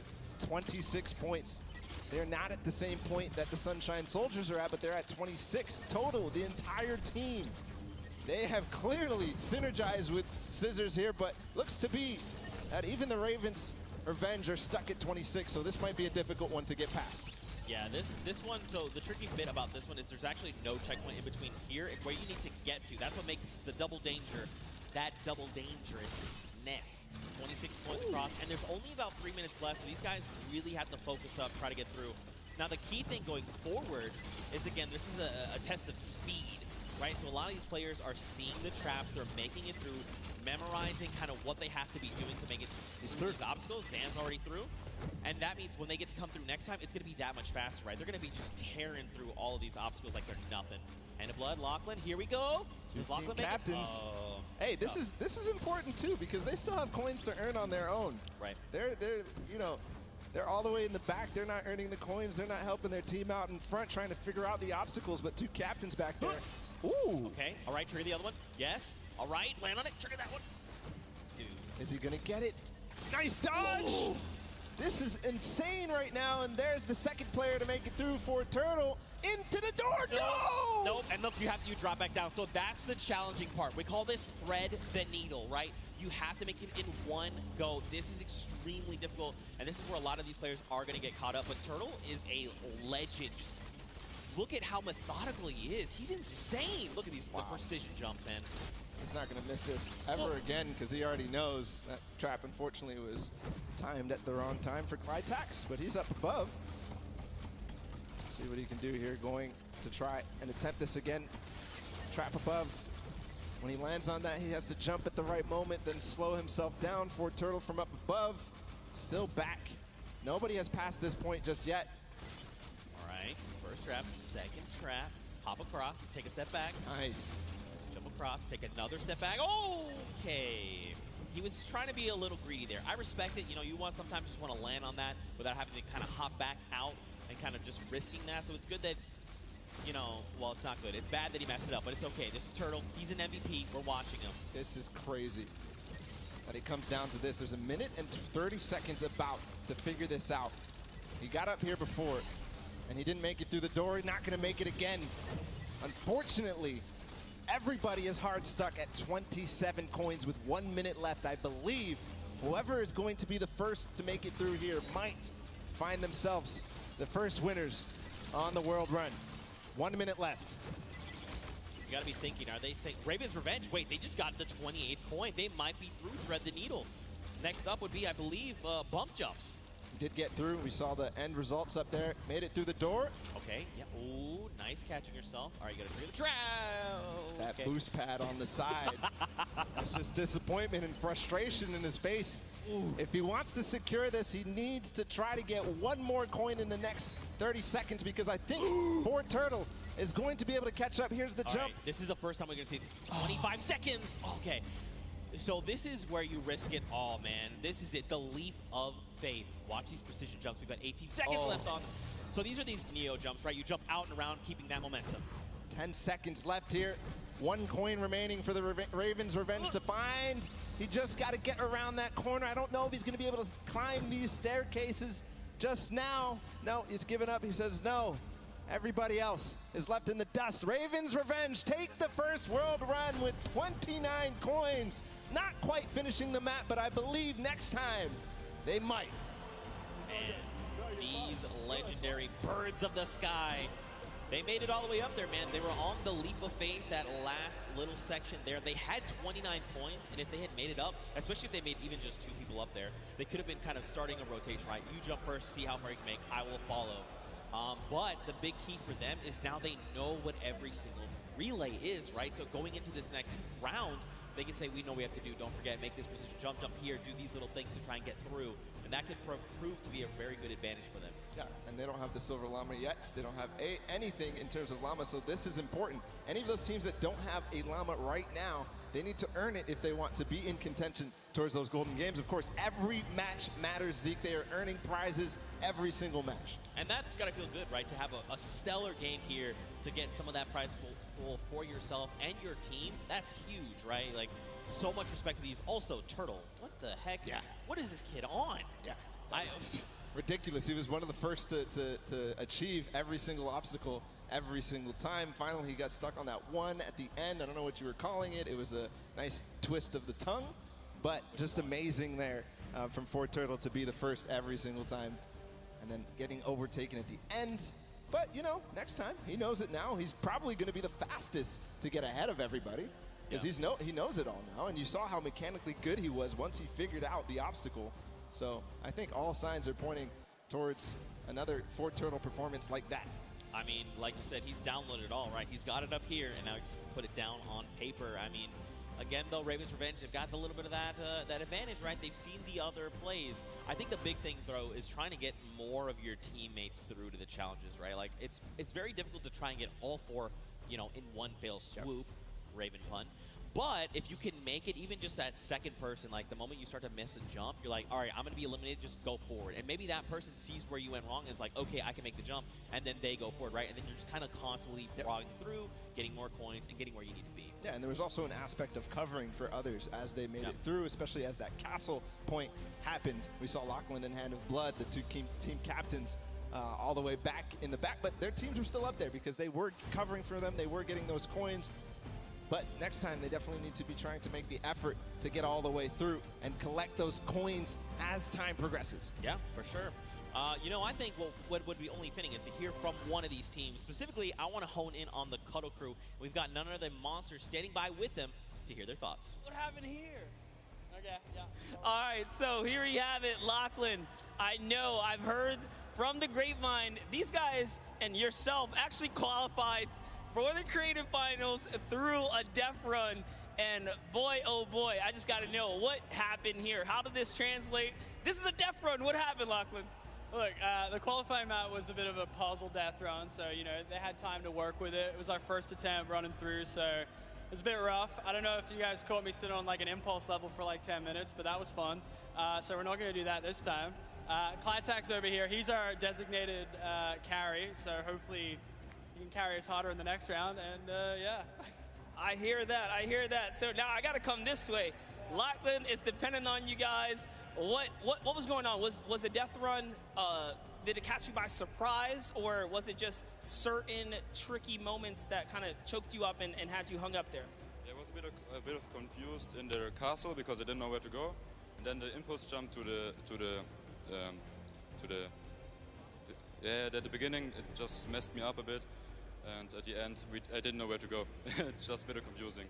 And I have one more question here. So you guys have not seen the death run prior to this. Do you think that kind of held you back?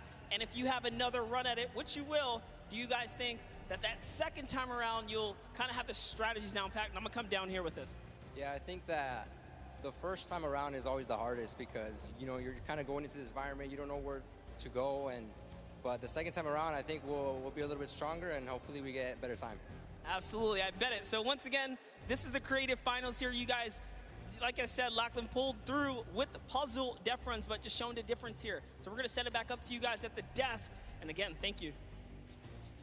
You know, Lachlan, you are good at many things, but apparently you're showing the world you're not the great at impulses. But it's okay. You're going to have another shot and showing them that the original thought we had is wrong, because I know you can do this. I know you can. We had a chance to talk earlier, and you're like, bro, I'm the best. And I was like, I know that. Show everyone that. You just got to show them, Bala. You know what else we're going to show them? We're going to show them the standings after that first game in this set right now. Who ended up where in terms of the prizing and where they are on their journey to the llama at the end of the set. So it's Raven's Revenge obviously in first. They earned themselves $55,000 and that much closer to the silver llama.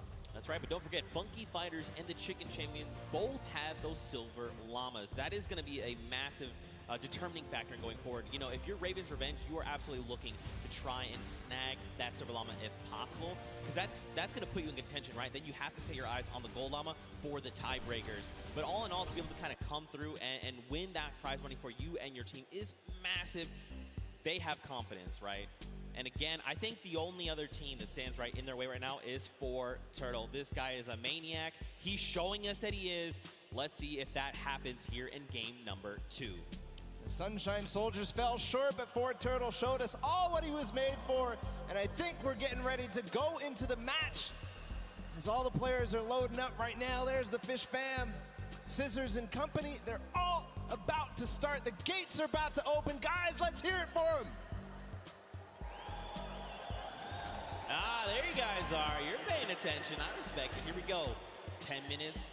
Countdown has begun. The gates are open. And now here we go. Husey is first out of the gate, immediately just flying. You can see this is completely different than before, right? Before, people were kind of taking their time. Hey, what's this? I can't see where this ledge, what's going here? Let's sit here and inspect everything. That's not the case now. Everyone is just flying through these obstacles. Yeah, a couple of these guys have not gone down yet. Here's Magma making his way through with the Ravens Revenge. This was the team that came out on top and was the player that led them all the way up to those treacherous stairway that we saw at the end there. Almost getting up around the corners. And here it looks like we are almost to the castle even for Fortturtle. And this is the player we were talking about so much, Zeke. That's right, man. A legend in every way of the word. Stewart almost making the jump for the Sunshine Soldiers as well. Unfortunately not. So this is this trap, this obstacle, very precise jump. You actually have to impulse a very specific way, at a specific angle, at a specific distance away from you to make it all in one jump. You can also, I hope they're not listening, but you can turn around and actually impulse backwards, right? So you base away from the tires and impulse yourself backward while jumping. Again, even doing that though, very precise. You know, you have to make sure you're doing this in one go. Look, Hosey's already here. He's already trying to collect the coins. Already towards the half pipes in the castle. Wonder if he already triggered all the traps down below and grabbed that coin, if he's leaving that for another teammate. Gonna grab that coin perfectly. Nice job by Hyuzi. Now he's moving up even further. No, he's gonna go back to get those traps. He made it. There you go, Suzu. Nice. All right, trigger the trap. Take a step back. Impulse forward. He's already too through the castle. shallow. I mean, already look. through the castle. Yeah, I'm actually surprised. So don't forget, the castle is open. So once you do make it to that halfway mark, you can just send someone forward, right? Like even if you're the first one and you're really confident, you can say, hey, Bala, I know you made it first. Just go. Go up to the next round. I'm going to stay behind. I'm going to pick up the coins, right? So quite a bit of teamwork going into this. But look along the way, man. These jumps are crazy. Susan, what are you? Okay, what a legend. What a legend. Showing everybody that he can hang. He's led on the team of Scissors with Fish Fam. We saw them not too far in the prizing. 18 points right now. They're leading the way. But no, it's actually Fortturtle again. Already towards these varying distance impulse jumps. And is he going to first shot it? No, not exactly. But you know he's going to hit it on the next time. Yeah, absolutely. Again, you know, this is kind of one of those things. The more that you do this, the easier it is the next time around, right? Once it's like, you throw it here, you're like, nope, that's not correct. This might be it. Okay, closer. Closer. I like it. Will he make it on the third jump? Don't forget, though, we got the Funky Fighters at 20 coins. We've got Fish Fam at 20 coins. Sunshine Soldiers that need to try and pick it up. Here we go. Nice, but get across. Nice. Perfect play from Fortturtle. Now towards the lava jump and what you were dubbing as double danger. Does he get a first shot? Does dodge the traps. Okay. This is from where he went last time, gets the coin, he's gonna double back. First try. Oh my goodness, he went through those. I would have gotten scared there, but no, Fort Turtle knows exactly what he's doing. Gonna get all the coins in first try on the double danger, but doesn't make it through, so he has to still complete it. And Suzu and Sand, meanwhile, from Fish Fam, are taking the lead. And that's what I kind of talked about, right? Trying to send 2 through. If you and your duo partner can make it through these jumps and get there, then you can start watching, right? Because like you as a player, you go to do it, you mess up and you're eliminated, you're like, what happened? What exactly did I do? You kind of go back and then kind of relive that moment. Not here, right?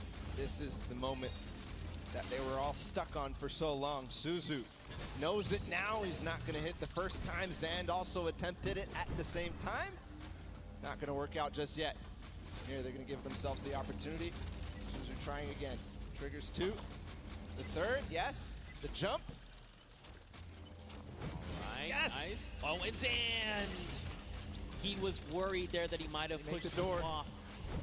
Not sure if he made it. I don't see him falling down. Yes, he did make the doorway, and now he's back towards this thing where he has to go under at the same time as triggering the trap. He does it. He's back to the stairs. The Fish Fam only need 1 more coin, and they're about to do it in 5 minutes. It is so fast here. The last time we got here, it was 1 minute and 30 seconds. So 1 more coin for him to complete the map. He makes it farther than any player has yet so far. Where's the next pad? He actually found it first try. I don't believe it. No, that was not where you gotta go. You gotta go back inward. It's okay though. He's gonna get another shot. Man, that was very impressive. Honestly, I would have been like, where am I supposed to go? But that's why this is called the leap of faith. You've got to jump around that corner and hope that something will be there to catch you. Faith he has. And with 4 minutes and 50 seconds to go, not a single person, not a single soul in vision. He's gonna have plenty of time to work with. We'll see if the Ravens Revenge can repeat and get back to where they were, but it looks like Sand is also gonna join as well, but no, he falls just before, yes, Tyler too. So the Fish Fam is coming through in big numbers at this last leap of faith. And you know what could be huge here for Fish Fam? If they can make it through the leap of faith and they can actually get this coin, they're going to stop the timer, right? So less time that everyone else kind of has around to observe what's going on and try to get this practice in, the better. Here we go, nice. All right, you got to jump in and out and around, out and around. Yes, use the wall, okay. All right, yep, look around. Uh-huh, yes. All right, okay. All right, here we go. Wait. Last jump. Ooh. And he needs to hit the coin. This is going to be it. No, he didn't touch it. Just barely missed there. Finally hits the bouncer and he's gone. There it is. The first players to complete the world run in 5 minutes and 52 seconds. An unbelievable time compared to what we saw last time. But still, the remaining teams have to battle it out. Back to the Ravens Revenge. They're still on the double danger. And they are going to get through. He has to hit the door, though. Oh, he almost fell all the way back down. Here we go. Not finding the speed, not finding the bounce there. Threading the needle. Oh, you hate to see it. Now, don't forget, remember, Ravens Revenge was the first team from last round. They made it here, and they're already kind of right back where they need to be. You've got the Sunshine Soldiers also going for the leap of faith.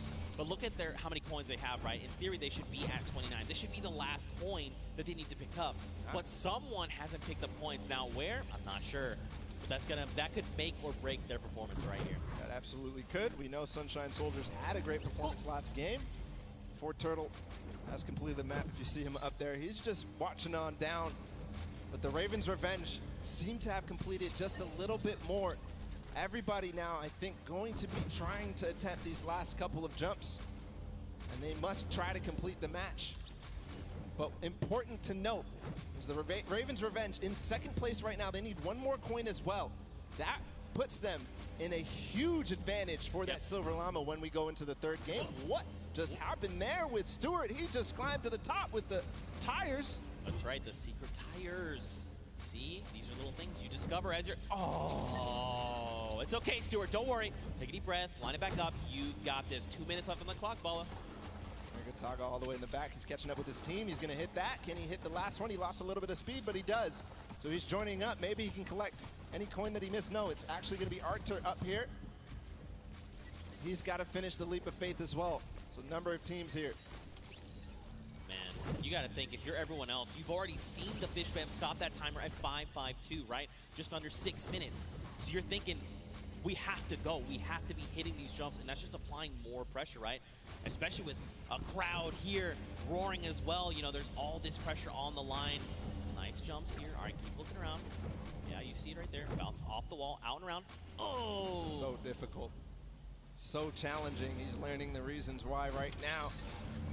He's going to continue to get more attempts. Meanwhile, the Funky Fighters have gotten their last coin up to the final one. Kuto being the player who gets there. He's on the leap of faith as well, so it's just head-to-head against these two. And this is very important for Funky Fighters. They need to stop Raven's Revenge. If anything else, getting second obviously important, but also because it's head-to-head against Raven's Revenge, this is such a meaningful final jump. And I mean, don't forget, they were the winners of that first round, so they already have points built up from that. If they could secure this last coin, that could be massive heading into the standings. But again, we've just got about 50 seconds left here. You can just tell they're just trying to hit these jumps with everything they can. Okay, Kuto, right, a little bit further than we saw him last time. He's got to make the leap. Yeah, this is the one you have to go out and right, right? There okay, you go. Now the bounce off the wall. So looking exactly, seeing if there's any more opportunities. He makes it. Okay, this could be clutch. Bounce. This could be clutch here from Kuto. Just gets to the top here, and then he needs the bounce pad. Yes, perfect. Just the coin now. He gets it! There it is! 9 minutes and 23 seconds ahead of the Ravens' Revenge. Still time on the clock, though, for the Ravens' Revenge to collect that last one. And what's impressive, too, is that 2 players have actually completed for it. The players up above, but now the rest of them, 1 second remaining. It's still going to be the Fish Fam, 5 minutes and 52 seconds, who take that one. That second map of the world run is down and done. Man, mad props to the Fish Fam. They did it in almost under 5 minutes, right? They came out at that 5:25 mark, 5.5 minutes. Now, Funky were right behind them. A little longer, right, at that 9:23 mark, but still, they got all 30 coins. If we have to go to tiebreakers, these 2 teams have 1 more coin than everyone else up at that 29 mark, so that could very well make a big difference heading into tiebreakers. But again, Fish Fam, way to show up. I respect it. It's crazy, the improvement from game 1 into game 2. Yeah. It was just awesome. Ravens' Revenge obviously in the first match coming out ahead, but Fish Fam clearly improving all across the board. It wasn't just one person. It felt like it was the entire team, because that time was unbelievable. That's going to be hard to beat. Yeah, we'll have to see who else can do it. Again, you know, Ravens' Revenge had a fantastic showing. Funky Fighters showed up there at the last moment. And then, obviously, the Fish Fam. But don't forget, you still got players like Fortnite over on Sunshine Soldiers. Everyone, all of these teams have someone that's going to get them very, very far, right? We've seen that. But now the question is, heading into this next match, what does that mean? Fish Fam have already completed it. Funky have already completed it. Raven have gotten close. Does that mean we're gonna see another 5-minute timer? Could we see it even faster? Good question. And what Ravens' Revenge needs to figure out how to end the match, because if they don't, then they won't be able to get ahead. They won't be able to close out, especially as other teams go ahead. Fish Fam knows how to complete it. They've proven that they can complete it, and Funky Fighters as well. Yeah, for sure. Well, for now, let's send it over to the stage where Pookie is standing by with the Fish Fam. And Pooks, real quick, ask them what their favorite fish stick is. You know, we can't always make it all about you, but I am down here with the Fish Fam. It is, dare I say, official. They're the first team to take a victory in the death run. I'm gonna start here with Suzu. So you were the one that essentially clutched that victory for your team. How did that feel? It felt great. Like, at first, I choked the bouncer, and I thought I choked the level as well. But then I figured it out, and I picked up the coin. I was like, wait, this is it? Let's go, baby. It definitely looked like you were in a little bit of a precarious situation there for just a second. Was your team coaching and helping you that whole time? Yeah, they kept track of the coins that we picked up. They kept motivating me, like, you got this, is easy, we got this, we got it in the pocket and stuff. So yeah, that felt great. Awesome. Now, I'm gonna come over to you, Scissors. We all know you are the veteran of death runs.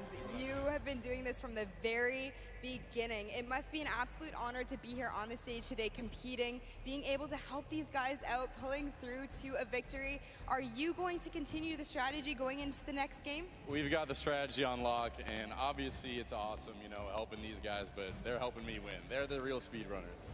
Well, I mean, it is a team effort at the end of the day. All of you have picked up coins. Sand, I'm just going to go over here and talk to you really quickly. Now, I mean, this Creative Cup, what does this mean to you as, you know, a creative champion?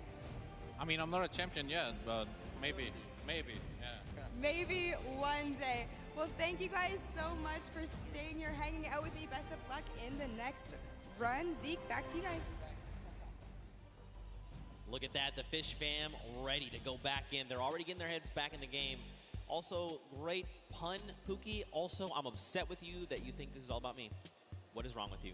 All right, though, anyway, what kind of takeaways do you think these players can make heading into the next game? Well, the takeaway that I take out from that is that they were all supportive.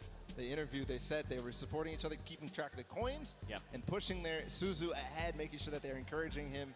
But for everybody else, I think the takeaway is, how do we beat that leap of faith? Yeah. That's the one that everybody's gotten stuck on. They've wasted a little bit of time at the double danger, but the leap of faith is really where everybody needs to close out, especially the Ravens' revenge if they want to get that silver llama. Well, we'll have to see how things unfold for them.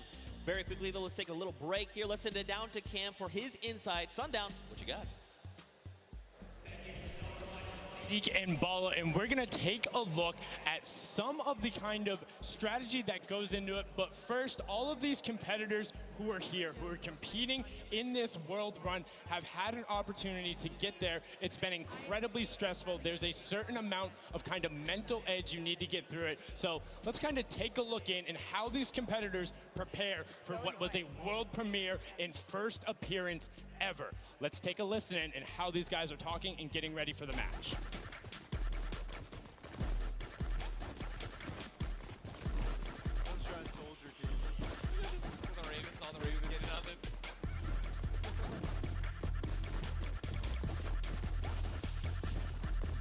Oh, they only have one llama. Just absolutely amazing there. You can tell Ninja and then the trendsetter right there, throwing the peelies in the air, but also big shout out to whoever that was on the Llama Record Co. I saw you there, hitting the llama bell. I got you. But now let's get into some of what happened during the World Run, some of the kind of cooler straightaways and, you know, some of the tough challenges that you face. So first, right away, here's a run coming out from Chappie of the Ravens' Revenge, and this was one of the first obstacles you hit. So you can see he's on pace with everyone else, but what makes this so great is how efficiently he transfers this over into the castle jump. Is barely able to delay. This is one of the toughest first things to get when you reach it. This is his first time ever seeing this jump. No problem. Hats off to you there. And then what does he do right away? Gets into the trap trigger and he's able to get them. Notice how as soon as he goes, he is quick flicking his camera back the other direction and gets all of those so consistently able to get it. Now, we saw a smashing success on their first attempt. Unfortunately, the Cuddle Crew had a little bit of a harder time when it came to that castle jump. It's okay, this could have been my replay and I wouldn't have been lying. So many of these, they're so incredibly difficult because you think, oh, I want to maximize my height up, but you have to get it out with the correct trajectory. Now you can see Ninja able to get through the speed part of the run and then over the top. This is towards the back half, and look how well he's able to then trigger those traps and get through. But the Fish fam were the ones who were able to make that incredible run on the back of Suzu. Now this was from his first run when the Ravens Revenge were able to get it. And if you look at the timer, next time he faced this, he about finished the course. So an incredible job from him to make sure he is pushing the limit with what they're able to do. And you can also see the level of communications. He knew he messed up right away,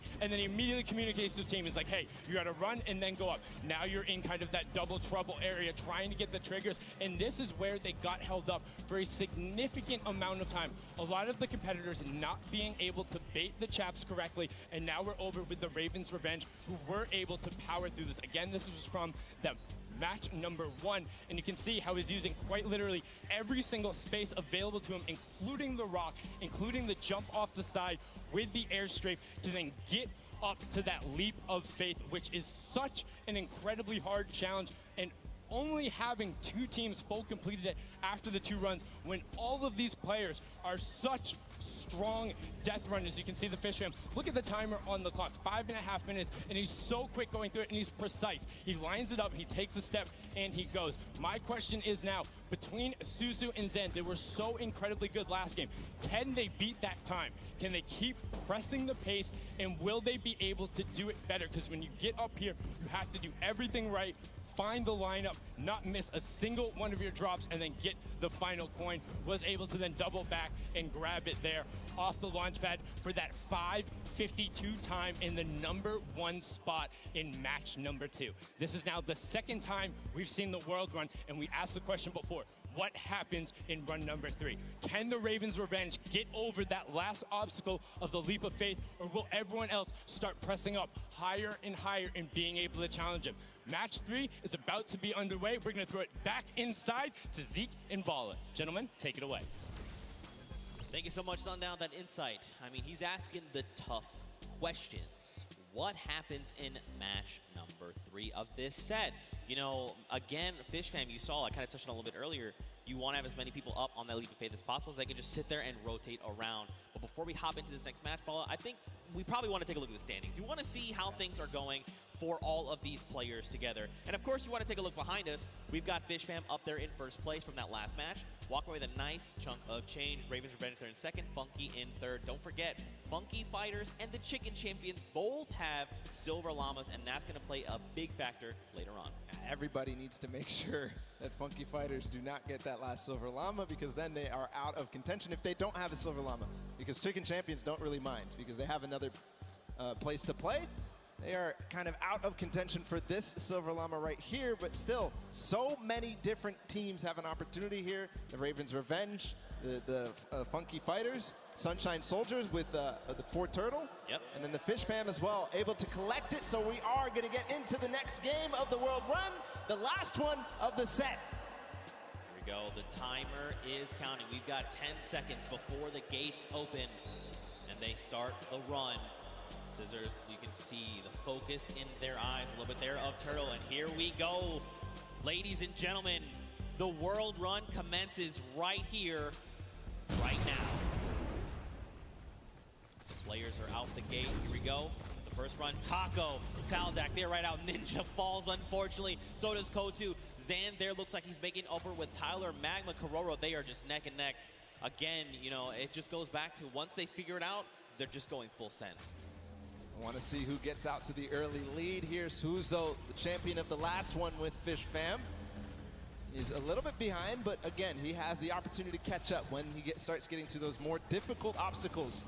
Right now, it's not looking like anybody really taking a huge lead, a huge advantage, because we all saw how proficient they are in these early stages. Really, the first obstacle that stumps most people is this impulse jump. That's right, here we go. Don't forget, this is that precision impulse jump. You can do it forward, you can look away. First jump, unfortunately too shallow there on both sides.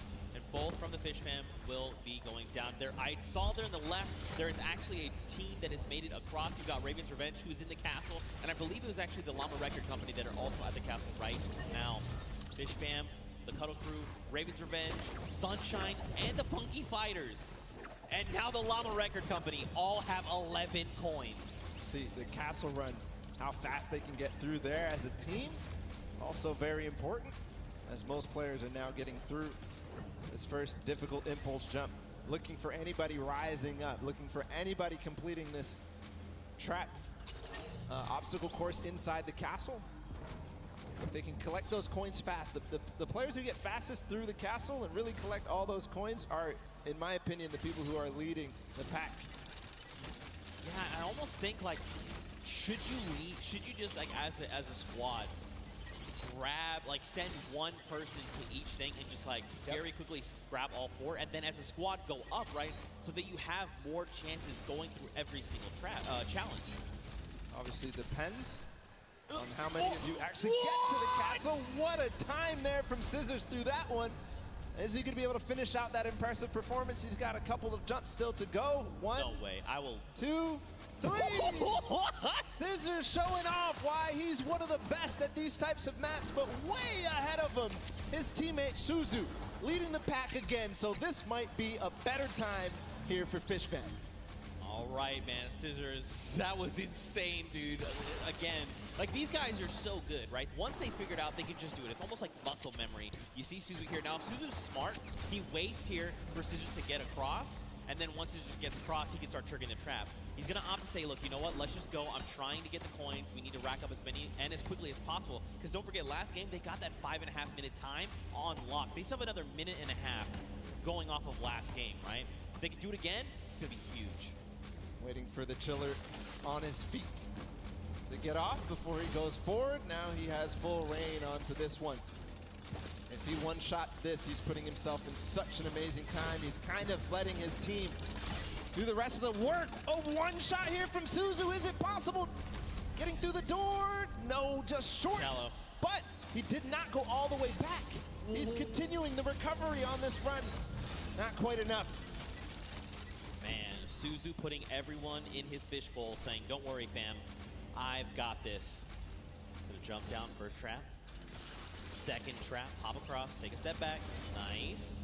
Oh, there's actually someone else there. Is Scissors there with him? This is huge, though, if Scissors is there, because look, they can hop through together. Suzu can trigger this, and then get Scissors there where he needs to go, and then there will be 2 members trying to get these traps. Unfortunately, too shallow. Making the same mistake there on that bouncer. Speed pad up into the bouncer. See, he's trying to keep his back towards it so that he can make sure he hits the bouncer on the right point that he wants to.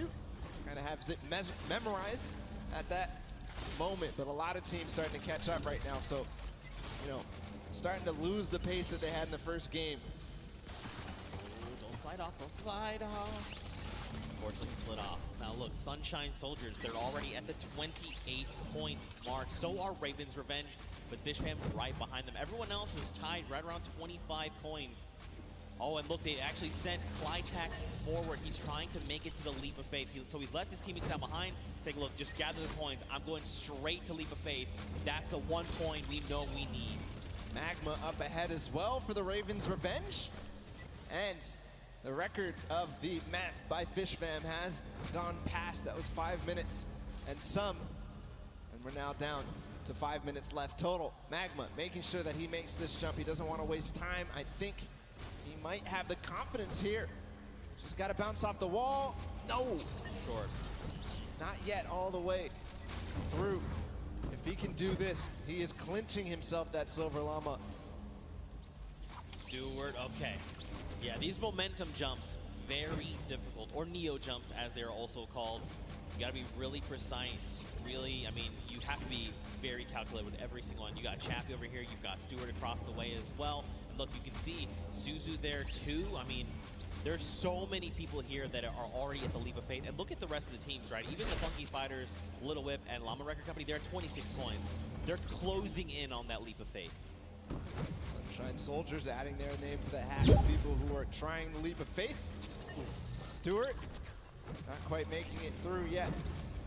Magma right now feeling a bit of frustration. He feels the pressure. He knows that he has to try to make this, try to get this last coin ahead of anybody else.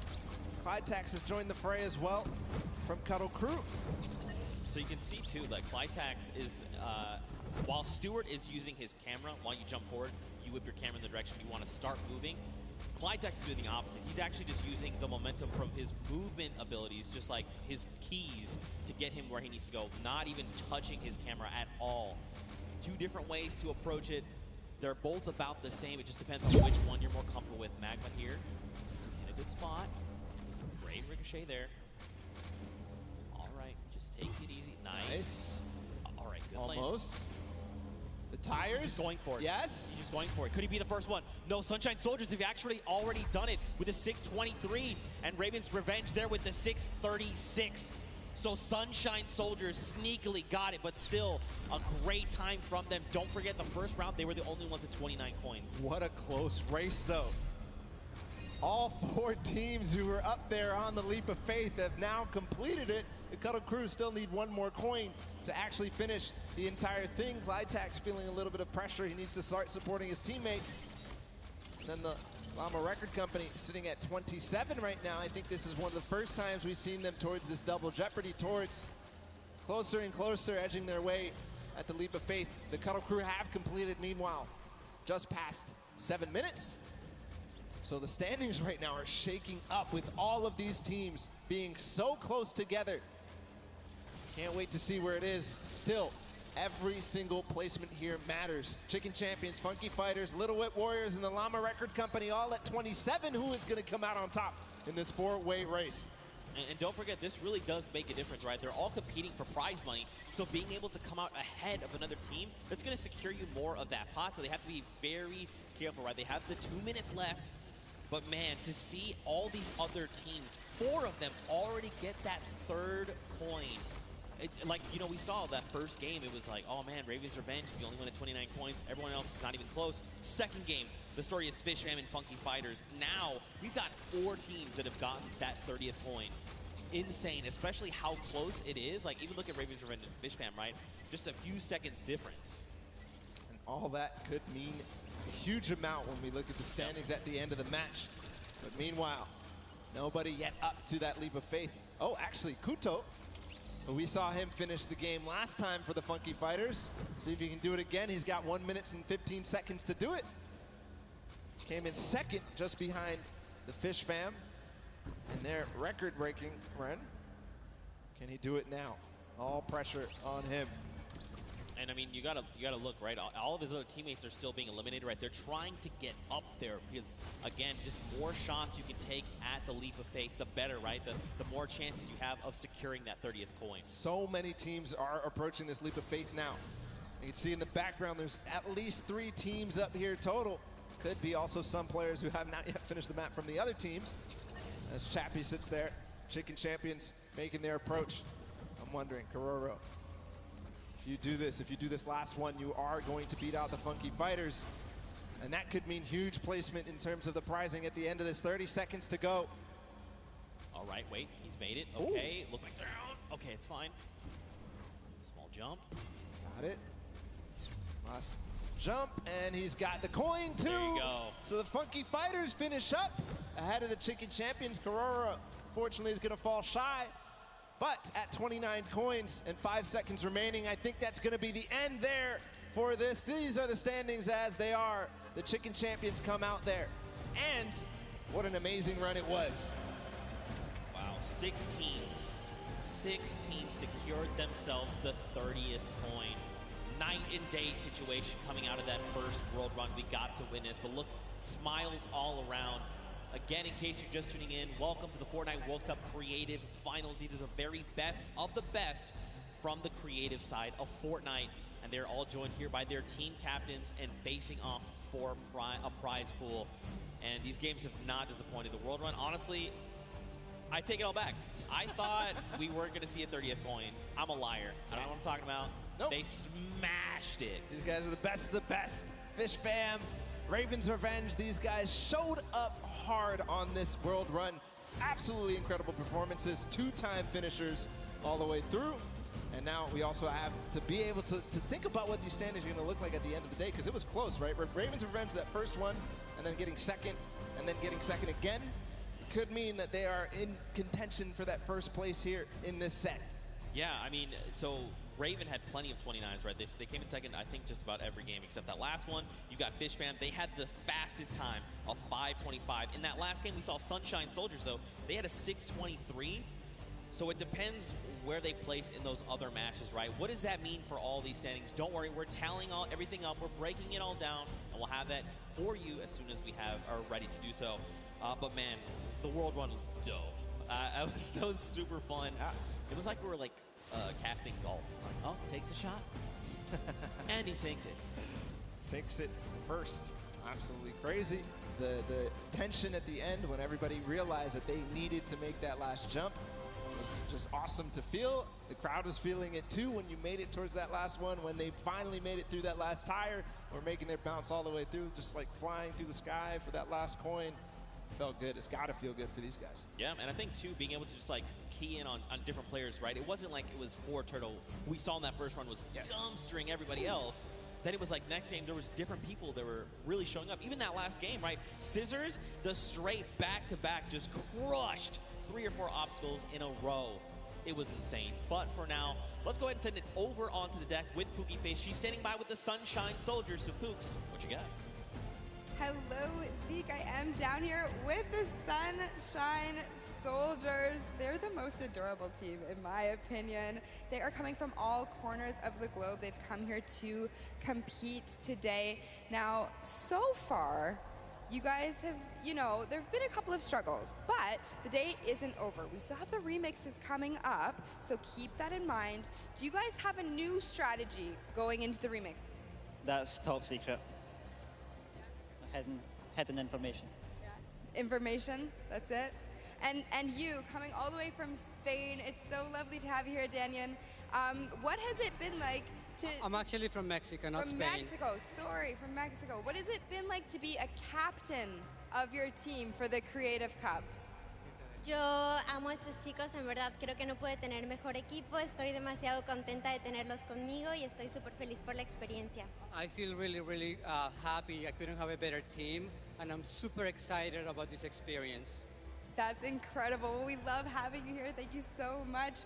And I'm going to come over here and talk to you super quickly. Now, you're one of our youngest competitors. So being here, seeing all of your idols today, that has to be exciting. When you told your family that you were coming here to compete at the Fortnite Creative World Cup, what did they say? They were just super happy for me, and they was really excited, and yeah. Do you want to keep competing in these massive Fortnite events? Do you love this? Yeah, it's really good. And finally, down here at the end. Now, again, all of this diversity is incredible. Now, you're here just essentially to compete at this event, but not only for that, but you're representing your country. So how does that feel? Is that a lot of pressure? Yeah, there is a lot of pressure, and it feels amazing. Even though there's the pressure, it also feels great. Well, you guys are doing an incredible job. Best of luck to you in the remixes. Gonna throw it right back over to the casters. Man, Pooks, you are not lying. They are adorable. They're all so happy to be here. You love to see it. Man, the Sunshine Soldiers again, mad props to them for coming in with that 6:23 time in the last set of that match there. Again, though, 6 different teams, all with 30 coins. What does that mean for the standings? That means basically it's anybody's game, right? That just means anybody can take this because everybody really was pushing the pace. Everybody was making sure that they were in towards the top. It was basically shaken up from top to bottom, except maybe the top 3, right? Yeah. Raven's Revenge, Funky Fighters, Fish Fam, all these guys completed their runs and placed highly in the other ones.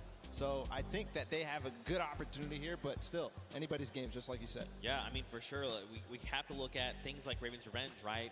They had fast, they were 29th in their first game at 29 coins, coming in first. They had a second place as well, and then they managed to get themselves to 6:36 time. Let's go ahead and take a look at some of these replays that we kind of watch over the course of these games. This one specifically is coming out of the Sunshine Soldiers. They did, in fact, win this last match here. But again, just look at Stewart. Look at the precision again. The leap of faith. It's crazy because, like, in just looking at it, you're like, that doesn't seem so bad. It's so but difficult. It's insanely difficult, the precision jumps you need to make. To maneuver yourself through that. He actually made that in one hop. Everybody else was stopping before that. He went all the way to the tire and jumped over it. The reactions there in the background from that team. Absolutely incredible performance to come out on top in that one. Just perfect execution on that last one. Yeah, for sure. Especially when these precision jumps, these tight jumps like the one around the wall that you can't even see. You just have to know in your head, I know where I'm going to land when I come around this corner, because it's not something you have eyes on. And once he's been able to do it, he's like, okay, I know the jump that I need to make every single time. But ladies and gentlemen, you guys got to get ready because we're coming down here to the wire. We are very close to knowing who are the set winners from the World Run. Everyone gave it their all. Man, did they show up huge. I'm not disappointed. That was so much fun to watch, especially coming off of Sky Station to then Junkyard Juke to this. Just 3 almost completely different creative game types we got to see today. Yeah, we're putting them through the ringer. They have to do all sorts of things. They have to show off how versatile they are. And in the World Run, they showed it. All the teams who did compete and play in the World Run to qualify for here ended up showing off really well. Obviously, the Fish Fam with Scissors and company, they had probably one of the most difficult elimination runs ever. Yeah. So clutch to be able to perform here. I think we have the standings. I think we have the winners of the set. It's gonna be Fish Fam. Congratulations to the Fish Fam. Look at them. They just want to get back in. They're not even ready to celebrate. They are the winners. They're of the World Run, and there he is. Fish Stick is walking out with the Silver Llama, ready to present his team this coveted. Look at this thing. It's so shiny. All right, I'm going to go down there and steal this, actually. I want this. I mean, anyway, there you are. The Fish Fam are being presented with the Silver Llama. Look, they're like, yeah, baby, let's go. We got that. That's ours. Well, congratulations, guys. There's the Silver Llama for them. But all focus for them is on to the next matches, because we've got a couple more to go, and it's not over yet. We've got your remixes coming up next. We've got your Golden Games. Now, first, hold on, Ball. Let's take a look at the standings. I think first, after that last set, look at this. Fish Fam come out on top. Going out of tiebreakers, they're the ones that are victorious, and they walk away with the Silver Llama. But the Ravens Revenge Band, they were putting in a lot of work there, also getting themselves some prize money as well. Sunshine Soldiers, they're in third, and then the list goes on. Again, keep an eye on those Silver Llamas. These are the guys that are in contention for that final prize pool.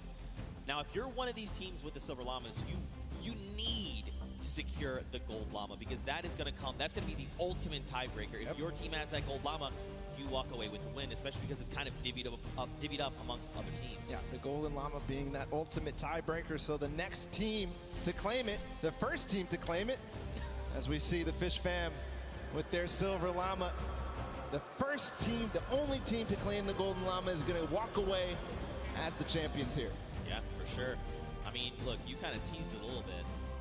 What are these remixes things that we're kind of talking about? You know, what does that mean for the games? Don't even worry. We got you guys covered. We're going to break it all down for you. So, remixes. We're basically going to go back through and play a match of every single match type. Yep. But there's going to be something different about them. So, starting with Sky Station Showdown, the remix for that is that all players can earn points, not just your sword bearer. That is going to be playing a big factor. We've also upped the typical 1,000 points needed up to 3,000. Follow, we've also got Junkyard Juke. Do you want to talk about that one? Absolutely. In Junkyard Juke, we're going to be playing it again, but you can only use large props. So it might look a little bit silly, but what it means is that it's going to be all the more difficult to score. But at the same time, each large prop is worth 10, so we're not going to see those, you know, small increments between each other. So leads can get large, or they can just stay very small because it's so difficult. Yeah, for sure. And finally, we're going to hit the World Run one more time. But the remix is that players do not respawn. That's right. They're going to have one life. Brutal. That is so hard. We saw how many people struggled, even, you know, to get past that first couple obstacles. So difficult. If they have one life, it's going to be so difficult. But we are going to be hopping into the first game of the Golden Games. It's Sky Station Showdown with a remix that everybody can earn points. Here we go. Go ahead and count us in here. If you're hanging out at the stadium, we've got 3, 2, 1. And the remix of Sky Station Showdown is underway. 15 minutes counting down. So don't forget, we have a new total cap. That is 3,000. And the remix is that anyone for your team can accrue points. This also stacks, by the way. So if you and your squad are sitting on a point, you're getting 3 points per person per second. So what does that mean? Will that mean players try to push points and lock them down? What will that mean for that center point at 7 minutes that opens up? We'll have to see as the game goes on, man. So we'll have to recall all the different strategies that these teams have, because a lot of players took it very slow. The Fish Fam tried to contain the 1 point. Same thing with the Little Whip Warriors. Same thing with also the Cuddle Crew. But they also had the Llama Record Company, all trying to vie and really push for that center point when it opened up. Right now, the initial control point fights are going down. Raven's Revenge has got one, Sunshine Soldiers have gotten one, and the Funky Fighters as well, but not before getting contested. Here's all the second wave. And Blood going in, going to start swinging the sword. Can he chop them up? Danyan instead says, not today, friends. You have all been eliminated. He's going to shut down one there. Well, Bensor going to be shut down. And you got the Llama Record Company like, hey, what's going on up here? Nope, Danyan is prepared. She saw you coming. She heard the DJ scratches. Back to the island you go. And remember, it does accumulate no matter who is on the point, and also it stacks. So all 4 players are able to grab and stay inside the point. So you'll see at sometimes 12 points at a time going through for a team if all 4 members of their squad are on the point. That's right. Ninja racking up eliminations and will be picked up there. The team's VIP being eliminated. So this is going to drastically change the way you approach these things, right? For example, if you decide to go in and assault another team, especially if you could get that surprise angle and you eliminate all of them, you by yourself can actually lock down that point for any amount of time and start racking up points. So you can look to contest, you can look to leave a team behind, you can break up into groups. There's so many different things, so many different variables to keep in mind as we move through this. Already some an innovation here from the Llama Record Company and a couple of other teams. They're hiding a couple people inside of cones so that they will continue to contest. But I think in this mode, it might be more viable to just stay and all fight at the same time. Nobody hiding at all. And we'll see too. It kind of lends a little bit more credence to the strategy that people were employing in the first set of games when they first played the Sky Station Showdown. They would have somebody go off and try to clear a point or at least take out their sword bearer. Yeah. But if they do that this time and they manage to clear out a point, they're now going to be accruing on both sides. Yeah, and that's going to make a massive difference. Like, let's take a look at Raven's Revenge. They are sitting on 564 points, double of Little Whip Warriors, but they're still racking up the points right now. Ninja going to go ahead and slap Chappie back to the island. Gotaga here wants a cut of the action. It's not enough, but look, Magma also jumps into the fray. Ninja needs to get out of there, or he's going to be eliminated. Use the walls. I like this, but you do not have the HP to try and make this work. A 25. He drops Magma down based on that little jump, and look at this. Magma's like, no, friend. You get him. Kaz comes in the back. Oh. But at the same time, another player comes through and Ninja goes down. And the Raven's Revenge are holding on all the corners. I don't see them controlling any one single point. Here's the Cuddle Crew now in second place. They're in a battle with the Funky Fighters. This is important for everybody. The Fish Fam joining the fray as well. I think the Fish Fam might have overrun. Their School of Fish are taking out the Funky Fighters at last, but no, Suzu gets taken out too. The Cuddle Crew's gonna abandon the point and maybe come right back. Suzu finally does control. A brief moment, but not too long later, Tomoya says, hello, I would like the red point, please. And now we've got the Fish Fam over here. Suzu's is by himself. He's got a bunch of eliminations. The ball of the Cuddle Crew is coming up. They're trying to wreck him. He picks off Sandy, but unfortunately, he does fall as well. That was terrifying. They all came over the ramp at the same time. If you're just joining us here, don't forget, we did increase the score limit up to 3,000. So if you're wondering, the Raven Revenge, they still got a ways to go, even though they are in the lead as it stands. I'm also keeping my eye out on the Llama Record Company. They're down at 300-ish points. They're going to claim 300 right now. And what they do, they always wait until the last moment, until that D point, the last point that opens up in the center, and they make a concerted push. I think that may be very, very strong because in the first couple of games, as the Fish Fam, or as the Little Whip Warriors try to make a push here, they're gonna get shut down. The first couple of games, they just controlled it. Every single person was on that D point at the same time. They built their entire base out at the perfect moment. They were waiting for the time to pounce on that last point. Still 2 minutes until that starts to spawn. Oh, he's gonna launch the Little Whip Warrior. He is in fact gonna shut down Taco. Look at this across the wave. Magma gets picked off, and the Little Whip Warriors are back on the green point. Dude, I'm very curious to see what happens when that middle point opens up, because don't forget, it's 12 points per player of your squad on that point if you're uncontested. So you could very well see an entire squad say, the moment that's ready, jump down. We're just going to try and get a massive influx of like 48 points. Could happen every single second down there. He's going to net shoot that, so has to put to an end immediately. It seems at this point right here keeps getting under contention by like multiple teams. The Fish Fam, Funky Fighters, and of course the Cuddle Crew who get cleaned out. So they're not earning anything really from all fighting at the same time. One team ends up coming out on top, but then it all happens again. So maybe some timing issues here in terms of synchronizing the push on this point specifically. Yeah, I mean, this gets way more hectic when anyone can score points, right? And the Fish Fam have been doing a great job sticking together, going in as pairs, duos, if you will, and trying to shut everyone down, but that's only going to get you so far. It kind of breaks down, too, when everybody can score, because there's so much that more important. If you're by yourself to stay on the point, in the previous iterations, if you're by yourself, you get off the point, because you can't even score. But now you have to stick around. Look at the slaps coming out. Lachlan does take out Scissors, but does fall as well. Now Clytex is just trying to get back into the fray, get himself those height with the impulses. And now don't forget, they have a limited number of builds. It's about 100, I believe. But right now, man, you just need to be turning your attention left and right, trying to eliminate as many players as you possibly can. This remix is shaking the very foundation of this mode. And Clytex goes in, he's gonna start trying to take him down. Did not go his way, though. So this is what I'm talking about. Finally, the Fish Fam control this point that the Cuddle Crew and Funky Fighters were fighting for so hard. And they control it with all 4 players, so you could see their score rising significantly every second there. At the same time, the Llama Record Company with an evenly timed push as well, but Rubius comes in. Chicken Champions take out 1, but I don't think that's going to be enough. I think the Llama Record Company, no, they don't hold. Or do they? Or do they? That is the question. It looks like, unfortunately, the answer is no, as the Chicken Champions are rolling in on the Sunshine Soldiers. Attacks are going off left and right, but Danyan is just it's just not falling. Just keeps eliminating left and right, getting a little bit of that siphon. The timing of that push from that took out the Llama Record Company might have actually worked out in their favor, because they're all going to respawn together.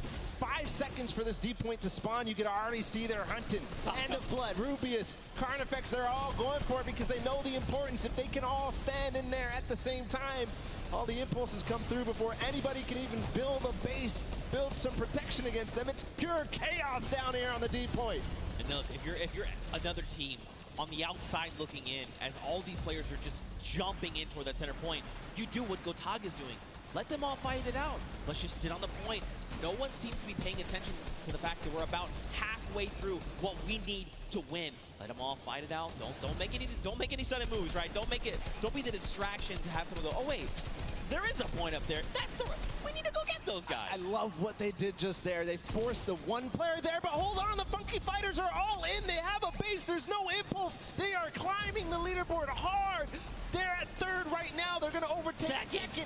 If this does not get shut down soon, the Ravens' revenge may have trouble looming. And look at this, Llama Record Company, Hand of Blood, is trying his hand and slaying these players, but it does not go his way as Tamoya comes in. No Llama Record Company, they stay strong. They're still racking up the points. Scissor says, no, friends. This is not allowed. You cannot continue to this. Clytex also wants in on this as well. And Scissors meets an untimely end. Meanwhile, the Ravens' revenge have not stopped climbing points. If they have 4 members up here, it's about even to 1 player on that D point. So just continuing to stay there. Finally, the Little Whip Warriors, Ninja, and crew are going to clean that up and put an end to it just before they hit 2,000.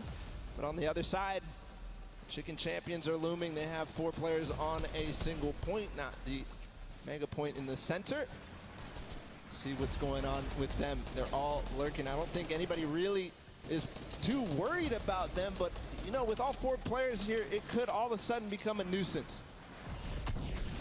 Back down on that center point. You got Hand of Blood trying his hand again. Did not go his way. Kotu is here, though, for the Funky Fighters. He was able to rack up a small amount of points, but still, every little point you can gather is going to make a difference going in the end. And look, Gotaga and Raven's Revenge are back on the point, but so are the Funky Fighters. There was 3 for just a moment. Chaos is down, just breaking out down on the center point right now, Bala. What is this? Literally every single sword bearer and almost every single player here from the Llama Record Company is using those tactical shotguns and getting in.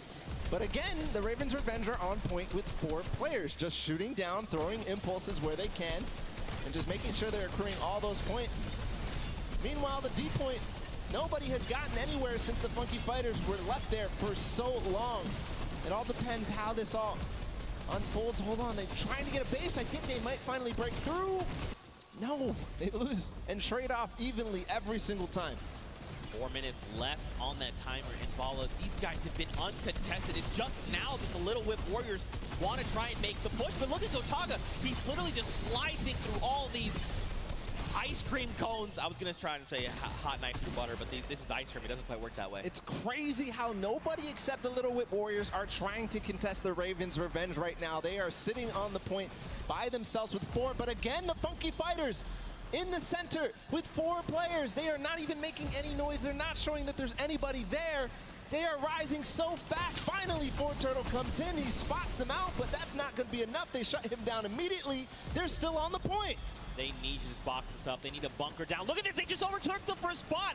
Someone needs to do something about this. Guys, they're taking up this again. could be You have to go in the this center. could be the They get it. Oh my God! Funky Fighters again take the win here on Sky Station Showdown, the first match of the Golden Games, and that is a huge victory leading into the rest of these.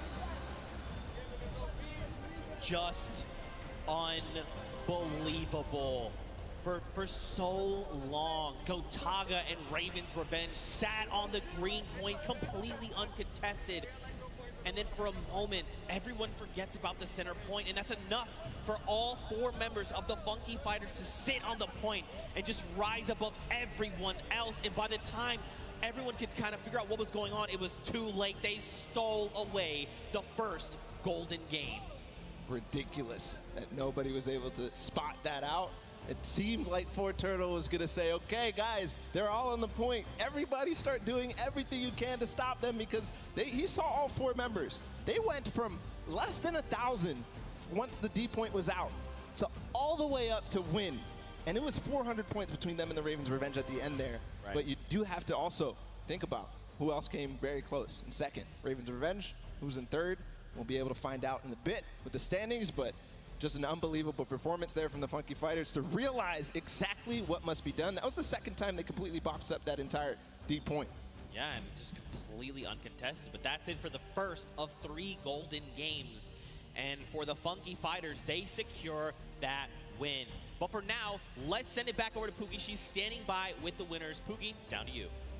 Thank you so much, Zeke. I am down here with the Funky Fighters. Another victory. I feel like I've been talking to you guys all day, but how did you find that remix game? Because those rules were a little bit different than what you were used to. So what was your strategy going into that one, Huzi? I mean, everything was so unexpected. We were last and we came first because we got the middle. The point system, because every player gets points, and so we win. It was so exciting. So exciting indeed. Now, Ravens Revenge was in first place for most of that match. You guys knew that you had to come up from behind, which you absolutely did, but I kind of just want to talk a little bit about how there are 3 teams tied right now for first place, and the winners of this set will be taking home that additional $1 million of prizing. So I don't want to put too much pressure on you guys, but what is your strategy going into the next game? Are you going to stay the same? Are you going to change things up? Are you going to go for the middle again? Probably.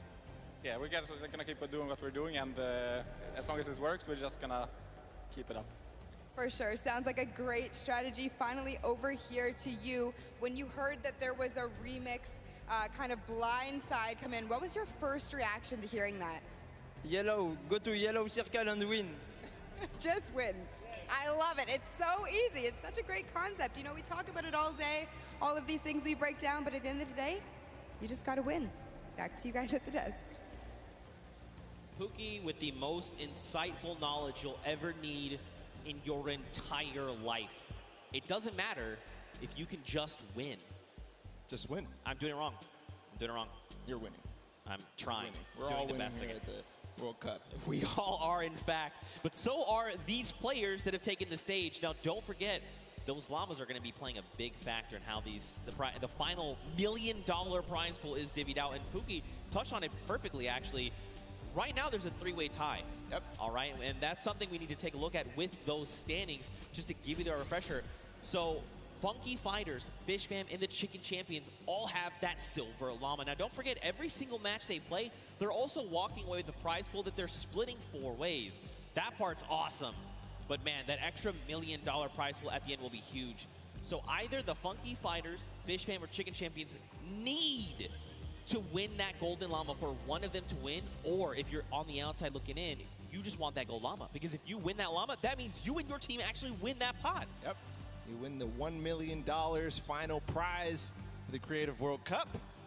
So all is on the line right now. Those prizings, as they shake up into the next sets, are going to be so crucial to keep an eye out. The Funky Fighters taking a good first lead, but it's not enough. We've seen it time and time again in these first matches of the set. That people who win the first game don't end up coming through all the way at the end. So they have to have a consistently good performance into the next game, which is the Junkyard Juke, and then into the next game too, which is the World Run. That's right. They're all golden. All the golden games with all the golden games. Not the golden boys, just the golden games. I love you, buddy.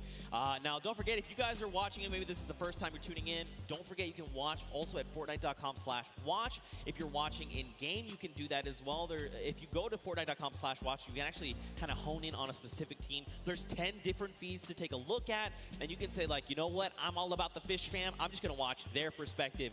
You can do that. Head on over to Fortnite.com/watch. Take a look. Here are a breakdown of your feeds right there on screen. It's an incredible new feature. I love to use it. I checked it out on my phone earlier, and just unbelievable, seriously. To see all the different POVs, to see the first and second place POVs, and then also to be able to pick who you want to watch. You can watch Lachlan in feed 8. You can watch Gotaga in feed 4. So just an awesome feature. Go check it out. It's amazing. Yeah, for sure. Now, don't forget, guys, we are 1/3 of the way through the Golden Games. First one, Sky Station Showdown, is in the books, and the Funky Fighters were, in fact, the winner. Now we move on to the second game, and that is the Prop Hunt, a.k.a. Junkyard Juke. And don't forget, the remix, 10-point props. Only the large ones. You can't go with the, little crowbar. You can't go with the wood planks. You can't go with any of that. And there is one of the prizes for the teams that won before. We've got 10 seconds until the game launches, Zeke. It's the second game of our Golden Games here, guys. It's time. 2, 1, the game begins. Now, just a refresher, we can only be 10-point props. So let's break down what these 10-point props are. You've got a snowman. By the way, there's no snow anywhere else on the map. You've got a Christmas tree with a gold llama on top. Nope, that sticks out like a sore thumb. A giant gnome? Well, I mean, it kind of blends in depending on where you stand. If you hide something that's behind something that's blue, you can make the hide. A giant teddy bear. You've got the target. You've got the rusted out car. I mean, you've also got the giant dumpster. So, as you kind of scan your eyes across the map, you can see things like the dumpster, the rusted out car, the target. These are things that could be... Whoa. All right, Kaz.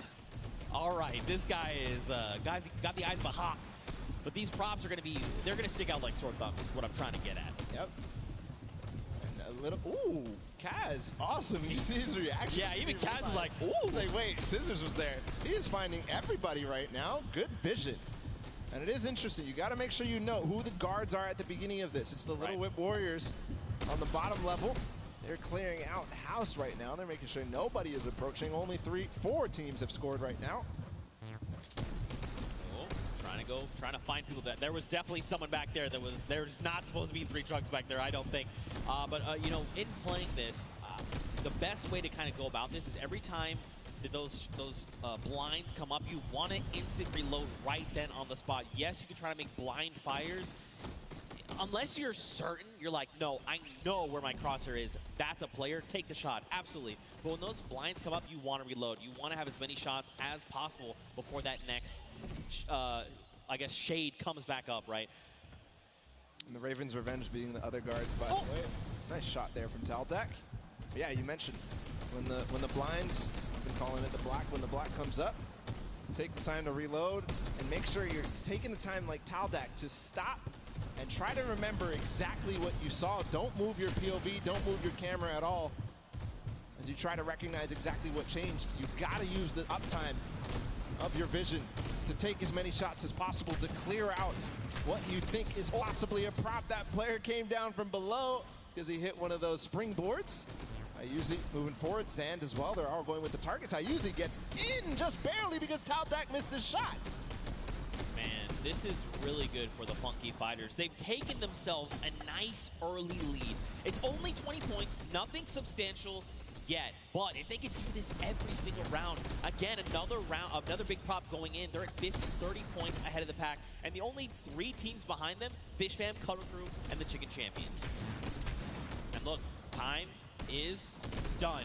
So that's it. So don't forget, Raven's Revenge, they have already been guarded. So going forward, all they have to do is try and rack up points.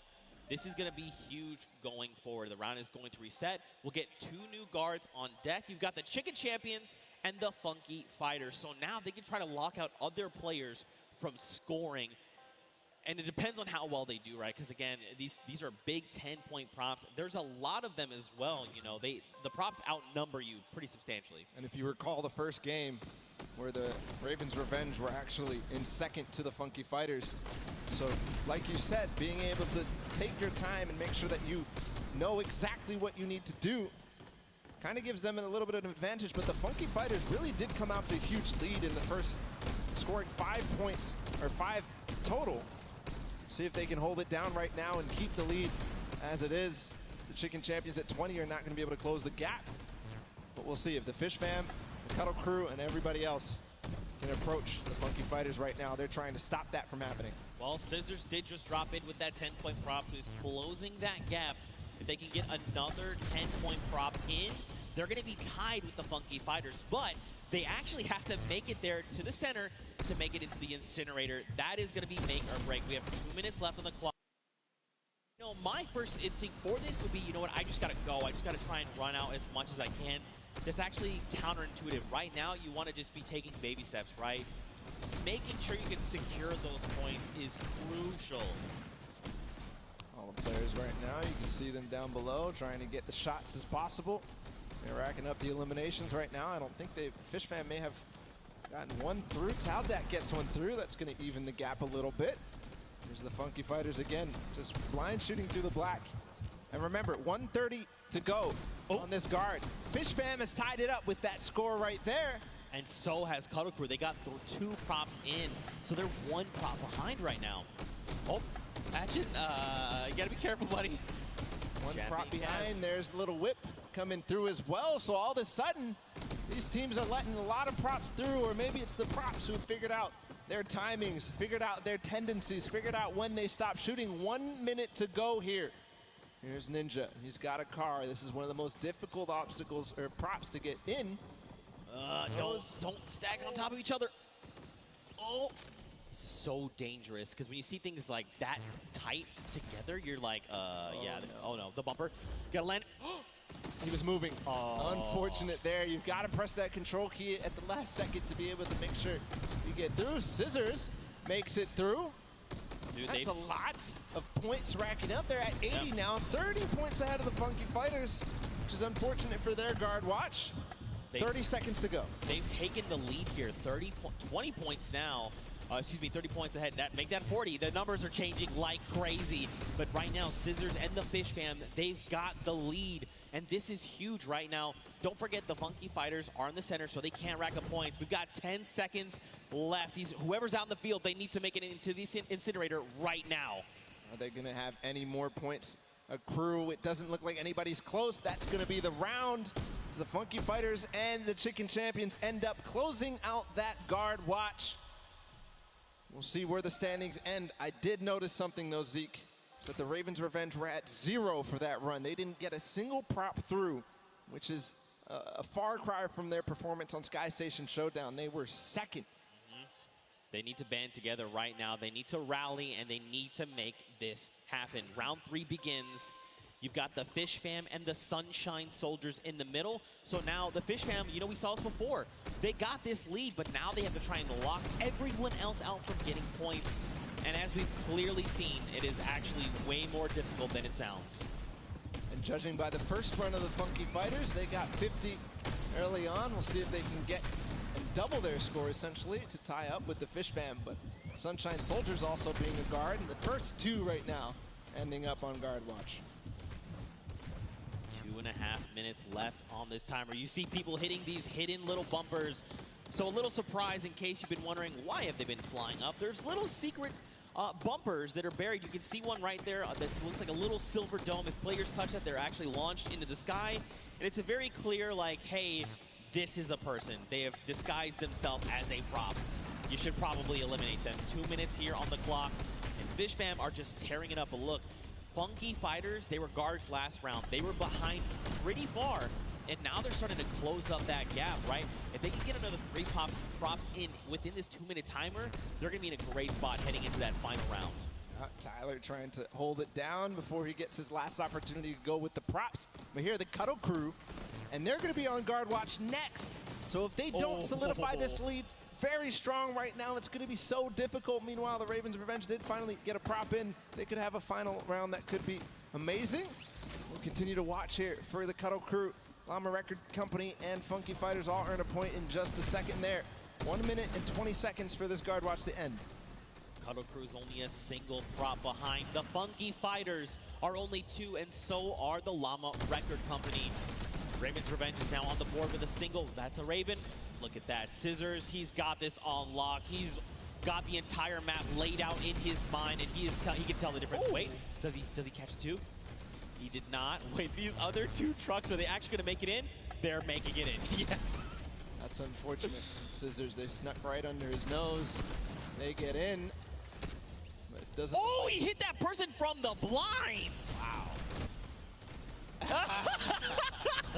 He heard you, Zeke. He knew. Listen. Flexing a little bit on everybody. He knows I'm a big fan of his. All right, he knows. He knows. Cuddle Crew. They're nice and hidden. All right, got to watch the bumper. There is one hidden. You see it right there in front? Be careful. You can see it. It's right there. Don't do it. Nope. Never mind. That was looks like that was Fish Fam. And it looks like a lot of props are making it towards the center right now. I think I just saw 3. Very close. Here's the approach from Huizi. Remember, they have to get sorted to get scored. So Tomoya, I think, will be the last prop here. Bensor making a push for it. No. But what a push there at the last second. They do all tie up. 3, the top 3 are tied up at 100. So that means this last round of Junkyard Juke is going to be so crucial. This is very scary heading into round number 4. So take a look. In the center of the map, you've got Svenos and his crew. So don't forget, there's 3 teams tied for first. You've got the Fish Fam, you've got the Funky Fighters, and you have the Cuddle Crew. So basically, they are well ahead of the pack, but they're fighting each other right now. Little Whip, or excuse me, sorry, the Llama Record Company, and now Little Whip and the Cuddle Crew, they're at 90, so they could close that gap, but they have to work so much harder to do that. You've got the Cuddle Crew in the middle, and this means they're not racking up any points for this round, right? They're just trying to keep everyone else from accruing points. They're in 5th place or lower at this point. If they don't have a good performance, even the Sunshine Soldiers, the Chicken could go through. Nice shot there from his team. Joining them as well as the Llama Record Company in 2nd place. So 2nd or lower is all they can achieve. So for right now, Llama Record Company, remember, they can't accrue points. They literally have to try and stop Fish Fam and the Funky Fighters from racking up points. If they get even 1 through, they are going to be edged out. Everything is riding on this moment right now. How accurate are they? How quickly and how much do they remember the map? Look at all these props here on the left side of the screen. One just got through with the quest. Little Whip, look, they took over. So did Fish Fam. Nice shot there from Great Alex shot for sure. He knew that there was a prop approaching. He knew that he didn't find anything in the last couple of seconds. He knew. Is he going to be able to find this one? You can see he's pre-firing through the black as they all try to approach. What a nice play from Alex. A nice strategy. Now remember, now that the Little Whip and Fish Fam have taken the lead, the Funky Fighters fall to 3. And since they got first in the first game, that means it's just more close when you think about the overall standings here. Yep. Look, Little Whip again, get another prop in. They're pushing ahead, man. These guys are pulling away from the pack right now. Llama Record Company, they've got to just start trying to pick off these props. They've got to keep the Fish Fam and the Little Whip down. Maybe have someone else potentially contest, but right now, man, the Little Whip Warriors, Ninja and his team are just destroying this final round. All the rest of the standings so important as well. Svenhouse and Co. and the Llama Record Co. doing a very good job on guard duty right now. And besides the top two ending up getting a couple of points, they're not letting anybody below them really earn anything. A lot of props approaching right now. The timing's going out.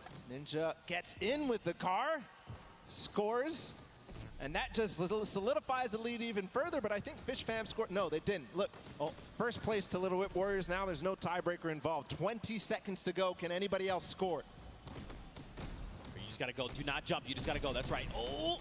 Okay, there's another round of points coming through. Little Whip at 150. And look, Taldak's right here. That's going to put him at 160 with 10 seconds left.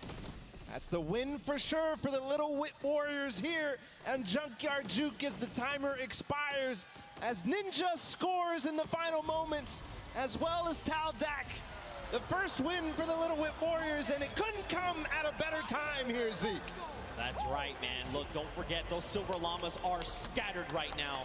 This puts them in a great spot. If they can get this World Run win, they could secure themselves that gold llama, and out of nowhere, they could steal away the victory from everyone else around. A fantastic showing of the Little Whip Warriors, man, dude.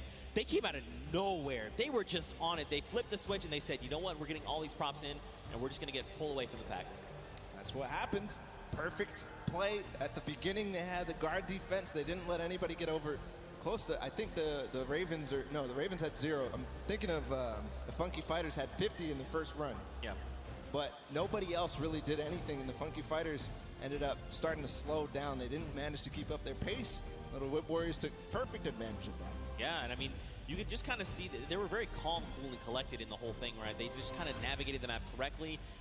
You kind of saw it happen a little bit, but there was almost like this clustering that happened. You know, when you've got 3 rusted cars right next to each other where there clearly is no rusted cars at all, you're like, okay, well, these guys are very clearly props, right? They figured it out eventually, though. They did. Separate, approach all in different waves. Yep. Use the props at the front to kind of, you know, protect so that the guys who are just barely behind you can then make their approach and get 2 points at least, or at least 20 points in this remix version. Yep. But great performance for Little Whip. Again, couldn't come at a better time because that puts them in contention for this Golden Llama. And that's the bonus. That is the win. That is the win condition for this Creative World Cup.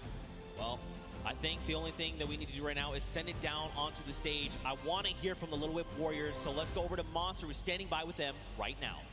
All right, so I'm gonna be honest. I thought early on the Sky Station Showdown, Ninja Squad specifically, was gonna be dominating because of the fact that, you know, the way the qualifiers worked, you guys were out there running shooter trials, and you were struggling. But you guys are finally finding your stride. So let's just touch on it. How does it feel to be in the running? Now you finally got a victory. You're so close. The Golden Llama's on the line.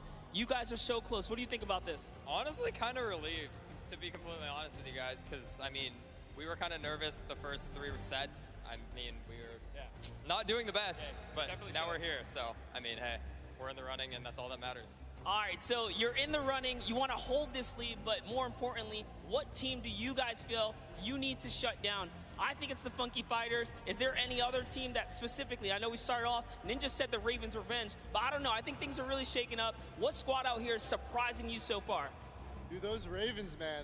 Like, yesterday we were fighting with them all day. We got the edge on them yesterday, but today they came out and really surprised us. And there you guys have it. So as you can see, easily things can really shake up here. And just like that, suddenly it's anyone's game to win. Ninja Squad can take it for all we know.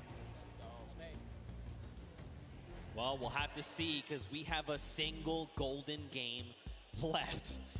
And in case you've forgotten, it's the World Run. And the remix is a single life. That's so brutal. You can't even, like, we can't understate how difficult that is going to be. I mean, especially when everything is on the line here. Everything matters. Everybody wants to get first in this last match. That's right, and don't forget, I mean, we've been bouncing around, right? We started on World Run, and we saw 6 teams of 8 rack up the 30 coins, but then we moved to Sky Station Showdown. So now you're like, okay, my mind has to go there and be ready for that. Then we moved to Junkyard Juke, and you're like, okay, we'll have to move again.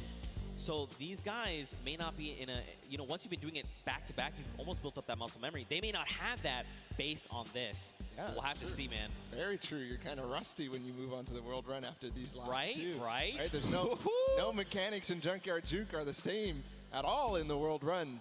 So we'll have to see if they still are warm for that. Yeah, but hey, you know what? If you want to play these things, don't forget they're actually in-game right now. They're available as LTMs. Play them through the weekend. You've got until Sunday. You want to check them out, give them a try. I'm telling you, they are super fun. If you get more coins than me, I got 14. Hit us with the hashtag or tweet at me. That's fine. I'll hold the L. I respect it. I respect it. I'm not a death runner, I'll be honest. I'm not much of a BR player either. I'm pretty bad, actually. That's why Sundown carries me pretty much the entire time. But again, man, let's focus in on these games. Don't forget, let's not talk about how terrible I am. The Gold Llama. That's what's on the line right now. You know, I think Ninja just actually found out what the remix was there. It looked like he read something. He was surprised. He was like, wait a minute, wait a minute, what? No, definitely should have known before, but here we go into the World Run.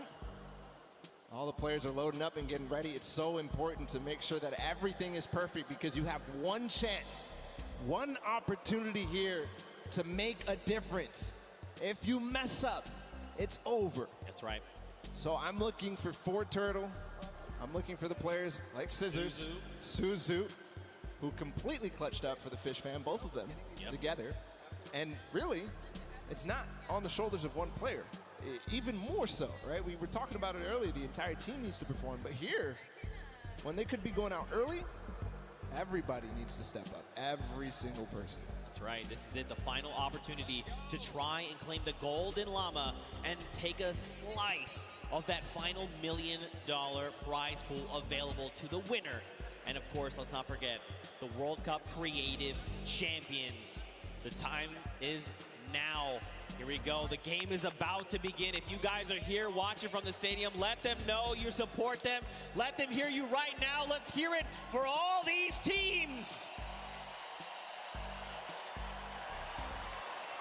That's what I'm talking about. They need your energy right here, right now. 10 seconds before we hop into the game, don't forget, it's World Run. That remix, A Single Life. Who is going to come out on top right now? It's anyone's game. We'll see who out of the gate as they open right now. Who out of the gate is going to go down? How slow are they going to take this? You can see everybody does not want to move. You can cut the tension with a knife right now. Here, MSYB is going to be the first to go. Danyan in the back as well. Everybody staggering their players so that they know what they need to do one by one. I heard some traps. MSYB, there he goes. Gets the first couple of coins and everybody at the same time. Funky Fighters have 6 right now. What a run so far from MSYB, not missing a beat. And the Funky Fighters are already off to a strong start. Oh, no! MSYB. Oh, an error was made there on his part, but it's okay. He still got his crew. They can still make it through. Funky Fighters are still racking up the coins. Here we go. They're going to pick up their 10th right here, right now. This is literally, I'm telling you, man, this is where this precision jump comes through. Come on. Koto. 2 players. He made it. Two players made it. So here through. Actually, right, no, let this, don't even. Just let the whole thing reset. Yep. Take a step back. Let it reset. Is every single one of his teammates down in the bottom left? Yes, it is. It is all on the back of Kotu right now. He's got to make it through. The tricky part of this is he's going to get this coin, but now he has to go back through. That's not the coin to go for then. That was not the coin to go for, but it's okay. He's committed. Come on, you have to guarantee trigger these. Do not fall. 3rd set. 4th set. He's through. Okay. Oh, dude, my heart is beating out of my chest right now. This is so just tense what can you even, like, he's by himself. This is their only chance. He has 11 coins right now, but that's just tied. In the castle, there's not too much danger after those spike traps. Right. So we can move forward. They have to make sure they grab every single coin. Meanwhile, Chicken Champions on the other side, he's by himself as well. I wonder how many different teams have anybody alive right now. Is it really up to the Chicken Champions and the Funky Fighters right now? We'll see. They have plenty of time to work with. They can take it as slow as they possibly want. There's the Cuddle crew. They've got 2. They have 2. Ravens Revenge looks like they have 1 player as well. Okay, nice. The coin is picked up. There's only 1 left here. So remember, 14 is the max amount you can get before heading up to that next level. And the castle is the halfway mark. Just got word that Fish Fam actually has 3 people up. Only 10 coins for them. So maybe taking things slow, letting things play out, and seeing how the other teams do. Because really, the time is not of the essence in this case. Until the very last player. There's Fish Fam. 1 did go down in the meantime. This is Tyler. Suzu is down, which is crucial because he was the player who was a speed demon. But again, it's not speed that matters, it's execution. Here he's going back through. Can he make it? Most dangerous part of the castle. Nice re-trigger. He's through. Okay, all right. We haven't seen Cuddle Crew pick up any more coins. Maybe they're still alive. Maybe they've been eliminated. The castle, I mean, it's pretty hard to be eliminated in the castle. The only way really is in the traps there. You've got the Funky Fighter. Look at this, Lachlan. Oh, no. He's crying his eyes out. Wait Guys, if you want Lachlan to go for this, you got to give it up to him right now. If you want Lachlan to go for the jump, Lachlan, you got to go for it. There has to be a Lachlan chant. Lachlan, Lachlan, Lachlan. Come on, you have to go. Look, but the thing is, he's talking it through his team. He's like, look, what do I have to do? What do I need to make here, right? And this is good, because remember, they have 6 minutes. Like you said, they can take this as slow as possible. But again, this is going to come down to these last moments. So Fish Fam actually, right now, they're leading the pack 15 points. That means they're up on that next tier. And there's some pretty treacherous things happening up there. There you go. It's Sand and Tyler. They're through the castle. That's why they're all dancing right now, because they know they're starting to be at the hardest part possible, and they know nobody else is here. Based on their coins. Here we go. His teammate did fall up ahead.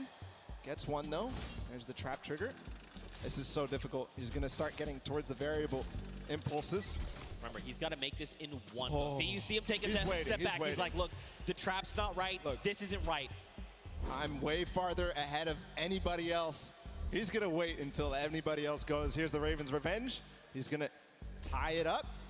There you go. In terms of place that there are, but the Ravens Revenge don't have anybody else, so he can't get to that other lane to collect those coins. Right. Which is crucial. And don't forget, if he got here by himself,